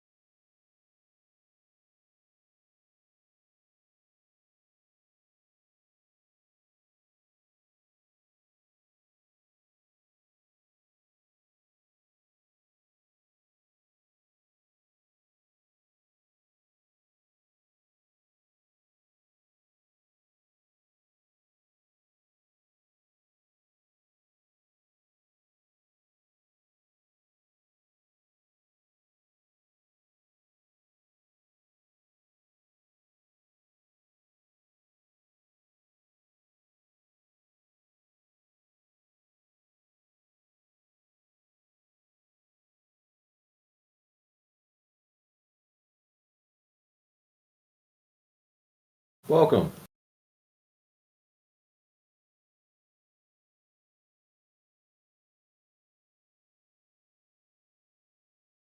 Bro, that's not funny.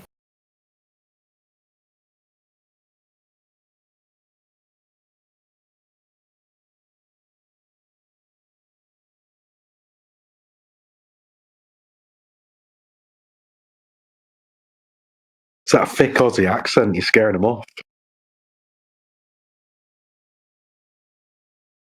All right, next one's yours.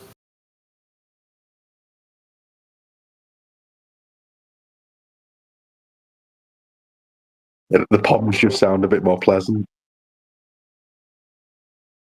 Yeah, Matrix does have a strong Australian accent. Like to a foreigner, that will sound confusing, but to someone who's got speaks good English, that they can clearly understand Matrix. Yeah, but to somebody else, like it sounds, I don't know what it sounds. It probably sounds. There's other Aussies that don't even understand me. Oh, is it?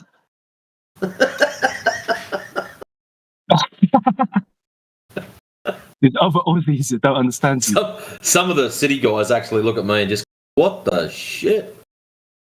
But as you know, just travelling around your own country, you get different styles of and different speech patterns, things. So, Matrix, how is accents developed? Are they specific to a region? I think so. I noticed area. Look at Liverpool. City people trend to talk a lot faster. Country guys talk a lot slower, and they seem to have this mad drawl when they talk.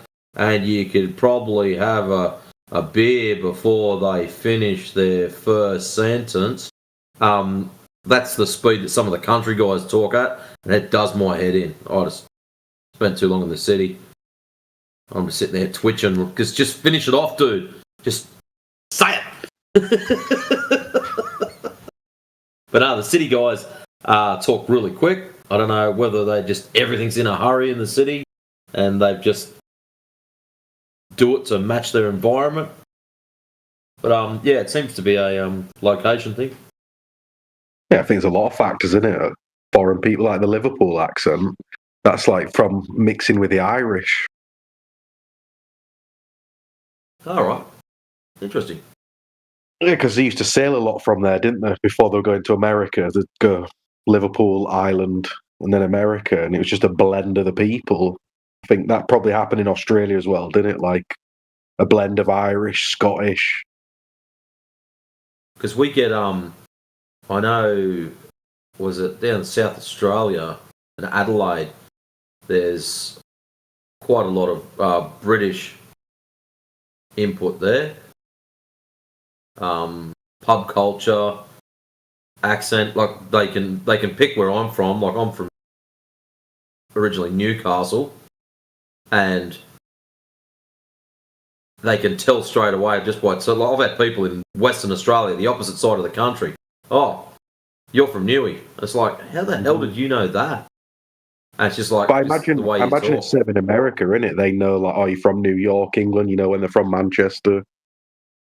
Yeah. I don't know how it got to that crazy difference like it is today. Well, people from Newcastle are the only ones that call it Newcastle. Everyone else calls it Newcastle.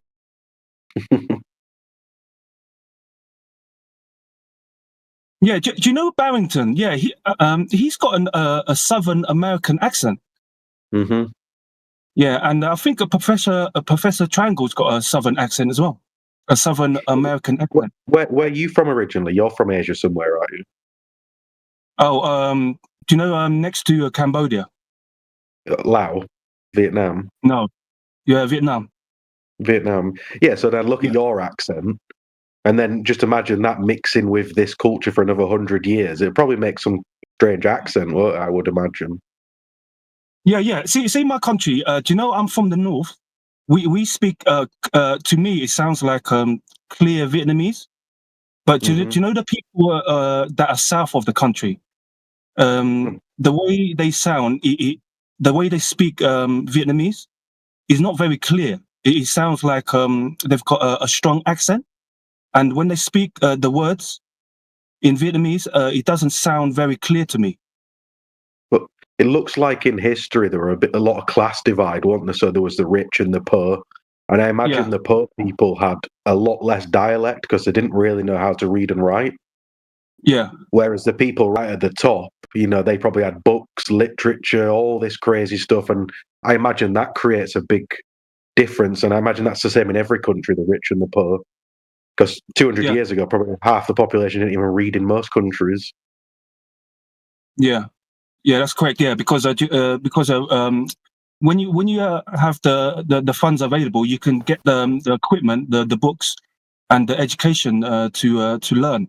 But with poor people, they kind of restricted that kind of particular education. So it makes sense, isn't it? So the richer people have more opportunities to learn and develop. Well, now it's a slightly different, isn't it? Because everyone goes to school, and I mean, like, if you'd have taken Matrix at like 1 day old and put him in an English school, he would not have that Australian accent. Yeah, it sounds like this. Nice one, brother. Because then you're just sort of mimicking the people around you, aren't you? It's sort of like a bird, like a parrot. Yep. Oh, you develop and become and sound like the people you surround yourself with. Yeah. And it can change. Like if you went to live in Australia, because you have slightly like a bit of a London accent as well, or something. But if you lived in Melbourne, you'd probably have a slight Melbourne accent, like the Vietnamese people over there. Yeah, exactly. Yeah, because when I went to Scotland, I went into a takeaway shop, and they were speaking strong, fluent Scottish. I was like, I was blown away. I was like, what? You don't even sound Chinese. You sound like a proper Scottish man. It's really funny when you see like a foreigner speaking Scottish. Yeah, and it was kind of like breathtaking to me. Like I've never heard of that before. Similar thing in the States. When I went to the United States in 2014, the last day, second last day, I was having trouble with my phone, and typical stereotype. I went and checked into the motel that I was staying at, and there was an Indian dude there, turban on, the full kit. He was Indian, like it was blatantly obvious he was Indian. I hit him up and said, "Mate, do you know anything about phones?" And with a clean, clear American accent, he said, "Not a problem, mate. I'll have a look at it. Just come back a bit later. I'm super busy at the moment." And it's like, "Yep, no worries, mate. Cheers." So I nick off to my room. I'm there for about an hour, and I thought, oh, yeah, that'll be long enough. I'll go back down and see this fella. As I'm coming out, 2 other Aussies. "G'day, mate. How's it going?" And like, seriously, I never realised how bogan the Australian accent sounds until you don't hear someone for 30-odd days, and all of a sudden, man, do we actually sound like that? Unfortunately, yes. Anyways, I hear these 2.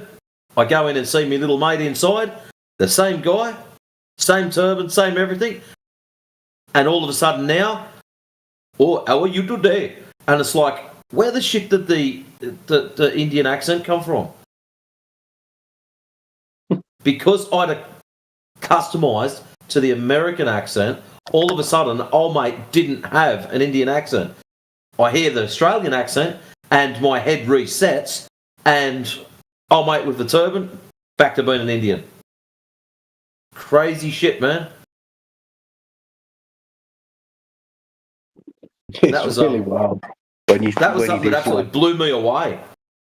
I think someone just posted a video, but you'll go to like a fish and chip shop in Scotland or Ireland, and there's like someone from South Sudan, just pitch black, and they've got the Irish accent or the Scottish accent. It's like, what the fuck? Years ago on the rail, there was an engineer, and like, I know we shouldn't stereotype, but you look at someone, just like exactly what you said. You look at someone and you're like, oh yeah, he was pretty dark.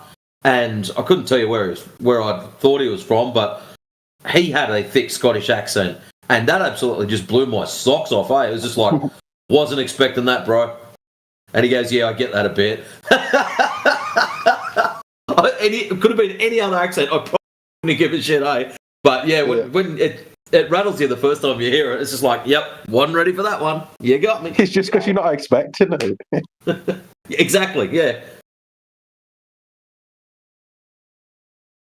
Like if you had a squeaky little voice and a I don't know, British accent, I probably would have went, yeah, no worries, mate. But not when he dropped that on me. It's just like, yeah, you got me. What about this one? Have you heard a white man, speaking fluent Vietnamese? You should check it on YouTube. He doesn't sound like a white man. He doesn't sound like a white man. He sounds like if you speak to him on the phone, you would think he was from Vietnam. You would not think he's a white man speaking fluent Vietnamese. To me, if I was to see that, not just hear him talking, but if I was to see it, I'd be like, yeah, white dude's just learnt Vietnamese, that's all. Yay for him. But the Vietnamese people looking at him, and then all of a sudden he starts rattling shit off in Vietnamese, they'd be all, what the fuck? You can't really speak Vietnamese and keep a Scottish accent, can you? You have to change it. They wouldn't understand. The tongue has to move different, so you sort of have to. Like if you speak in any language, you have to make it sound like theirs. You can't keep your original accent, or it just sounds ridiculous. Yeah, Dragon. When I visit my parents, as soon as I walk through the door, the house, I speak Vietnamese. But as soon as I walk out the front door, I speak English. But you don't speak with an accent in your Vietnamese, do you? I bet he goes back to your native Vietnamese. Yeah, I have an accent, in Vietnamese, yeah. Like a London accent to your Vietnamese? No, not a London accent. Only when I speak English, I have a London accent. Yeah, because you've had to change that so you don't sound like a typical Asian person who speaks like that. They always take the piss out of it on TV. Yeah, I know what you mean. Yes, no, I don't sound like because I speak. I've been speaking English since I was a child, so for over 3 decades. Yeah. So I'm pretty fluent. Yeah, pretty fluent in English. If you wasn't, shame on you. Yeah, but I do know what you mean. Yeah, there are people who's in the UK who are Vietnamese, but they don't. The English is not fluent. They do sound like a Vietnamese guys trying their best to speak English. But I do know what you mean. I have a mind blower for you guys.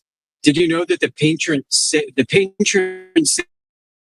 of Germany is a black man, Saint Maurice? Not even joking. I didn't know that. Yeah, that's right. The patron saint of Germany is a black Moor. Saint Maurice is his name. You can look it up. I mean, all this tells me that the ancient world was a lot more multicultural, multi-ethnic, or international than we think it was. Maybe only because, through colonial times, there's a lot more segmentation. It seems to be more from our basis of reference for understanding the world.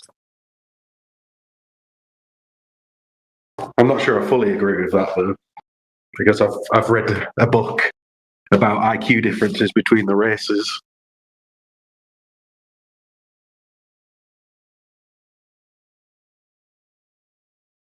Yeah, like what is even IQ, though? Well, problem solving, isn't it? And when you see one nation can solve a problem of sanitation, another one still throwing shit at each other. Well, there might also be like behavioral preferences. Like, if you literally don't give a shit, then why would you care? I prefer to throw poop at people.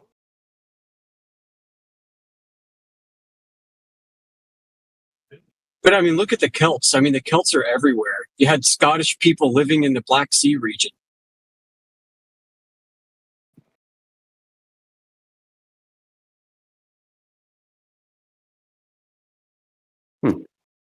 pretty much people from Europe got everywhere, didn't they? They invented ships and wheels and transport much before everybody else. Yeah, and there was exchange. I mean, I'm not saying this was the norm, but like when you got a black man as a patron saint of Germany, I think that's what we'd call an indicator.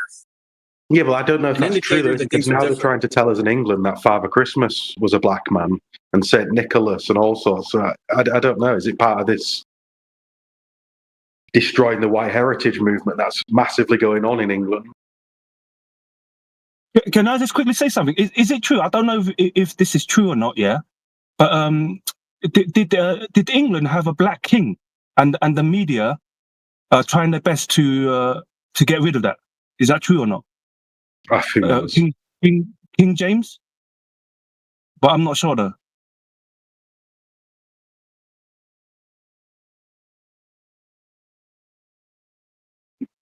It's like what we do here, we use our eyes, don't we? And you can look at certain nations and you can see through history there's a pattern. They've built beautiful buildings and they've done, really nice stuff with architecture. You go to other nations, they're still living in mud huts, they're still raping children. There's a big difference between how people behave.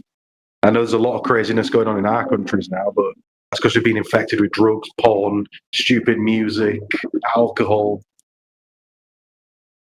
Yeah, and nothing about what you mentioned is in any way detracting from what I was talking about. No, I'm just saying, how do I verify it's true and they're not just pushing these things in to try and make us think, yeah, we're all multicultural, we're all the same, man. Well, it's called historiography, right? You can use the ancient texts to validate ancient texts. I'm not saying you're wrong. Just. Oh, yeah, I mean, some people like to go through this whole flat Earth thing, being abject denialists of everything, and think fucking history started 100 years ago.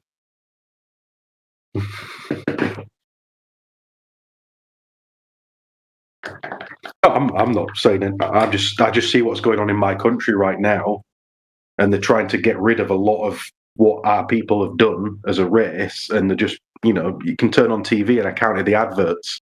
There was 9 adverts and 8 of them was a black lead or a Muslim lead in a white country. It's all about halal food. They're putting all these people in history that may have existed, may have not existed, but they're not white. And I'm just starting to think it's a bit strange with what's going on, especially the information I've seen about that England could be 40,000 years old.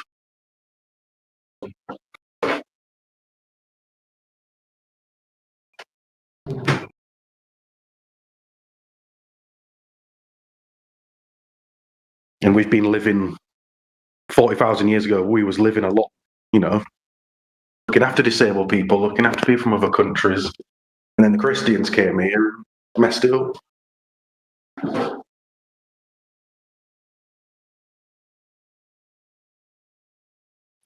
Yeah, I bet life was awesome before that, right? Well, it's speculative, isn't it? It's hard to fully verify, but it's another religion from the East. And it's sort of like, to me, we're seeing it happen again. There's another religion coming from the East and messing up the way of our life. And it's already happened once before. Because Christianity is not a English religion. It's not a Western religion.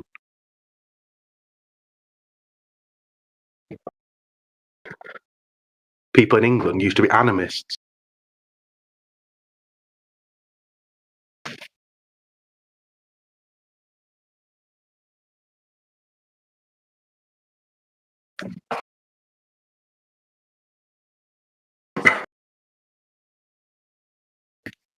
Yeah, were they living in mud huts before the Romans moved in? It's hard to know. Hard to know exactly what was going on, but there's in the normal Flat Earth Discord, the home. You just get up some milk, please, if you don't mind.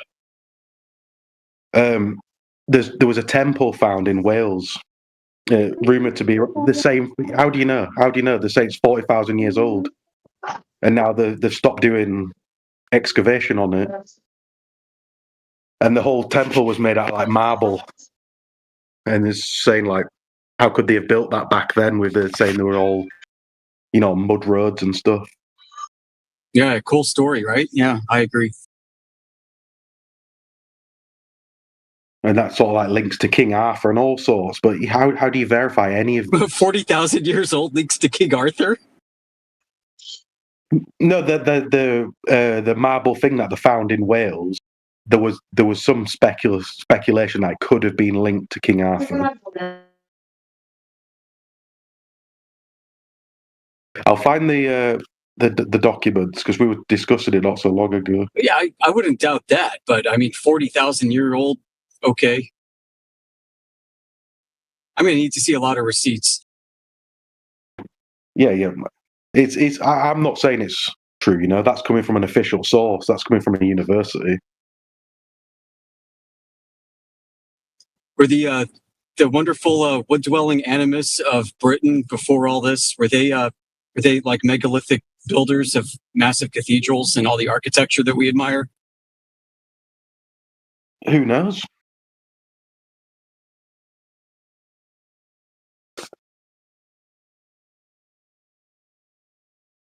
A lot of the cathedrals, it's hard to say how old they are, isn't it? We've got stuff here that there's like different ages. So and a lot of it, like right near me, there's a place called Fountains Abbey, and there's pictures of that from 1880 still in ruin. The same people from the 1800s are doing what we're doing today, taking pictures in this fallen down abbey. So who knows how long that's been there? They tell you 2,000 years, but who knows?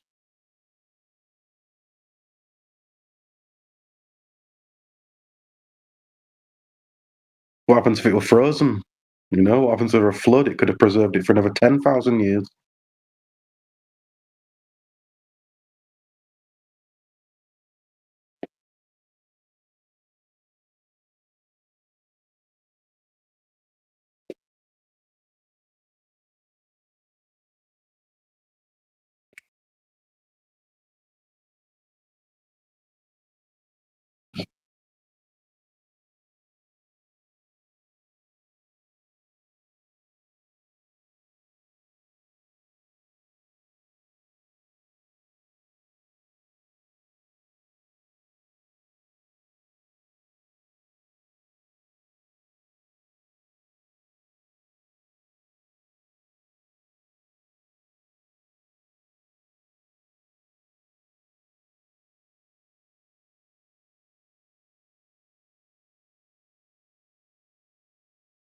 Are you on about this guy called Saint Maurice?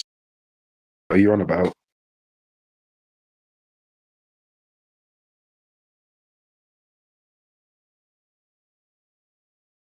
Someone I haven't seen for a while. Hey, Roots, how's it going, man? Hey, what's up, Matrix? Happy New Year. Yep, Happy New Year, mate. Where you been hiding? Yeah. Oh, just Christmas. It's been chaos, mate. Trying to keep up with everything. It's fun, isn't it? Yeah. Kids playing with kids' toys and visiting. The biggest kid of them all. Yeah.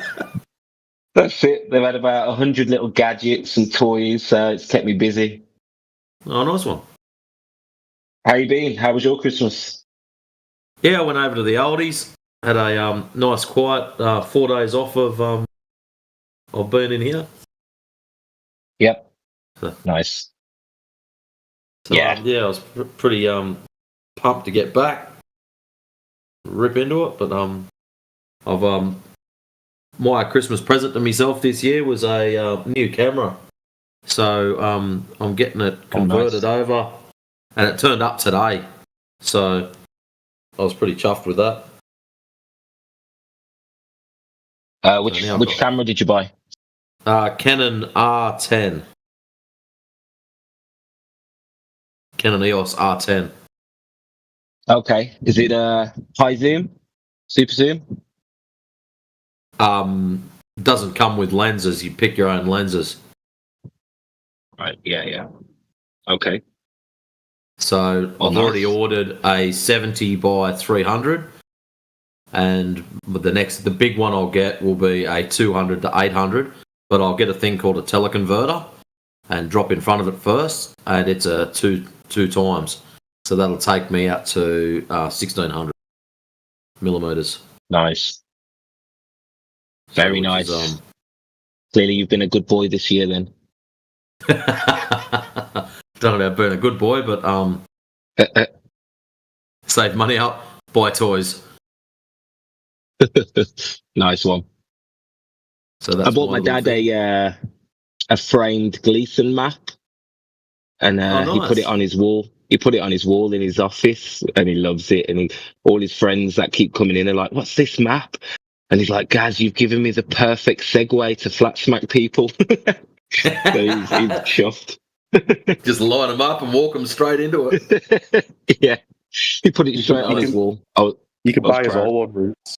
You can gift us all one. You all want a Gleason map? Okay. Frame You'll be on my list for next year. Yeah. It's a perfect conversation starter, though. Having a Gleason on the wall.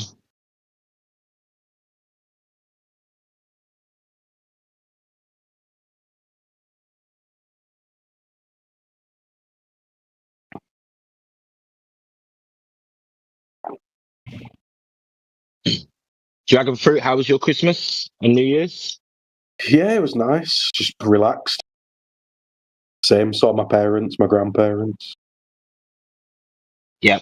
But unfortunately, I cannot. Well, my mum's a flat earther, because I've spent years talking to her about it. But my grandparents, oh God, you just have to talk about what they want to talk about.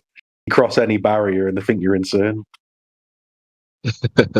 Fair enough. Yeah. Now, my family, when they get together, it's like a little mini Discord room. There's debates. We had a 4-hour debate on evolution and epigenetics, and one of the brothers and sisters, they fell out in the end. I just walked away, mate. I just walked away. I was like, I can't be arsed with this shit. Oh, that sounds nice, though. That actually sounds like it's better than just talking about trauma. Yeah. Well, my sister's a registered nurse, so she thinks she knows things. And then I've got a brother who thinks he knows everything. So they clash every year. It's pretty customary, really. I had to hold my brother back while he says, "I want to kill her." I was like, calm down. It's not that big a deal. You lost the debate. Don't worry.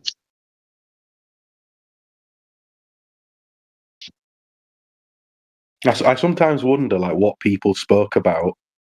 I don't know how people used to live, but let's just assume they used to sit around the fire like we see in some tribes.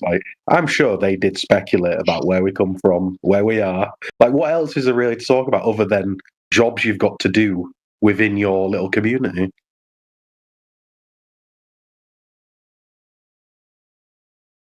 Well, yeah, I can imagine some people hate visiting their parents. I love it because they're all pretty awake on my dad's side. So we have some good discussions, yeah. Because if not, you're just talking about fake stuff, aren't you? Like football, movies, whatever. It's nonsense news. And I'm the only one in my family. I'm like the black sheep of the family. Watch out, kids. Stay away from your crazy uncle. It was like that for me for a while, mate, to be honest. Kind of broke them down a bit, wore them down. What, Matrix? You're the same as me. I'm like a black sheep as well. Yeah. Every family's got one. Don't feel bad. It's good. You get used to it. No, I feel great with Matrix. To have knowledge, yeah, I feel great. I don't get upset. My friends and family are telling me that I've lost my mind. I know I haven't lost my mind. It's cool, isn't it? Some people think it's quite racist to say, but think about it. Which community of people is the biggest truth seekers? It's the native English speakers. They're the ones that are. That's what the majority of the research is in. People in China don't have the time to be looking at this sort of stuff. It's completely different for them, and there's no information in their. There's no information in their language either. They've got more draconian issues to worry about in China, mate. Yep. I think it's because we've had the freedom for the longest. Our brains have got to this point where go back to the beginning. Where the fuck are we? Yep. That's why they want to kick us off. They want everybody fighting. They want everybody divided so that they can actually bring the draconian shit in, because the internet's too free. Even now, it's not free, but it's too free for their liking, even today. It's freest in the English nations at the moment, because in some countries there is firewalls and all sorts of things, like in China. And Yep. That's why I say enjoy the freedom while we've got it, lads, because if we look at China and even Russia and other countries, it's very limited what they can access online. Yeah, it was a shock to me. I didn't realize the power they could really have. Like, obviously, you can get a VPN, but it's hard in China now. They're making it harder and harder. But they can just put something on the internet that just blankets one area of the earth. Like, that's pretty insane. Isn't it? You go across the border and it's fine. I actually think America's freer than us, because there's certain when I use a VPN and I'm in the US, I can access. That's where I feel like I can access the most. Maybe Russia. Russia gives quite a bit of access, to be honest, on the internet. But in the UK, I don't know if it's my algorithm because of my footprint. But yeah, I struggle to find a lot of things and things that I want to go back to. I just can't seem to find them on my own profiles.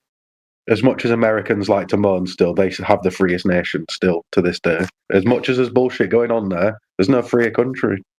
Name one. Land of the free, home of the weird. If one state rules are pretty shit, you just go to the next one. And if you can't carry a gun in this state, in California, you go here and you can carry a fucking machine gun over your shoulder. No worries. Yeah, we forget that there are a multitude of countries. It's like Europe. It's not like England. We've just got one blanket rule. Yeah.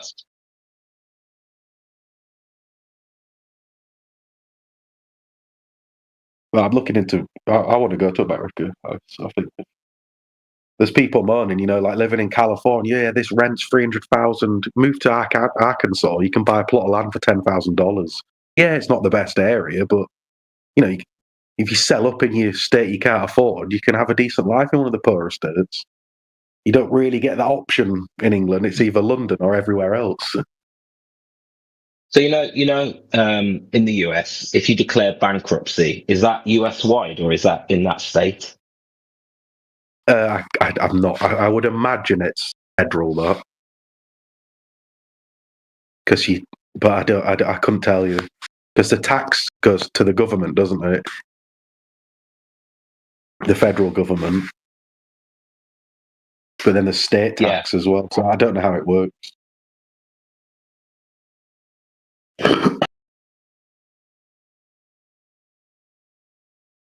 Yeah, no, it's interesting. Just asking for a friend, not personal,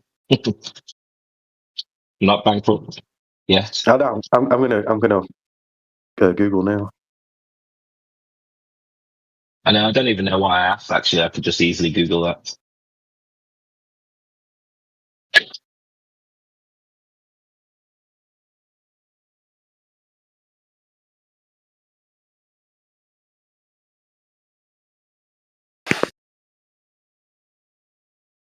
Alrighty, lads, I'm going to bail out. Nice to see you back on Roots. Yes, good to see you, mate. Have a good one.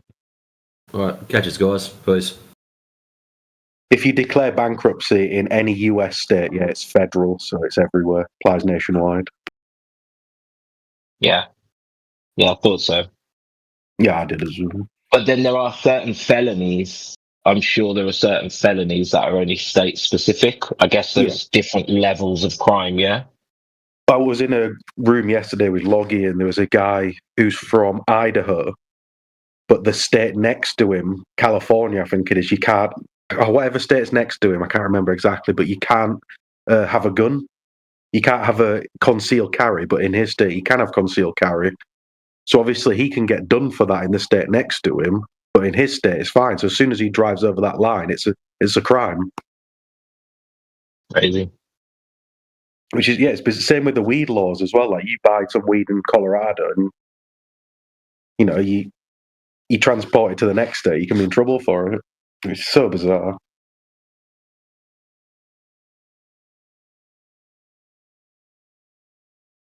Don't be smoking weed in a hot air balloon on the border.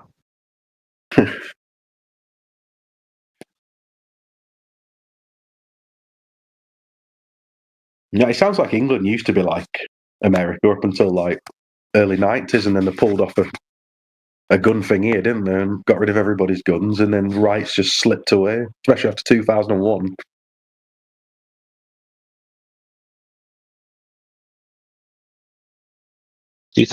What happened in 2001?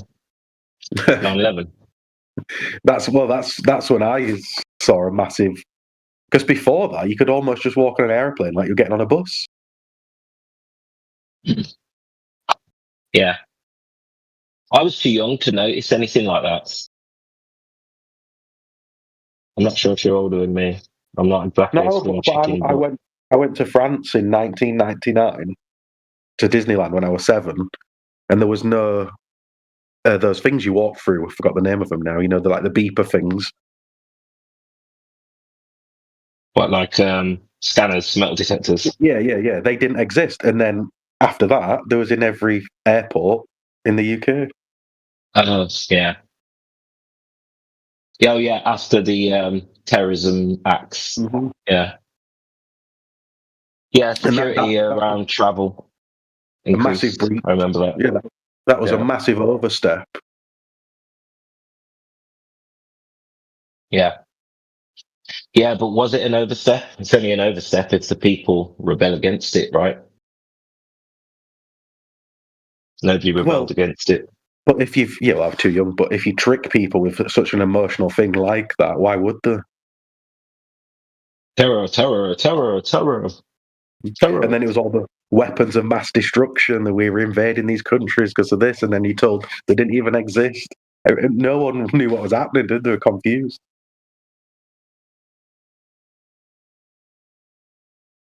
Yeah. That was early days of the internet as well. I thought they'd do the same with Ukraine. They probably are. I just don't watch the news anymore, but you don't really hear about it anymore, do you? No, well, I don't think it can work as well now because there's people like the people here and all over that, want actual information, not just a fucking story. Yeah. And you can't get rid of truth. And did you see the Bold and Bankrupt episode in Ukraine? He was having to look for like 3 hours for a bit of weapon damage. No, I didn't see that. And it was, here it is. This is where 9 people died by missiles, a couple of scratches on a brick wall. Bullshit. Yeah, nobody watches the news anymore. But here's my theory. They had to, when something gets like negative media or the public stop trusting that organization, they reinvent themselves, and that's what NASA did with Elon Musk. So I think the news will reinvent itself. There'll be a new format for news. I think there already is. You got the second wave of news, in my opinion. All these people that you see with millions of views on YouTube and TikTok. That's the next wave of news. Piers Morgan, Candace Owens, Charlie Kirk were one of them, Ben Shapiro, Alex Jones, the Young Turks. These get more views than Sky News or BBC News or CNN or Fox. Yeah, maybe they will do the news now, and they'll be more like a show. The news will be more like a show, and then you get live updates. That's exactly what it is, isn't it? Yeah.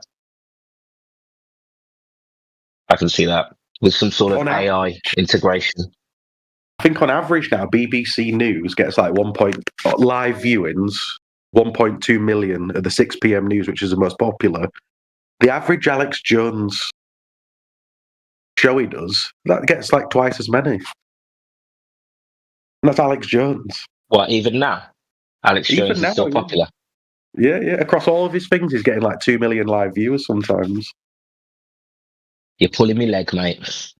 Didn't even know he was still going. Yeah.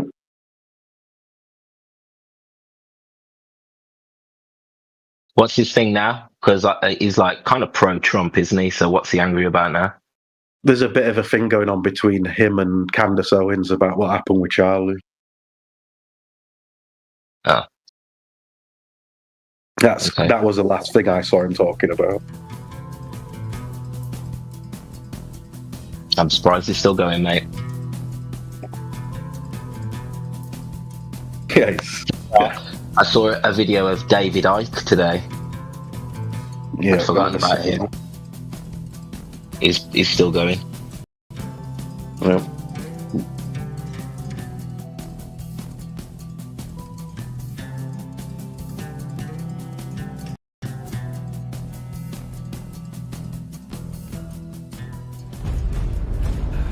You're watching 24/7 Flat Earth Discord live.